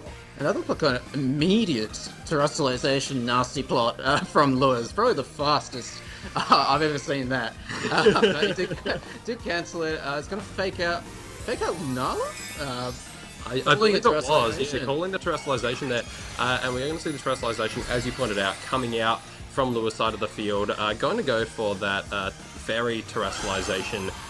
Likely to keep it safe from the Chi-Yu on Daniel's side of the field. We are going to see the terrestrialization come out onto the Lunala. So excellent call out from Lewis. Going for that fake out into what was a ghost type, but is now completely vulnerable to that fake out. Fake out going to chip down the Lunala, take it away from full health, which means it's no longer going to have access to the Shadow Shield, which halves damage taken. There's a Snarl coming out from the Chi-Yu. It is going to reduce Calyrex special attack by 1 stage, but it's going to do not a whole heap of damage. Astral Barrage coming out with that -1 special attack. It's not going to do a whole heap, even with the Shadow Shield being down on that Lunala. Lunala flinching, obviously having just been faked out. Absolutely. And the Beads of Ruin also contributing to that bit of extra damage there, despite the drop from Snarl. Lewis, cleverly recognizing that Lunala cannot stay as a ghost form. It needs to terrestrialize, so might as well punish that with a fake out. And coming out ahead in the damage race there. Incineroar is going to be retreated, conserving it for later, perhaps to intimidate Koraidon that Life Orb Koraidon or Ursaluna in the back potentially, and going Rillaboom here, knowing that Chi-Yu is locked into Snarl due to the Choice Scarf item, so it can safely switch in without fear of a fire move. And that is going to be a miss on the Rillaboom with the Snarl. It is going to hit the Calyrex, not doing a whole heap of damage, obviously being a resisted hit. There's the Nasty Plot coming out from that Calyrex. It's going to reset its special attack stat back to, I believe, neutral. Meteor Beam coming out from this Lunala is going to boost the special attack by 1 stage, and that is boosted by the Beads of Ruin coming out from the Chi-Yu. So whatever this is into, looks like it is into the Rillaboom, probably going to do a significant amount of damage, and that is pretty sizable considering that Rillaboom is holding the Assault Vest. Yeah, huge hit. I think still an overall decent turn for Lewis, considering he didn't lose any Pokemon. He managed to restore his special attack drops, and Calyrex is still healthy, and is still able to boost further and potentially recover health with that Draining Kiss. We see the Wide Guard here covering for Lewis's Calyrex's Astral Barrage. Snarl missing that Calyrex. Huge miss because, yeah, not being able to nerf that special attack could pose a problem for Daniel here. Yeah, another Nasty Plot coming out from that Calyrex. It is going to take the Calyrex to +2 special attack. Woodhammer coming out, that is going to pick up the Lunala. Lunala, now being a water type, is taking super effective from that Woodhammer. Without the Shadow Shield, that is going to be an easy pickup for the Rillaboom to take that knockout. Recoil coming out, and that is going to be enough that the Rillaboom is also going to get taken out by the Woodhammer. But if you're Lewis, you've got to be pretty happy with that trade. Yeah, absolutely. Pretty good planning from Lewis. Turn 1 threatening the Lunala with that Astral Barrage, and then ensuring he's got Rillaboom and Miraidon to punish that Terra Water from Daniel's Lunala. Lewis is going to go Incineroar here, and Daniel is going to send him Fluttermane to try and recover the game state, add some speed to the board as well, threatening that Icy Wind or a strong Moonblast into either one of these Pokemon. Yeah, for sure, for sure. I mean, Chi-Yu Fluttermane, we've seen it basically since Regulation C, since Chi-Yu came into the game, and it continues to be very, very strong. Fake out into the Chi-Yu, just prevent that Scarf Chi-Yu from getting any more Snarls off. There is the Astral Barrage coming out. This is a +2 Calyrex that is going to take the Fluttermane down to its Focus Sash. Chi-Yu, thankfully, because of its Dark typing, is able to take that one even at +2, but it doesn't have a whole heap of hit points left to work with. Moonblast into that Incineroar, going to do very respectable damage there. Beads of Ruin from the Chi-Yu, obviously helping that Fluttermane to pick up a bit of extra damage there as well. Yeah, very nice hit there. May have been nice to chip down the Calyrex further, but I think Daniel may have been reading Protect there and just went for the guaranteed Moonblast into an Incineroar, which cannot protect. You have to think that maybe Daniel has Koraidon in the back to boost his Fluttermane speed.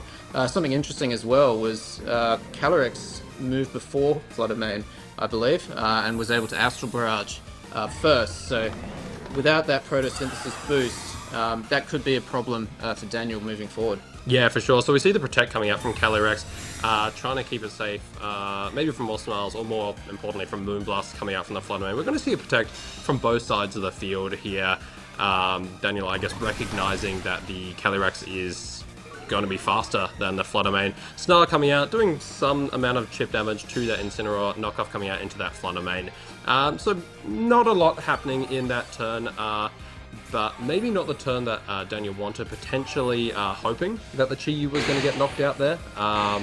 Given he's gone for the Protect on the Fluttermane, it is possible that he was hoping to get that free switch into the Koraidon at the back, pick up the speed with the Fluttermane. Yeah, that would have been nice to get that speed boost and then threaten further damage this turn before Fluttermane goes down. But now it's pinned by Calyrex's Astral Barrage, so Daniel really needs to think how he's going to get out of this one. Does he switch? Does he protect? What's he going to do? Also thinking that Lewis probably has Miraidon in the back, his other restricted. How is he going to take care of that before taking too much damage?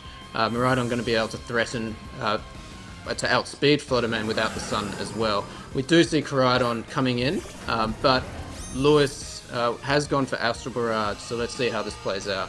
Yeah, so Sun going up, that is going to boost the Fluttermane's speed there. The benefit of the Koraidon here for the Fluttermane, boosts its Photosynthesis. Yeah, that speed boost, allow that Fluttermane to move before the Calyrex, and there's an Icy Wind coming out. It's not going to do a whole heap, but it is at least going to drop the speed of that Calyrex, which means potentially that Koraidon is going to be moving first, but the question is, will that matter, or will the Calyrex just be able to pick up 2 knockouts here? Oh, a double knockout there. Huge turn for Lewis. Really good one for him, in fact. Only Chiyu left, and Miraidon on Lewis's side being Choice Scarf is going to outspeed Daniel's Chiyu, despite Daniel's Chiyu being Scarf as well. So that's probably looking like game 1 going to Lewis Tan here. Yeah, a bit unfortunate there. I wonder if maybe earlier on in the game, when that Chiyu did miss that snarl into the Calyrex, they might have actually made a difference. I feel like that Koraidon, maybe if it was only taking a +1 Astral Barrage rather than a +2, might have actually been in a spot where it was able to take that one and be able to swing in a following turn, now that the Calyrex is at -1 speed. Unfortunately for Daniel, that miss meant that that Calyrex was at that +2 special attack, which may well have made all the difference. Big Heat Wave coming out, not quite picking up the Calyrex, unfortunately, even with the sun being active. Oh, yeah. Even if Daniel got a double knockout there, it was looking a little tough, given the Scarf Miraidon in the back, but well fought by Daniel. Game 1 is going to go to Lewis. We're going to have to see how they adjust. This game, I believe Daniel went for Nala Chiyu and went for Snarl straight away. And Lewis did Calyrex, Terra, Nasty Plot. Well, he actually launched an Astral Barrage right off the bat, I believe. Went into the Nasty Plots a bit later, trying to pick up that early damage, potentially covering for if there was no Terra on the Lunala. Yeah. But then after a little bit, the Calyrex was able to be in a pretty comfortable spot, get those Nasty Plots off, reset the drops from the Snarl, from the Chiyu, get another Nasty Plot off, get itself up to +2, and then we saw just how devastating that was able to be for Lewis's side of the field. Yeah, and Calyrex possibly being trained to be a little bit bulkier as well, being able to stay on the field longer and deal consistent spread damage with its signature move, Astral Barrage, paying off really well for Lewis in that game there. I think to adjust for that, maybe Daniel will want to look into choosing a different lead, or perhaps even choosing a different move to lock into with Chiyu. It's hard to say. It could even go for the Trick Room mode with Lunala potentially, and then try and win the game that way. Also with Brute Bonnet potentially, or just being slower than Koraidon, being slower with Koraidon than the Choice Scarf Miraidon could be beneficial for him as well. Yeah, for sure. I mean, there's definitely options there. One of the benefits to the team that Daniel's running is the ability to switch up which mode you're going for. Clearly, they're opting for more of the faster mode with that Choice Scarf Chiyu and the possibility to set the sun for that booster speed Flutter Mane. But also, as you mentioned, you know, the possibility of going for a Trick Room with that Lunala, maybe bring the Brute Bonnet and the Ursaluna. Obviously, Brute Bonnet somewhat impeded by the potential for an electric terrain, but we are going to see a switch up here from both sides. So we are going to see Lewis go for a much more defensive lead in the form of Grimmsnarl and Incineroar. And on Daniel's side, we are going to see Koraidon and the Flutter Mane. So a very aggressive lead from Daniel here. Yeah, I like this switch up, immediately giving Flutter Mane that speed boost to outspeed Lewis's Calyrex Shadow if he did choose to lead with that again. And also just threatening good damage with Koraidon into Incineroar. The only way to get out of it is to fake out Koraidon or Terrasilize or switch. So putting Lewis on the back foot there and sort of being in the driver's seat, so to speak.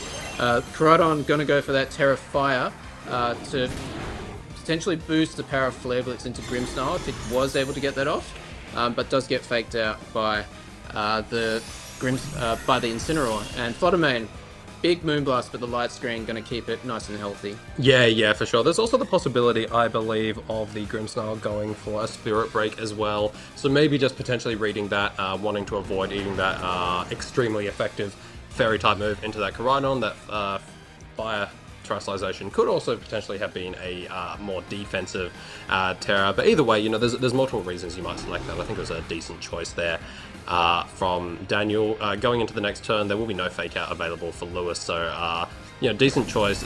A chance that this Koraidon can start swinging out with some big damage. Thunderwave into the Flutter Mane, reduces speed, and potentially it may get paralyzed later down the line. There's the Flame Charge coming out from Daniel's side of the field. That is going into the Grimmsnarl. It is going to pick up the knockout there, Fire Terrasalization, getting that boost on that Flame Charge.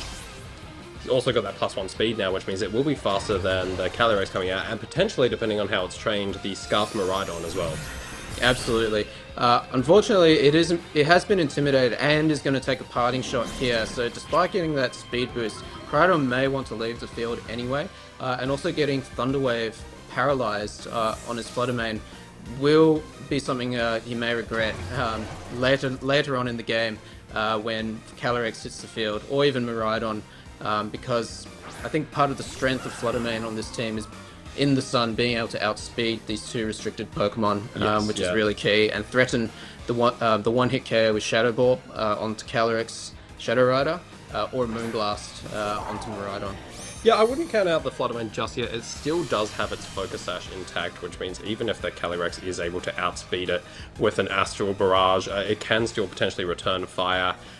So Lewis can deal with that, but he will need to double into it. We'll need to swing both an Astral Barrage and a move from the Miraidon, be it a spread move like the Snarl or something like an Electro Drift. We're going to see a close combat come out from Dan's Koraidon there. Even at -2 attack, that is still doing a respectable amount of damage. It does have the damage boost from the sun that is on the field. Volt Switch coming out, there it is into the Flutter Mane. It is going to break that Focus Sash, which means that if Lewis does go for that Astral Barrage, that is going to pick up the knockout into that Flutter Mane, and it is going to put Lewis into a pretty decent position there. Incineroar coming out, that's going to drop the attack stat of that Koraidon even further. Yeah, not only is it going to knock out the Flutter Mane, but as a result, this Calyrex will get a boost in the process as well to its special attack, snowballing it to run away with this game, and it's taking out the double knockout here.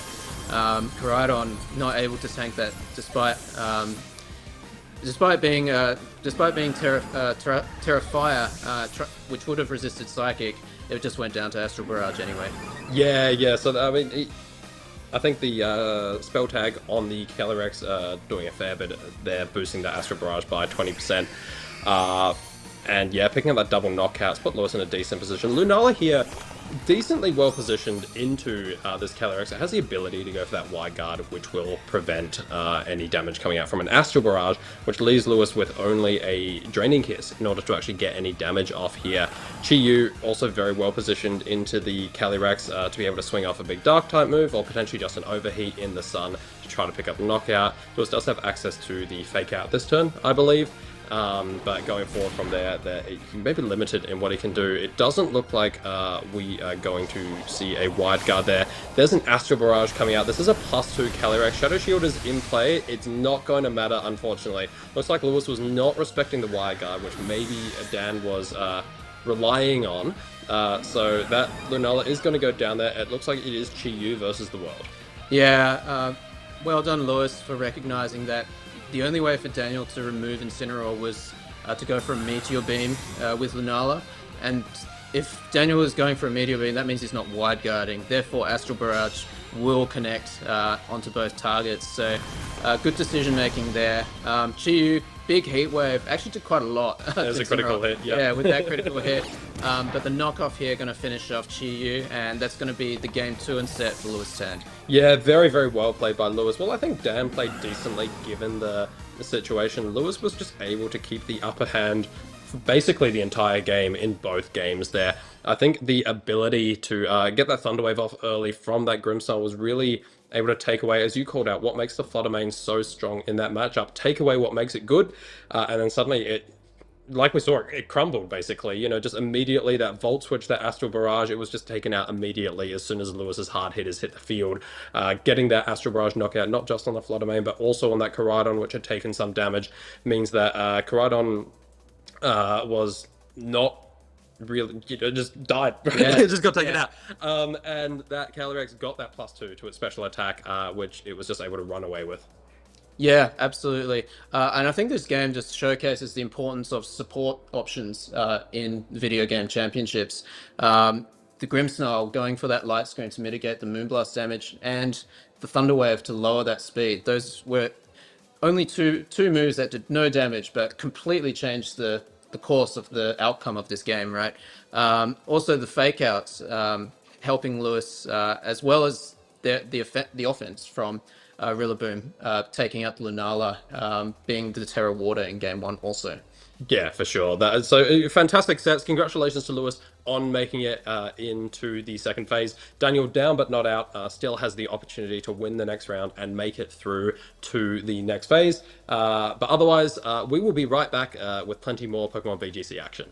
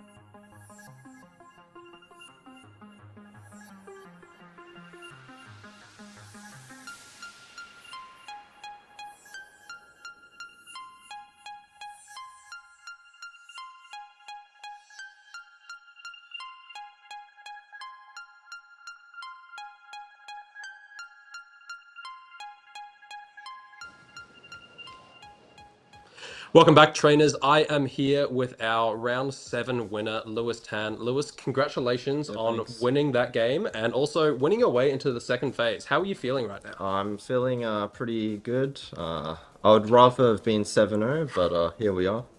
That's all right. Win the next one, you'll be 7-1. You'll still be in a pretty clean space going into the second phase. That game we just saw, you played incredibly well. Being able to position yourself in both games, just have the upper hand across the entire game. And can you tell me a little bit about your thought process going into those games in terms of what you were bringing? Yeah, so I didn't actually expect the Lunala Chiyu lead. Normally, a lot of the Koraidon Lunala players, they lead Koraidon Flutter as a lead, so which is why I led Incin Kalies. So I got a bit caught on surprise, but I feel like I managed to get myself into a good position.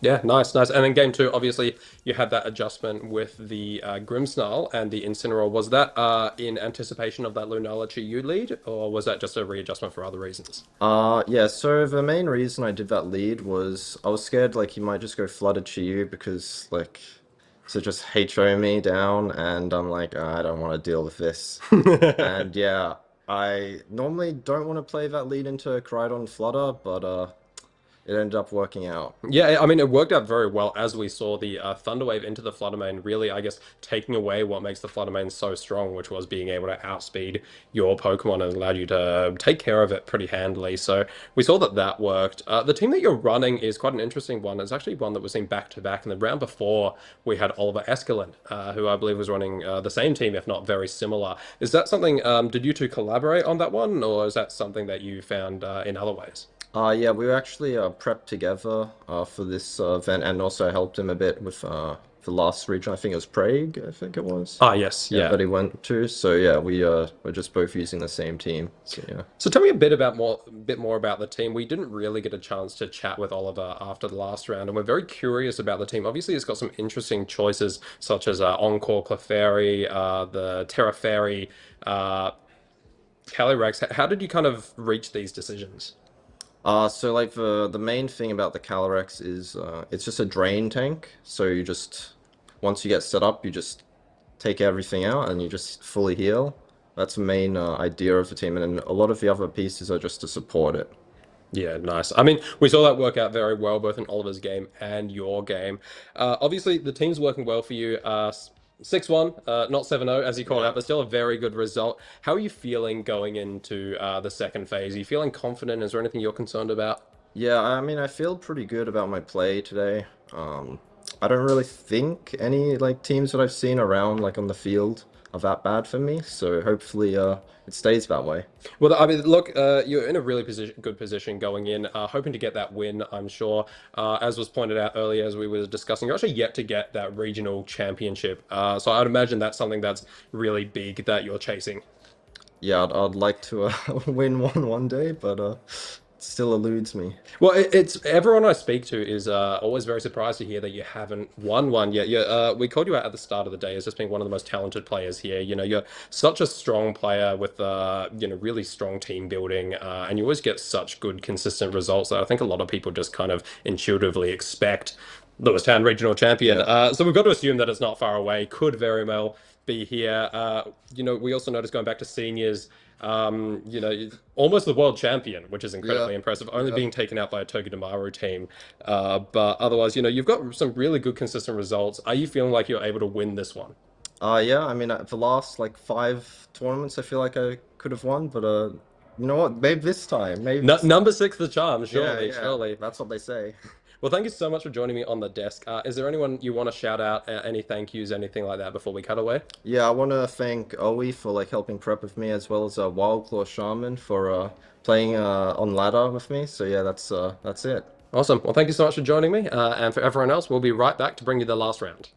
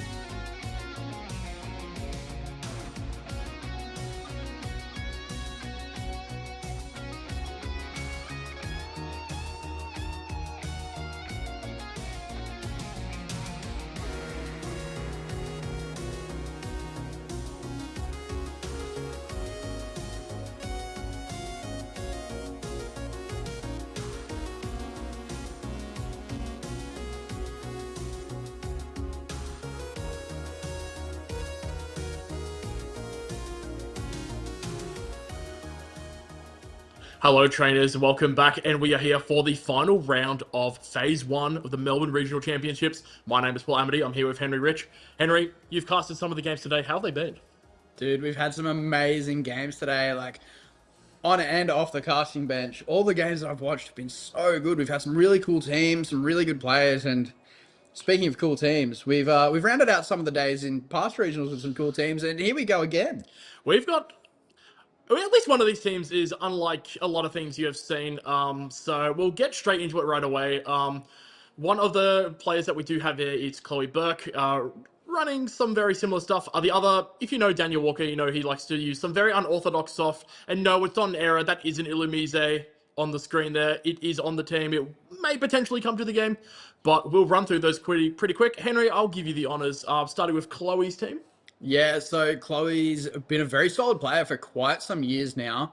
I think placing top 4 recently at the Auckland special event. But running that tried and true combination of CSR, Zamar, Kali Shadow Rider, and Zamazenta. But I don't think we've seen it paired with Whimsicott today. So having that fast access to the speed control, and where we've seen this, combined with Assault Vest Qian Pao today. This is just going with that standard Focus Sash Qian Pao, but opting for the Taunt as that bit of variance instead. Pairing that and rounding it out with the Raging Bolt and the Urshifu. Alrighty, and on Daniel's side, we're going to break things down. Hold your hat for a little bit here. We've got Electric Seed Body Press Substitute Okie Dokie in the first slot there. Just a little bit of a taste of what's to come, alongside the Miraidon and Calyrex Shadow Rider, two Pokemon we've seen pretty commonly paired this weekend so far. We do have the Qian Pao as well, as alongside the Choice Scarf Urshifu Rapid Strike, a nice little pair that we commonly see a lot as well. And the Illumise as well, running a very similar role to what Whimsicott generally does, with that Prankster with the Tailwind alongside the Encores and stuff as well. But this Illumise also has a move that Whimsicott doesn't learn, which is Infestation, which is a trapping move, which can help Daniel allow with some key positioning, keeping some stuff in play that doesn't necessarily want to be in play. Yeah, Illumise just offering that bit of a kind of similar but different role to the Whimsicott. But just ducking back over to Chloe's team here, like, it's going to be so interesting just seeing how these pair up. We've got Body Press versus Body Press in very much not the way you normally see the Body Press. There's still that +1 boost, but instead of where it's the ability on the Zamazenta, we've got the Electric Seed on the Okie Dokie. And the Poison Jab as well. Like, it's such an interesting comparison between these two teams because you've got Prankster Tailwind. Same role, two very different Pokemon. +1 Body Press, +1 Body Press. Same role, two very different Pokemon. Both running the Qian Pao, both running the Urshifu, both running the Calyrex Shadow, and then both running their big Electric Dragon type. So, like, these are two very similar teams in as different a way that you could run them. It's so unique. Yeah, similar in theory when broken all down, very different in execution with the Pokemon that you do see on screen here. We do also need to point out, commonly when you see Okie Dokie, you generally see the Guard Dog ability. Daniel, adding a little bit of flavor to what's already a lot of flavor, has gone for the Toxic Chain. The Toxic Chain is an ability, it's a signature ability to the Loyal 3. In where you have a 30% chance to badly poison a Pokemon once you execute a move. That includes the likes of Body Press. So you could Body Press the Qian Pao down to its Focus Sash, get a 30% poison, and you've taken it out in one Body Press. That is a feint to claim not too many Body Presses have, but Okie Dokie's got it, so... Yeah, but, like, you've also got to look at just the sheer powerhouse behind both these teams. Like, you've got your big restricteds, your big special restricteds in Calyrex Shadow on both teams and the Miraidon. And then you've got the big physical presence of both teams. The Qian Pao, Urshifu, and the Body Press user, the Okie Dokie and the Zamazenta.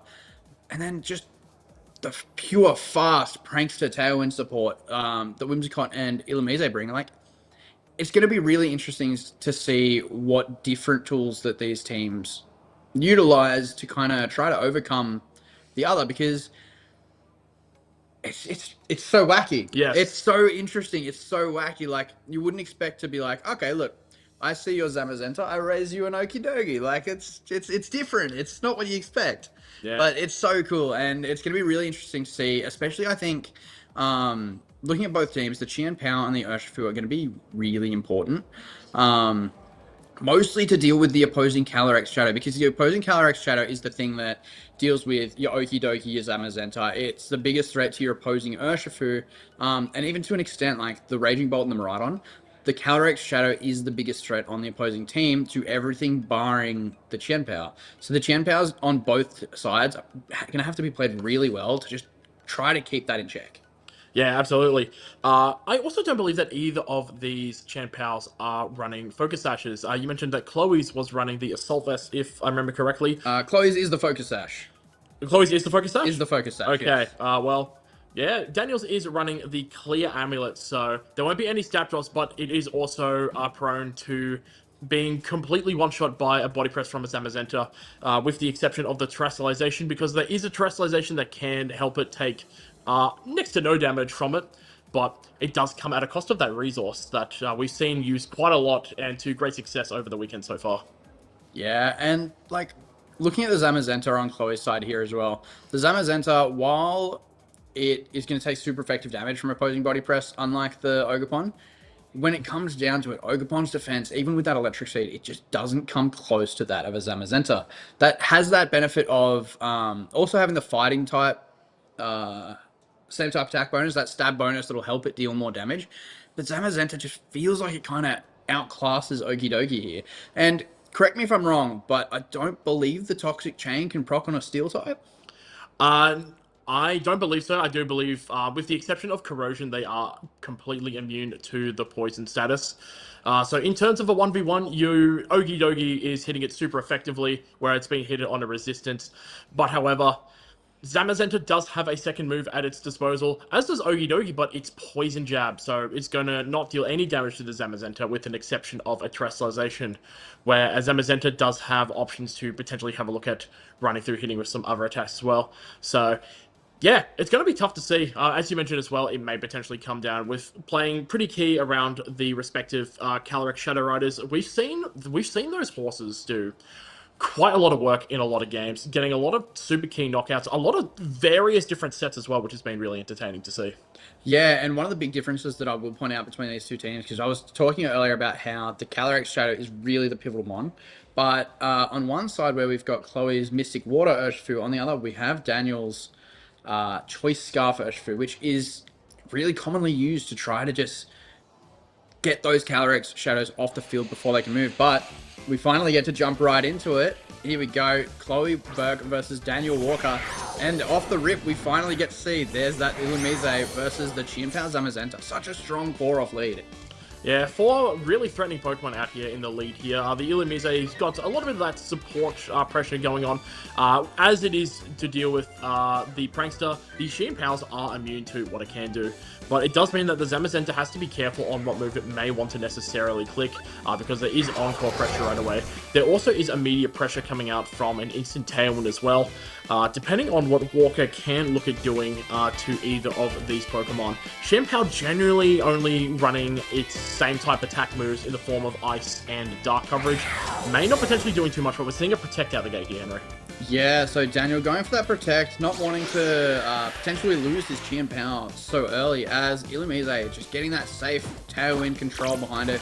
A Taunt coming out from Chloe's Chien-Pao onto that Illumise.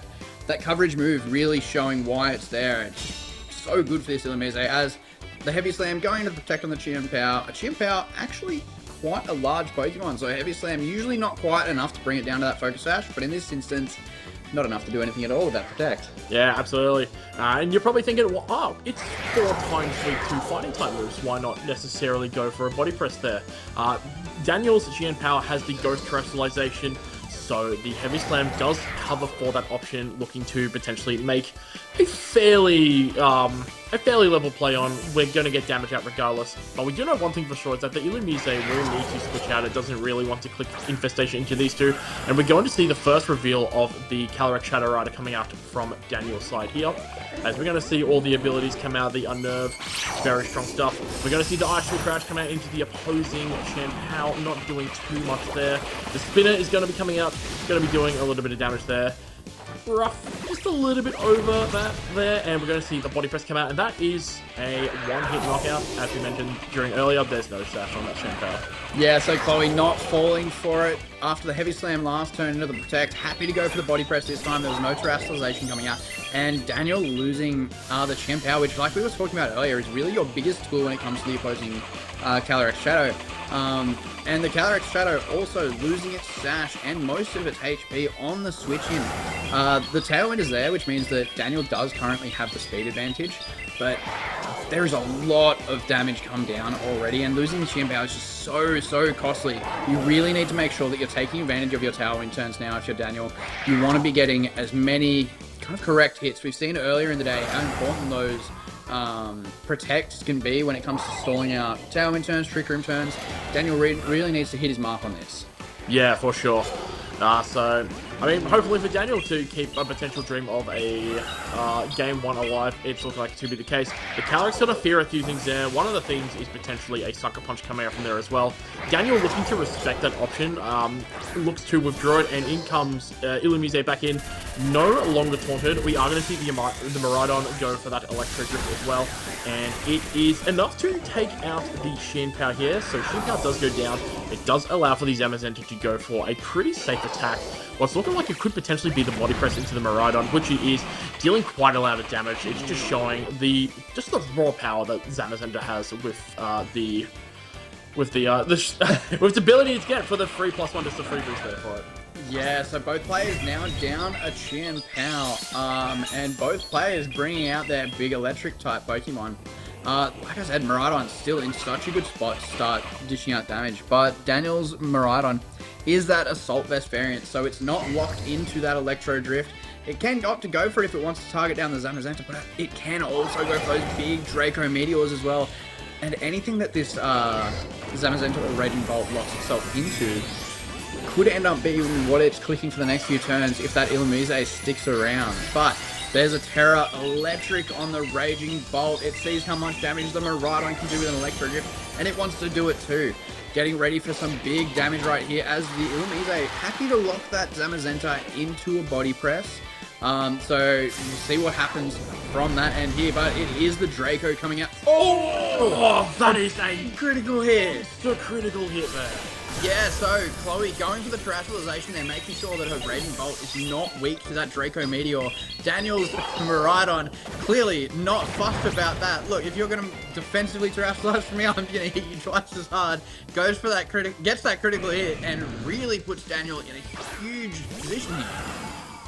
That is, yeah, quite particularly nasty because the Raging Bolt would probably still be alive. Can look at potentially getting, by the looks of the body press targeting, there could have potentially been a double attack into the Illumise. We've just seen Tailwind end here now, so Illumise does have the option to set that up again, and that will allow Daniel to have the Calyrex speed advantage if the Tailwind is up with those two. Considering we're not too sure how each of them are trained, they could potentially be in a similar sort of a speed war between which one goes first, but if you've got Tailwind on your side, it's pretty hard to go against that one. But yeah, with the Miraidon still alive, even though it's at -2 special attack, it's done quite a lot of what it needs to do, and it can still keep throwing out damage here. Well, that's the thing as well, with Chloe's Calyrex Shadow, it's not the focus act, it's actually holding that life orb item.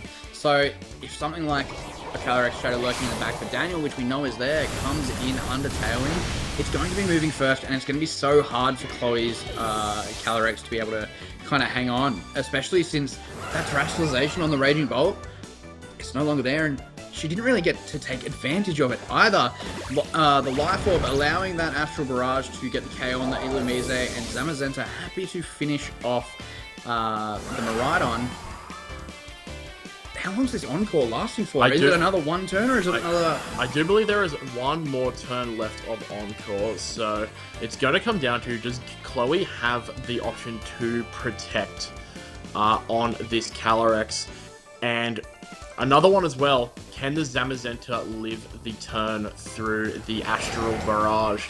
It's going to be pretty tough, because if there's a case of like another critical hit, because of the Tailwind that's up there, it could potentially be curtains for it, but we are going to see Daniel Terrestrialization saving it for the very end here, going for the Ghost Terrestrialization, so taking away that Psychic typing, but still importantly keeping that immunity to Body Press, that's the Zamazenta's Encore into, but at the same time giving that little bit of extra power boost.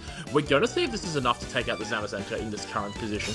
Yeah, Zamazenta really wanting to be able to go for a wide guard here, but it's just not capable right now.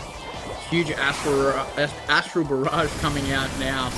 Massive damage. Not quite enough to take out the Zamazenta, as the Body Press unfortunately falling short. Zamazenta not having any choice other than to throw that out, but it does end its Encore now and has access to Wide Guard, and I believe the coverage move on Daniel's Calyrex is that Psychic, so Wide Guard really going to be important here.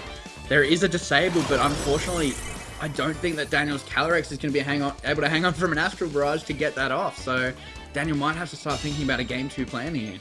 Or seeing now, most of the time we would think that, but this is Daniel we're talking about. There's always a trick up the sleeve here, and he's running the disable option on the Calyrex. So he's protected, revealed the Astral Barrage, and now he's got the pressure with the Tailwind still up to have the option to go for that disable into the Calyrex Shadow Rider there, stopping that from clicking Astral Barrage. However, due to its terrestrialization, it's going to take neutral damage from the Psychics instead of being resisted. So, does Chloe call that out? And she does indeed. It's going to be a big Psychic there. Enough to take the game. Game 1 goes to Chloe. Yeah, Chloe on the money there, making sure to play around that potential disable play. Could be an indicator of the speeds between these two Calyrex, but Psychic more than enough to pick it up, rather than having to use that Astral Barrage.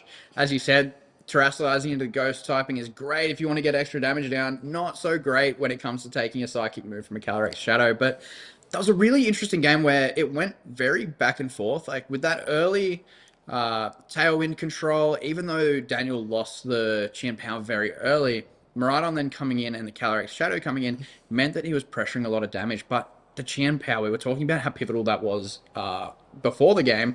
We saw that as soon as that was pressuring Sucker Punch onto Daniel's Calyrex Shadow, especially since it didn't have its focus dash intact anymore, the Calyrex was just too threatened. It had to leave the field until the Qian Pao was gone. But then it looked like the Miraidon was doing so much work. And then in the end, the Encore, just one turn too short. The Zamazenta was able to get the wide guard off, and that was that. Yeah, even through the very big critical hit that allowed Raging Bolt to come in, terrestrialize, get fancy, and then leave. Very, very rough stuff for Chloe there, but still being able to clutch out that game 1 there. Stuff you do love to see. Just very solid general gameplay going into there to clutch that one out. Terrestrializations, both used and long-term, not the strongest for either of them, but we'll see if that changes into the game 2, and we'll see if there's adjustments that are made. One has immediately been made on Daniel's side. The Urshifu is being brought out here, still led with the Illumise, in lead in regards to Chloe's side of things. Zamazenta Shen Pao is very strong, no reason for them not to go for that one again. Yeah, it's going to be interesting here because it looks like Chloe is stuck with the Pokemon that she went with game 1. To be fair, that Raging Bolt, she probably feels, look, that should have put in a lot more work than it did. I think my game 1 plan was solid. I'm going to stick with it. Chen Pao, though, very, very threatened by that Scarf Urshifu, especially with the fact that the Illumise there can just give it any form of speed control. But Chen Pao getting off the field, Raging Bolt coming out, going, look, I'm going to do more than I did last game. I promise I'm here to help. As we see, once again, terrestrialization coming out, this time on the Urshifu, going for that offensive Terra Water, making sure that, look, if I'm hitting into that Qian Pao, I'm doing as much damage as I can. If I'm hitting into something that switches in, it's going to take some damage. Yeah, Raging Bolt might not necessarily be taking damage there. Probably the best thing on Chloe's side of the field to look at taking that with its Dragon secondary typing. Still taking it. Just not really the best level of taking it. I don't believe we saw Tailwind come out from Illumise, so there may be a possibility that Illumise has gone for the Infestation. Yes, coming out there. Look at it go. The Zamazenta has been infestated in now, so it's not going anywhere. As you saw, it did 2 damage on the initial hit. Very weak, but it's that gradual damage over time that's going to be eating away at Zamazenta's health. Yeah, but here's the thing, that Illumise, it's on the field now. Once it goes, so does the Infestation. And the Illumise, while it's a very good support Pokemon, doesn't really have the best tools when it comes to sticking around on the field. And this Urshifu, it is the Choice Scarf. It's got the Terra Water, but it's locked into that Surging Strikes now, and it's not doing the most damage to either of these Pokemon, especially with Chloe threatening a double knockout here. You go for something like a Thunderclap or a Thunderbolt into that Urshifu and a Heavy Slam into the Illumise. So I feel like this is really a position where Daniel's either going to need to try to make some beneficial trades, or he's going to have to try to reposition, which there's the Miraidon coming in for the Urshifu. If there's one thing that could take a Thunderbolt or a Thunderclap, I would imagine an opposing Electric Dragon type with both resisting the electricity is more than enough to do that. The Encore going into the Zamazenta, locking that into the Heavy Slam there, allowing Miraidon to really get in as safely as possible. We do see the Heavy Slam come out here, so there's going to be no Tailwind. The Illumise is knocked out there. That's the end for the Infestation as well, so probably not the best mileage we got out of the Illumise there. And we see the Dragon Pulse come out there. Chloe has called out Daniel there, and that has hit it for a very large amount of damage. With the Miraidon being Assault Vest, it generally takes those better than what they normally would, but it's still a big amount of damage there. Yeah. In comes Calyrex Shadow Rider. Yeah, that Assault Vest really paying dividends on the Miraidon for Daniel. Like, Dragon Pulse, it's a huge hit coming out from Raging Bolt. Definitely nothing to scoff at, but that Assault Vest really letting the Miraidon hang on with a decent chunk of HP as the Calyrex Shadow comes in, and this is that spot that we were talking about where Daniel needs to readjust his board position, and he's in a prime position to do that now. He can go for those big Astral Barrages, some big attacks with this Miraidon. It's not really threatened by anything like a Thunderclap or Priority, so it's very likely to be one of the first Pokemon moving and able to dish out some big damage, either with Electro Drift, a Draco Meteor. We see the Thunderclap come out from the Raging Bolt, going into the Calyrex Shadow, but the Heavy Slam from the Zamazenta disabled. So currently it's Encored into Heavy Slam, disabled from the Heavy Slam, and again, Draco Meteor coming down on that Raging Bolt, this time very super effective and very much another knockout. But there is no more infestation on this Zamazenta. It's going to be struggling if it goes for an attack, but it can switch. It sure can. And we're going to see the Calyrex come out here now, so maybe once and for all we see, because Daniel, whenever he had Calyrex on the field in Game 1, the Tailwind was present thanks to the Illumise, but not set up during the Game 2 here. Because with the Infestation and the Encore, it only had 2 turns to be around. So we're going to see once and for all whose horse is the faster horse. Zamazenta, I do believe, is still Encored and disabled, so if it's not switching out, it's going to be forced to struggle. That might be okay if the struggle goes into, for example, the Calyrex Shadow Rider on Daniel's end. Even if it's something is breaking the focus sash, that might be all that Chloe looks to need. And there's no switching, so that will be the case, as we see the Terrestrialization come out, and it is the Calyrex Shadow Rider from Chloe's end, the Dark Terrestrialization coming out.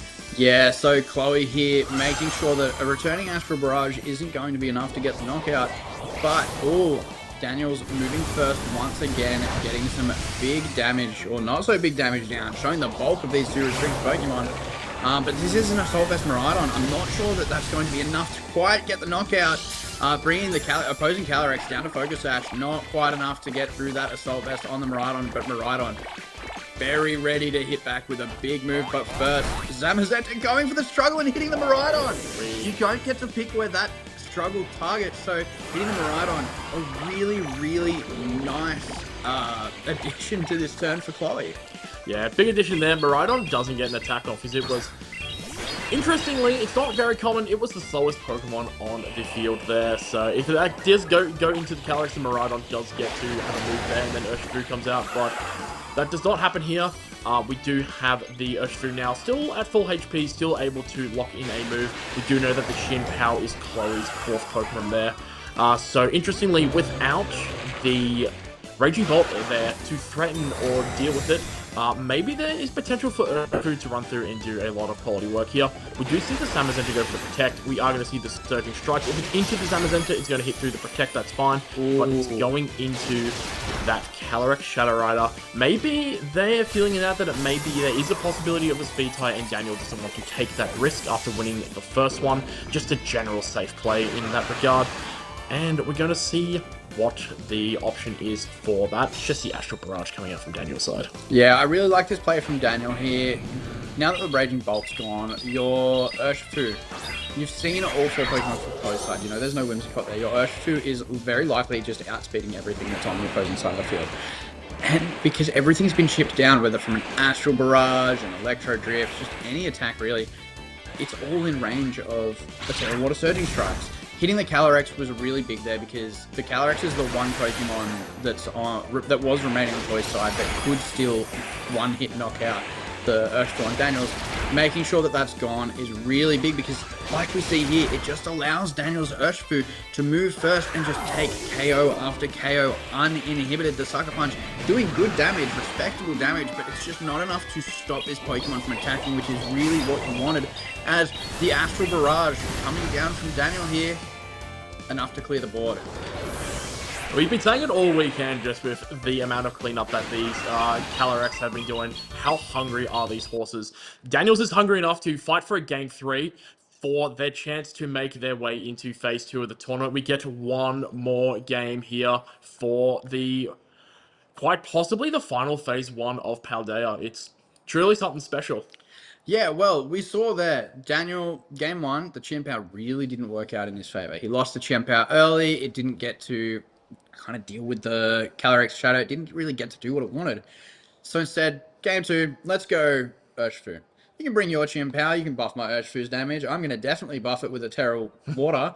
And we saw, as soon as it was kind of just established that that Raging Bolt's gone and there's no more speed control potential, Urshifu just hit, KO, hit, KO.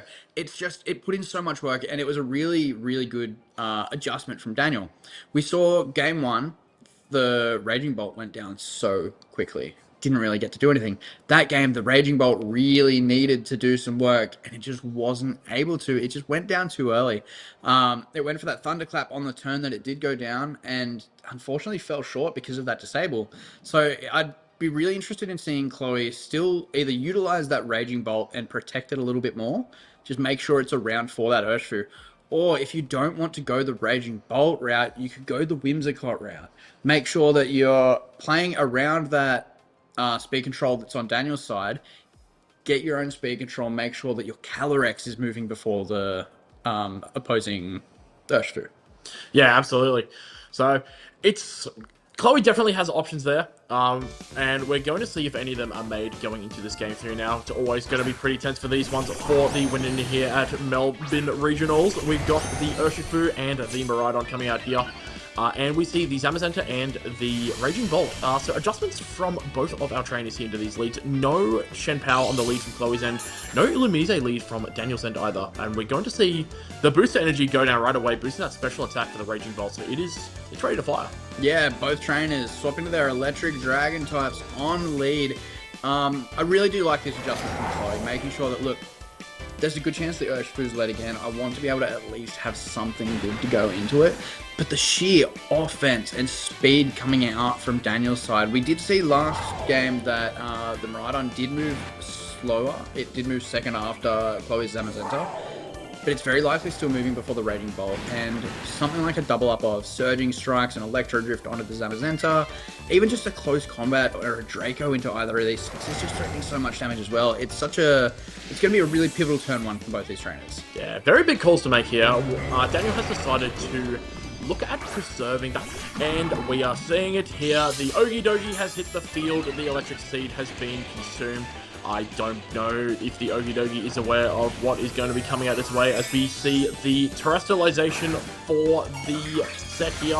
Going into that Raging Bolt is going to be the electric terrestrialization. If there's a Thunderbolt coming into that from the Raging Bolt into that Ogie Dogie, it's not going to take that smiling the way how it is on the field at the moment. We do see the Miraidon Draco Meteor. That time it's moved before the Zamazenta. So maybe there is a potential speed tie between those two as well that we're not too sure about. But we are going to see the Thunderbolt go straight into the Ogie Dogie, and big one-hit knockout there. Okie Dogie, welcome to the set. We'll send you packing home straight away. A huge Thunderbolt coming from that Raging Bolt, finally being able to overcome one of those big Draco Meteors. Okie Dokie hit the field, boosted its defense, and then got hit on the special side of things and was not happy about it. A really good turn for Chloe there. I don't think Daniel really would have been happy trading his Okie Dokie for that little damage on the Raging Bolt, because your Miraidon's now at -2 special attack. The Raging Bolt is in electric terrain. It is Terra Electric. It has a special attack boost from the booster energy, and Thunderclap moves very quickly. And meanwhile, the Zamazenta is still just sitting there, happy to throw out damage wherever it can. Yeah, Zamazenta doesn't need to go anywhere. It's happy, can contend doing what it needs to do. But Chloe's board position at the moment is still very strong. Daniel bringing in the 4th Pokemon. Because of this Thunderclap, it's very tough to actually look at getting the Urshifu in there. And you can just see the amount of damage that's doing that to Calyrex. Calyrex does have a surprising good amount of special bulk. Naturally, just as the case of a big legendary there. But you just see the sheer damage that it can do from something like a Raging Bolt. It is very wild. just the amount of damage it can look at pulling off there. We're going to see the Grenade boost get that special attack. We're going to see the Volt Switch, so it's going to do a little bit of damage there to get itself back into the Urshifu. The Miraidon is knocked out from a body press if it does go into that slot. The Urshifu can take 1. The Calyrex can take 100, which is maybe a good thing. And we do see the body press coming out there. Doing a lot more damage than I thought. So here's the interesting thing. So the Urshifu, it's back on the field. It's got that Choice Scarf, but there we go. That second adjustment that we talked about. There's the Whimsicott. We've seen all, I believe... No, we haven't seen all the Pokemon from Daniel's side yet. Oh, yes, we have. The Calyrex Shadow as well. Yes. We have seen all 4 Pokemon. There is no Illumise. So once Tailwind is set up, all of Daniel's Pokemon are very, very low now. And we know that there is a Calyrex Shadow in the back for Chloe as well. This Whimsicott lurking in the back has been the perfect adjustment from Chloe here. Because once the Tailwind's set up, it's guaranteed none of these Pokemon on Daniel's side are going to be moving first anymore. And everything is so low. Urshifu in range of a body press, Miraidon in range of a body press, Calyrex Shadow in range of anything that's not a body press. But here we go. The Terrestrialization coming out from Daniel's side, ready to try and dish out as much damage as it can. Yeah, it's going to have a look to do and see what it can. Maybe it's looking at, hopefully that Urshifu is going to be the thing that's putting on the pressure for the Zamazenta to have a look at targeting. We see the Tailwind coming out here from the Whimsicott, and we're going to see what is the option is there. We do see it is the body press going into the Urshifu, so the Urshifu has been knocked out there now. It's fainted, it's not coming back for the rest of it, but we do see the Astral Barrage there. I do believe it is boosted because it got that first knockout, so it's going to be a relatively strong hit there. A double knockout! Henry, how hungry is this horse? It is absolutely going for these KOs. A really good call from Daniel there, recognizing that, look, you can take me out, take out my Calyrex if you go for something like that Tailwind and a Heavy Slam, but I'm pretty confident that you're going to be going into my Urshifu this turn. If I go for that Ghost Terrestrialization, I think I can get a double knockout, and it pays off dividends. We saw last game just how little this Calyrex Shadow on Chloe's end did to that Miraidon with that Assault Vest. It's going to be very, very close to see whether this picks up. But again, on the flip side, Miraidon is carrying that Assault Vest. It's not carrying a damage boosting item, so this could come down to a couple of damage rolls either way. Yeah, it's looking pretty scary here. Especially with Tailwind up now as well. Chloe has all of the speed advantage for the next 3 turns. So Daniel's got a little bit of an awkward position to have a look at, potentially having a look at, maybe protecting, maybe if Miraidon gets 2 weakened hits that's coming out there. Oh, no protects. The Miraidon hangs on. The Miraidon does hang on, but for how long? It does have that single target Psychic, and now single target Astral Barrage is going without the protect there. And it's got a special attack boost as well, so if there is a Snarl that comes out there, it's going to offset, but maybe a single target Snarl could be enough to take it out, and it is! The Snarl, enough to take out the KO on the Calyrex. It's something, it's so risky. You could get the miss. You're not sure if the Electro Drift will take the KO, but Daniel gets it correct, and the Snarls are able to get the KO to take the set for Daniel. Illumise Okie Dokie is in phase 2. What an unbelievable set. That was an absolute pleasure to watch. Both of the trainers here played absolutely well. Chloe showing off some great adjustments in the game 2. Great adjustments as well in the game 3. Unfortunately, just didn't have quite enough power behind the last couple of attacks there to deal with it. The Assault Vest Miraidon pulling through those dividends, locking in, firing off that Snarl, making sure that it landed. And you've got to wonder what type of training that Miraidon has gone through to be able to take the hits that it does, while be able to dish out the damage it does at the same time. It does have the Hadron Engine boost with the electric terrain, but Snarl's not an electric move, so it's not getting the most boost out of that, but still enough to get the job done. Yeah, like that Snarl, that 4 times weakness really coming in critical there. You don't want to be taking super effective moves at the best of the time when it's 4 times super effective, as we saw there. Even a Snarl can be enough to get a KO on such a big restricted Pokemon. But yeah, that Assault Vest really paying dividends to Daniel there. Without that Assault Vest, if you were something like maybe a Choice Specs, maybe you wouldn't have needed the Snarl to get the KO, but you wouldn't have been taking the Astral Barrage like you did. That was a Life Orb Astral Barrage. So even though Chloe made those big adjustments, that Raging Bolt still going down so early meant that it just didn't get that little bit more damage that it needed to be able to clear the way, even once Whimsicott came in and started going for the Tailwind. But Daniel, like we said, making that really, really big call of, I don't think you're targeting my Calyrex. I'm gonna go for the Terra Ghost, and I'm gonna get a double KO here. Without that, because for example, you look at the position that Chloe was in. If that had been a Tailwind and a Heavy Slam into the Calyrex, Urshifu can Surging Strikes, maybe get a KO on the Zamazenta. Definitely not on the Whimsicott. The Whimsicott is not the bulkiest Pokemon, but happy to take a big water move. And then you're left with either 2 or 3 Pokemon left against Calyrex, Shadow, and Miraidon in Tailwind. So a really, really big play from Daniel there. Yeah, very big play. Those are the types of plays that sometimes you need to get through into the deeper stages of this tournament. Daniel put it out on the line and said, this is my tournament life. I'm going to risk it. And with high risk sometimes comes high reward in Daniel's case here.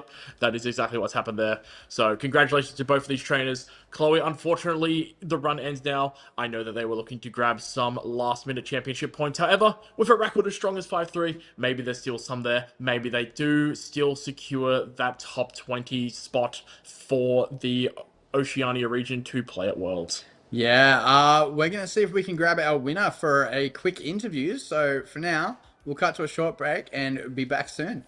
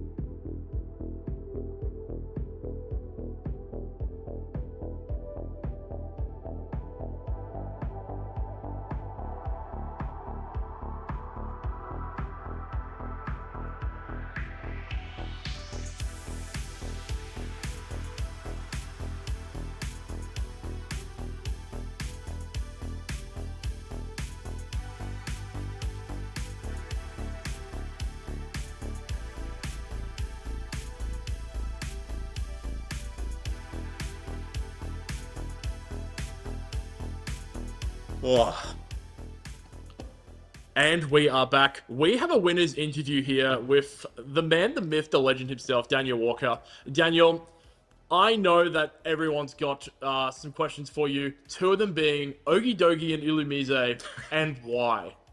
Well, I'll tell you about the Okie Dokie. It's because, as you guys may know, at the moment, there's a lot of Leech Seed Calyrex Ice going around with Kyogre. So, if I can, it's basically just a Zamazenta that poisons you. It's Electric Seed plus Toxic Chain instead of the other ability, the good ability.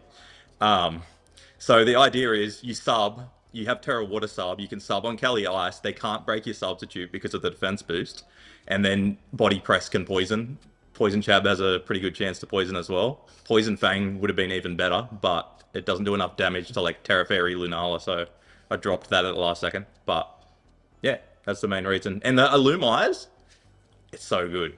It's the one Prankster Tailwind setter that doesn't die to Calyrex Ice or Zamazenta, basically. It's not threatened by them. Whimsicott gets heavy slammed. Like Chi and Power plus Zamazenta, that combination. Yes. You can take a hit from either. There's no other Tailwind setter that can do that. And also, against like Smeargle, Calyrex Ice, stuff like that, you can stay on the field, you can invest them, and then you can encore them into Trick Room. And if they ever fall for that, they're kind of screwed. I also played like a balanced kind of matchup where they led Rillaboom plus Cali Shadow.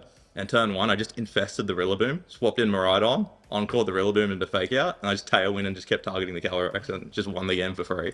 So it's pretty nice into the balanced teams too. Yeah. So speaking of the balanced teams, did you run into any of those during your run over the Phase 1 today? I ran into that one just then. As you can see, I was pretty bad. Yes. Did you run into any others like earlier on in your run? So what general good and bad matchups did you had over the duration of the day? Round 1, I versed a Terrapagos, and as you can imagine, Terrapagos into Miraidon, Cali Shadow, it's not super favorable for me. But the guy was kind of like a beginner player, like it was his first tournament, and I overestimated him a little bit, and I was just not attacking the stuff in front of me when I could have just killed it, and then he got me because of that. So that was my bad one. It's a bad matchup, learner player, so that's a lethal combination sometimes, I feel like. Yeah, sometimes it's pretty hard to expect the unexpected when coming from some unfamiliar stuff and some fairly new players that are on the rise and coming up here, especially coming into Champions as well. So you mentioned some of the usefulness of the Okidogi and the Illumise. So when it came to putting everything together with the restricted and the last two, was there much of a key thought process throughout that? Like, was there anything that you thought, okay, with this, I need to have this? Okay, so as you would know from like the Arabega team, how a common lead is like Whimsicott plus Miraidon. But that kind of lead kind of leaves you guessing like if they're going to lead Trick Room, like Farigiraf Trick Room stuff or Ice Rider or whatever. With this, I want like a bulky backbone, so like I can lead a super offensive Tailwind Miraidon mode, but then I can like switch in Okidoki, trap them, and then have like the defensive. You know how a lot of like CSR game plans is just chip stuff down, end game CSR? Yes. I can lead it, threaten Hyper Offense straight away, and then swap in, be all defensive, and then chip them down, or I can just straight out attack right away. So it pretty much is like a really good middle ground lead into a lot of common teams. Like it's not, you know how you want to like not predict what your opponent leads, but you kind of want to lead something that does well into most things they can lead. That's what it is, I feel like. Yeah, I feel like the Infestation and a lot of the tools you had as well with the Disable and the Encore probably gave you quite a lot of like board control that you were able to maintain. We saw that in that game too as well, forcing the Zamazenta to struggle there as well with the Encore and the Disable coming out there. And the Pollen Puff into Okidogi can be useful sometimes too. Yeah, unfortunately we didn't get to see this. Like Okidoki kind of just like popped in and then it's like kind of just said see you later. Checking out pretty early into that one, unfortunately. I wasn't too fussed on the outcome of that game because I'm not in the run for Worlds this year anyway. I haven't attended like any locals or anything. So winning tomorrow will get you there. Don't rule yourself out just yet. Okidoki Illumise might do it for you. True, but I was on stream. You guys saw the Illumise. I don't know how you say it. Illumise. I usually say Illumise. I don't know why. But I was like, I need to show the Okidoki off. Like, this is the last chance of this format. So I have to bring it. I brought it. I can't even talk. It swapped in and it died instantly. But that turn, I know he's a good player and I know he's not going to Thunderclap. I was so tempted to just Draco Close Combat the Bolt turn one. Like I was like hovering it. And if I did that, it would have looked a lot more clean that game. Yeah, it would probably potentially put you in maybe a slightly advantageous position as well. Pretty tough to say as it didn't happen. I thought I had lost at that point. I didn't even think that a Terra Ghost Astral Barrage would kill either of those two Pokemon. Yeah, I do believe you were at a +1 boost. You did have a Grimnay boost. Did I? I do believe so, because I do believe you took a knockout earlier, which is why you were able to get enough damage to push that through. Okay. Do correct me if I'm incorrect. Maybe my brain was just so fried because I was so surprised that he had Whimsicott in the back. and I was just like, I saw it, and I was like, my brain just swapped up, like switched off. I was just like, I lose now. Yeah, And definitely been a big day for you. Yeah. What I reckon we'll do, I reckon we will call that interview there. I think you've done an astounding job. We'll let you rest up, get a little bit relaxed, get yourself locked into Yeah. the phase 2 mindset. But sorry for that poor performance there. That was pretty bad. I think. I can't see the trainers at home being too displeased about seeing Illumise and Ogie Dogie doing some. Well, the Illumise did some fine work. The Ogie Dogie, maybe not so much. I want to briefly mention as well. Yep. Game 1, when I led Chi and Power plus Illumise, I don't know why, I just tunnel visioned. I saw the cot with fake tears, and I just didn't even think that Chi and Power Zamazenta could be a lead. I was just so adamant that he would lead cot plus whatever else. And I was just, that was all I had in mind. Like, I didn't lead middle ground as I said you should. And then I was just on the back foot immediately. Yeah. So. Very tough to reposition from that. Yep. Alrighty, so that is what we're going to cut away from the interview now, and we're going to wrap up phase 1 here as well. Trainers, thank you so much for tuning in. We're going to be back tomorrow for phase 2 of the tournament as well. It's a farewell to Paldea, and it's going to be a farewell to such friends like Ogie Dogie for the time being. So thank you all for tuning in today. We'll be back tomorrow. See ya.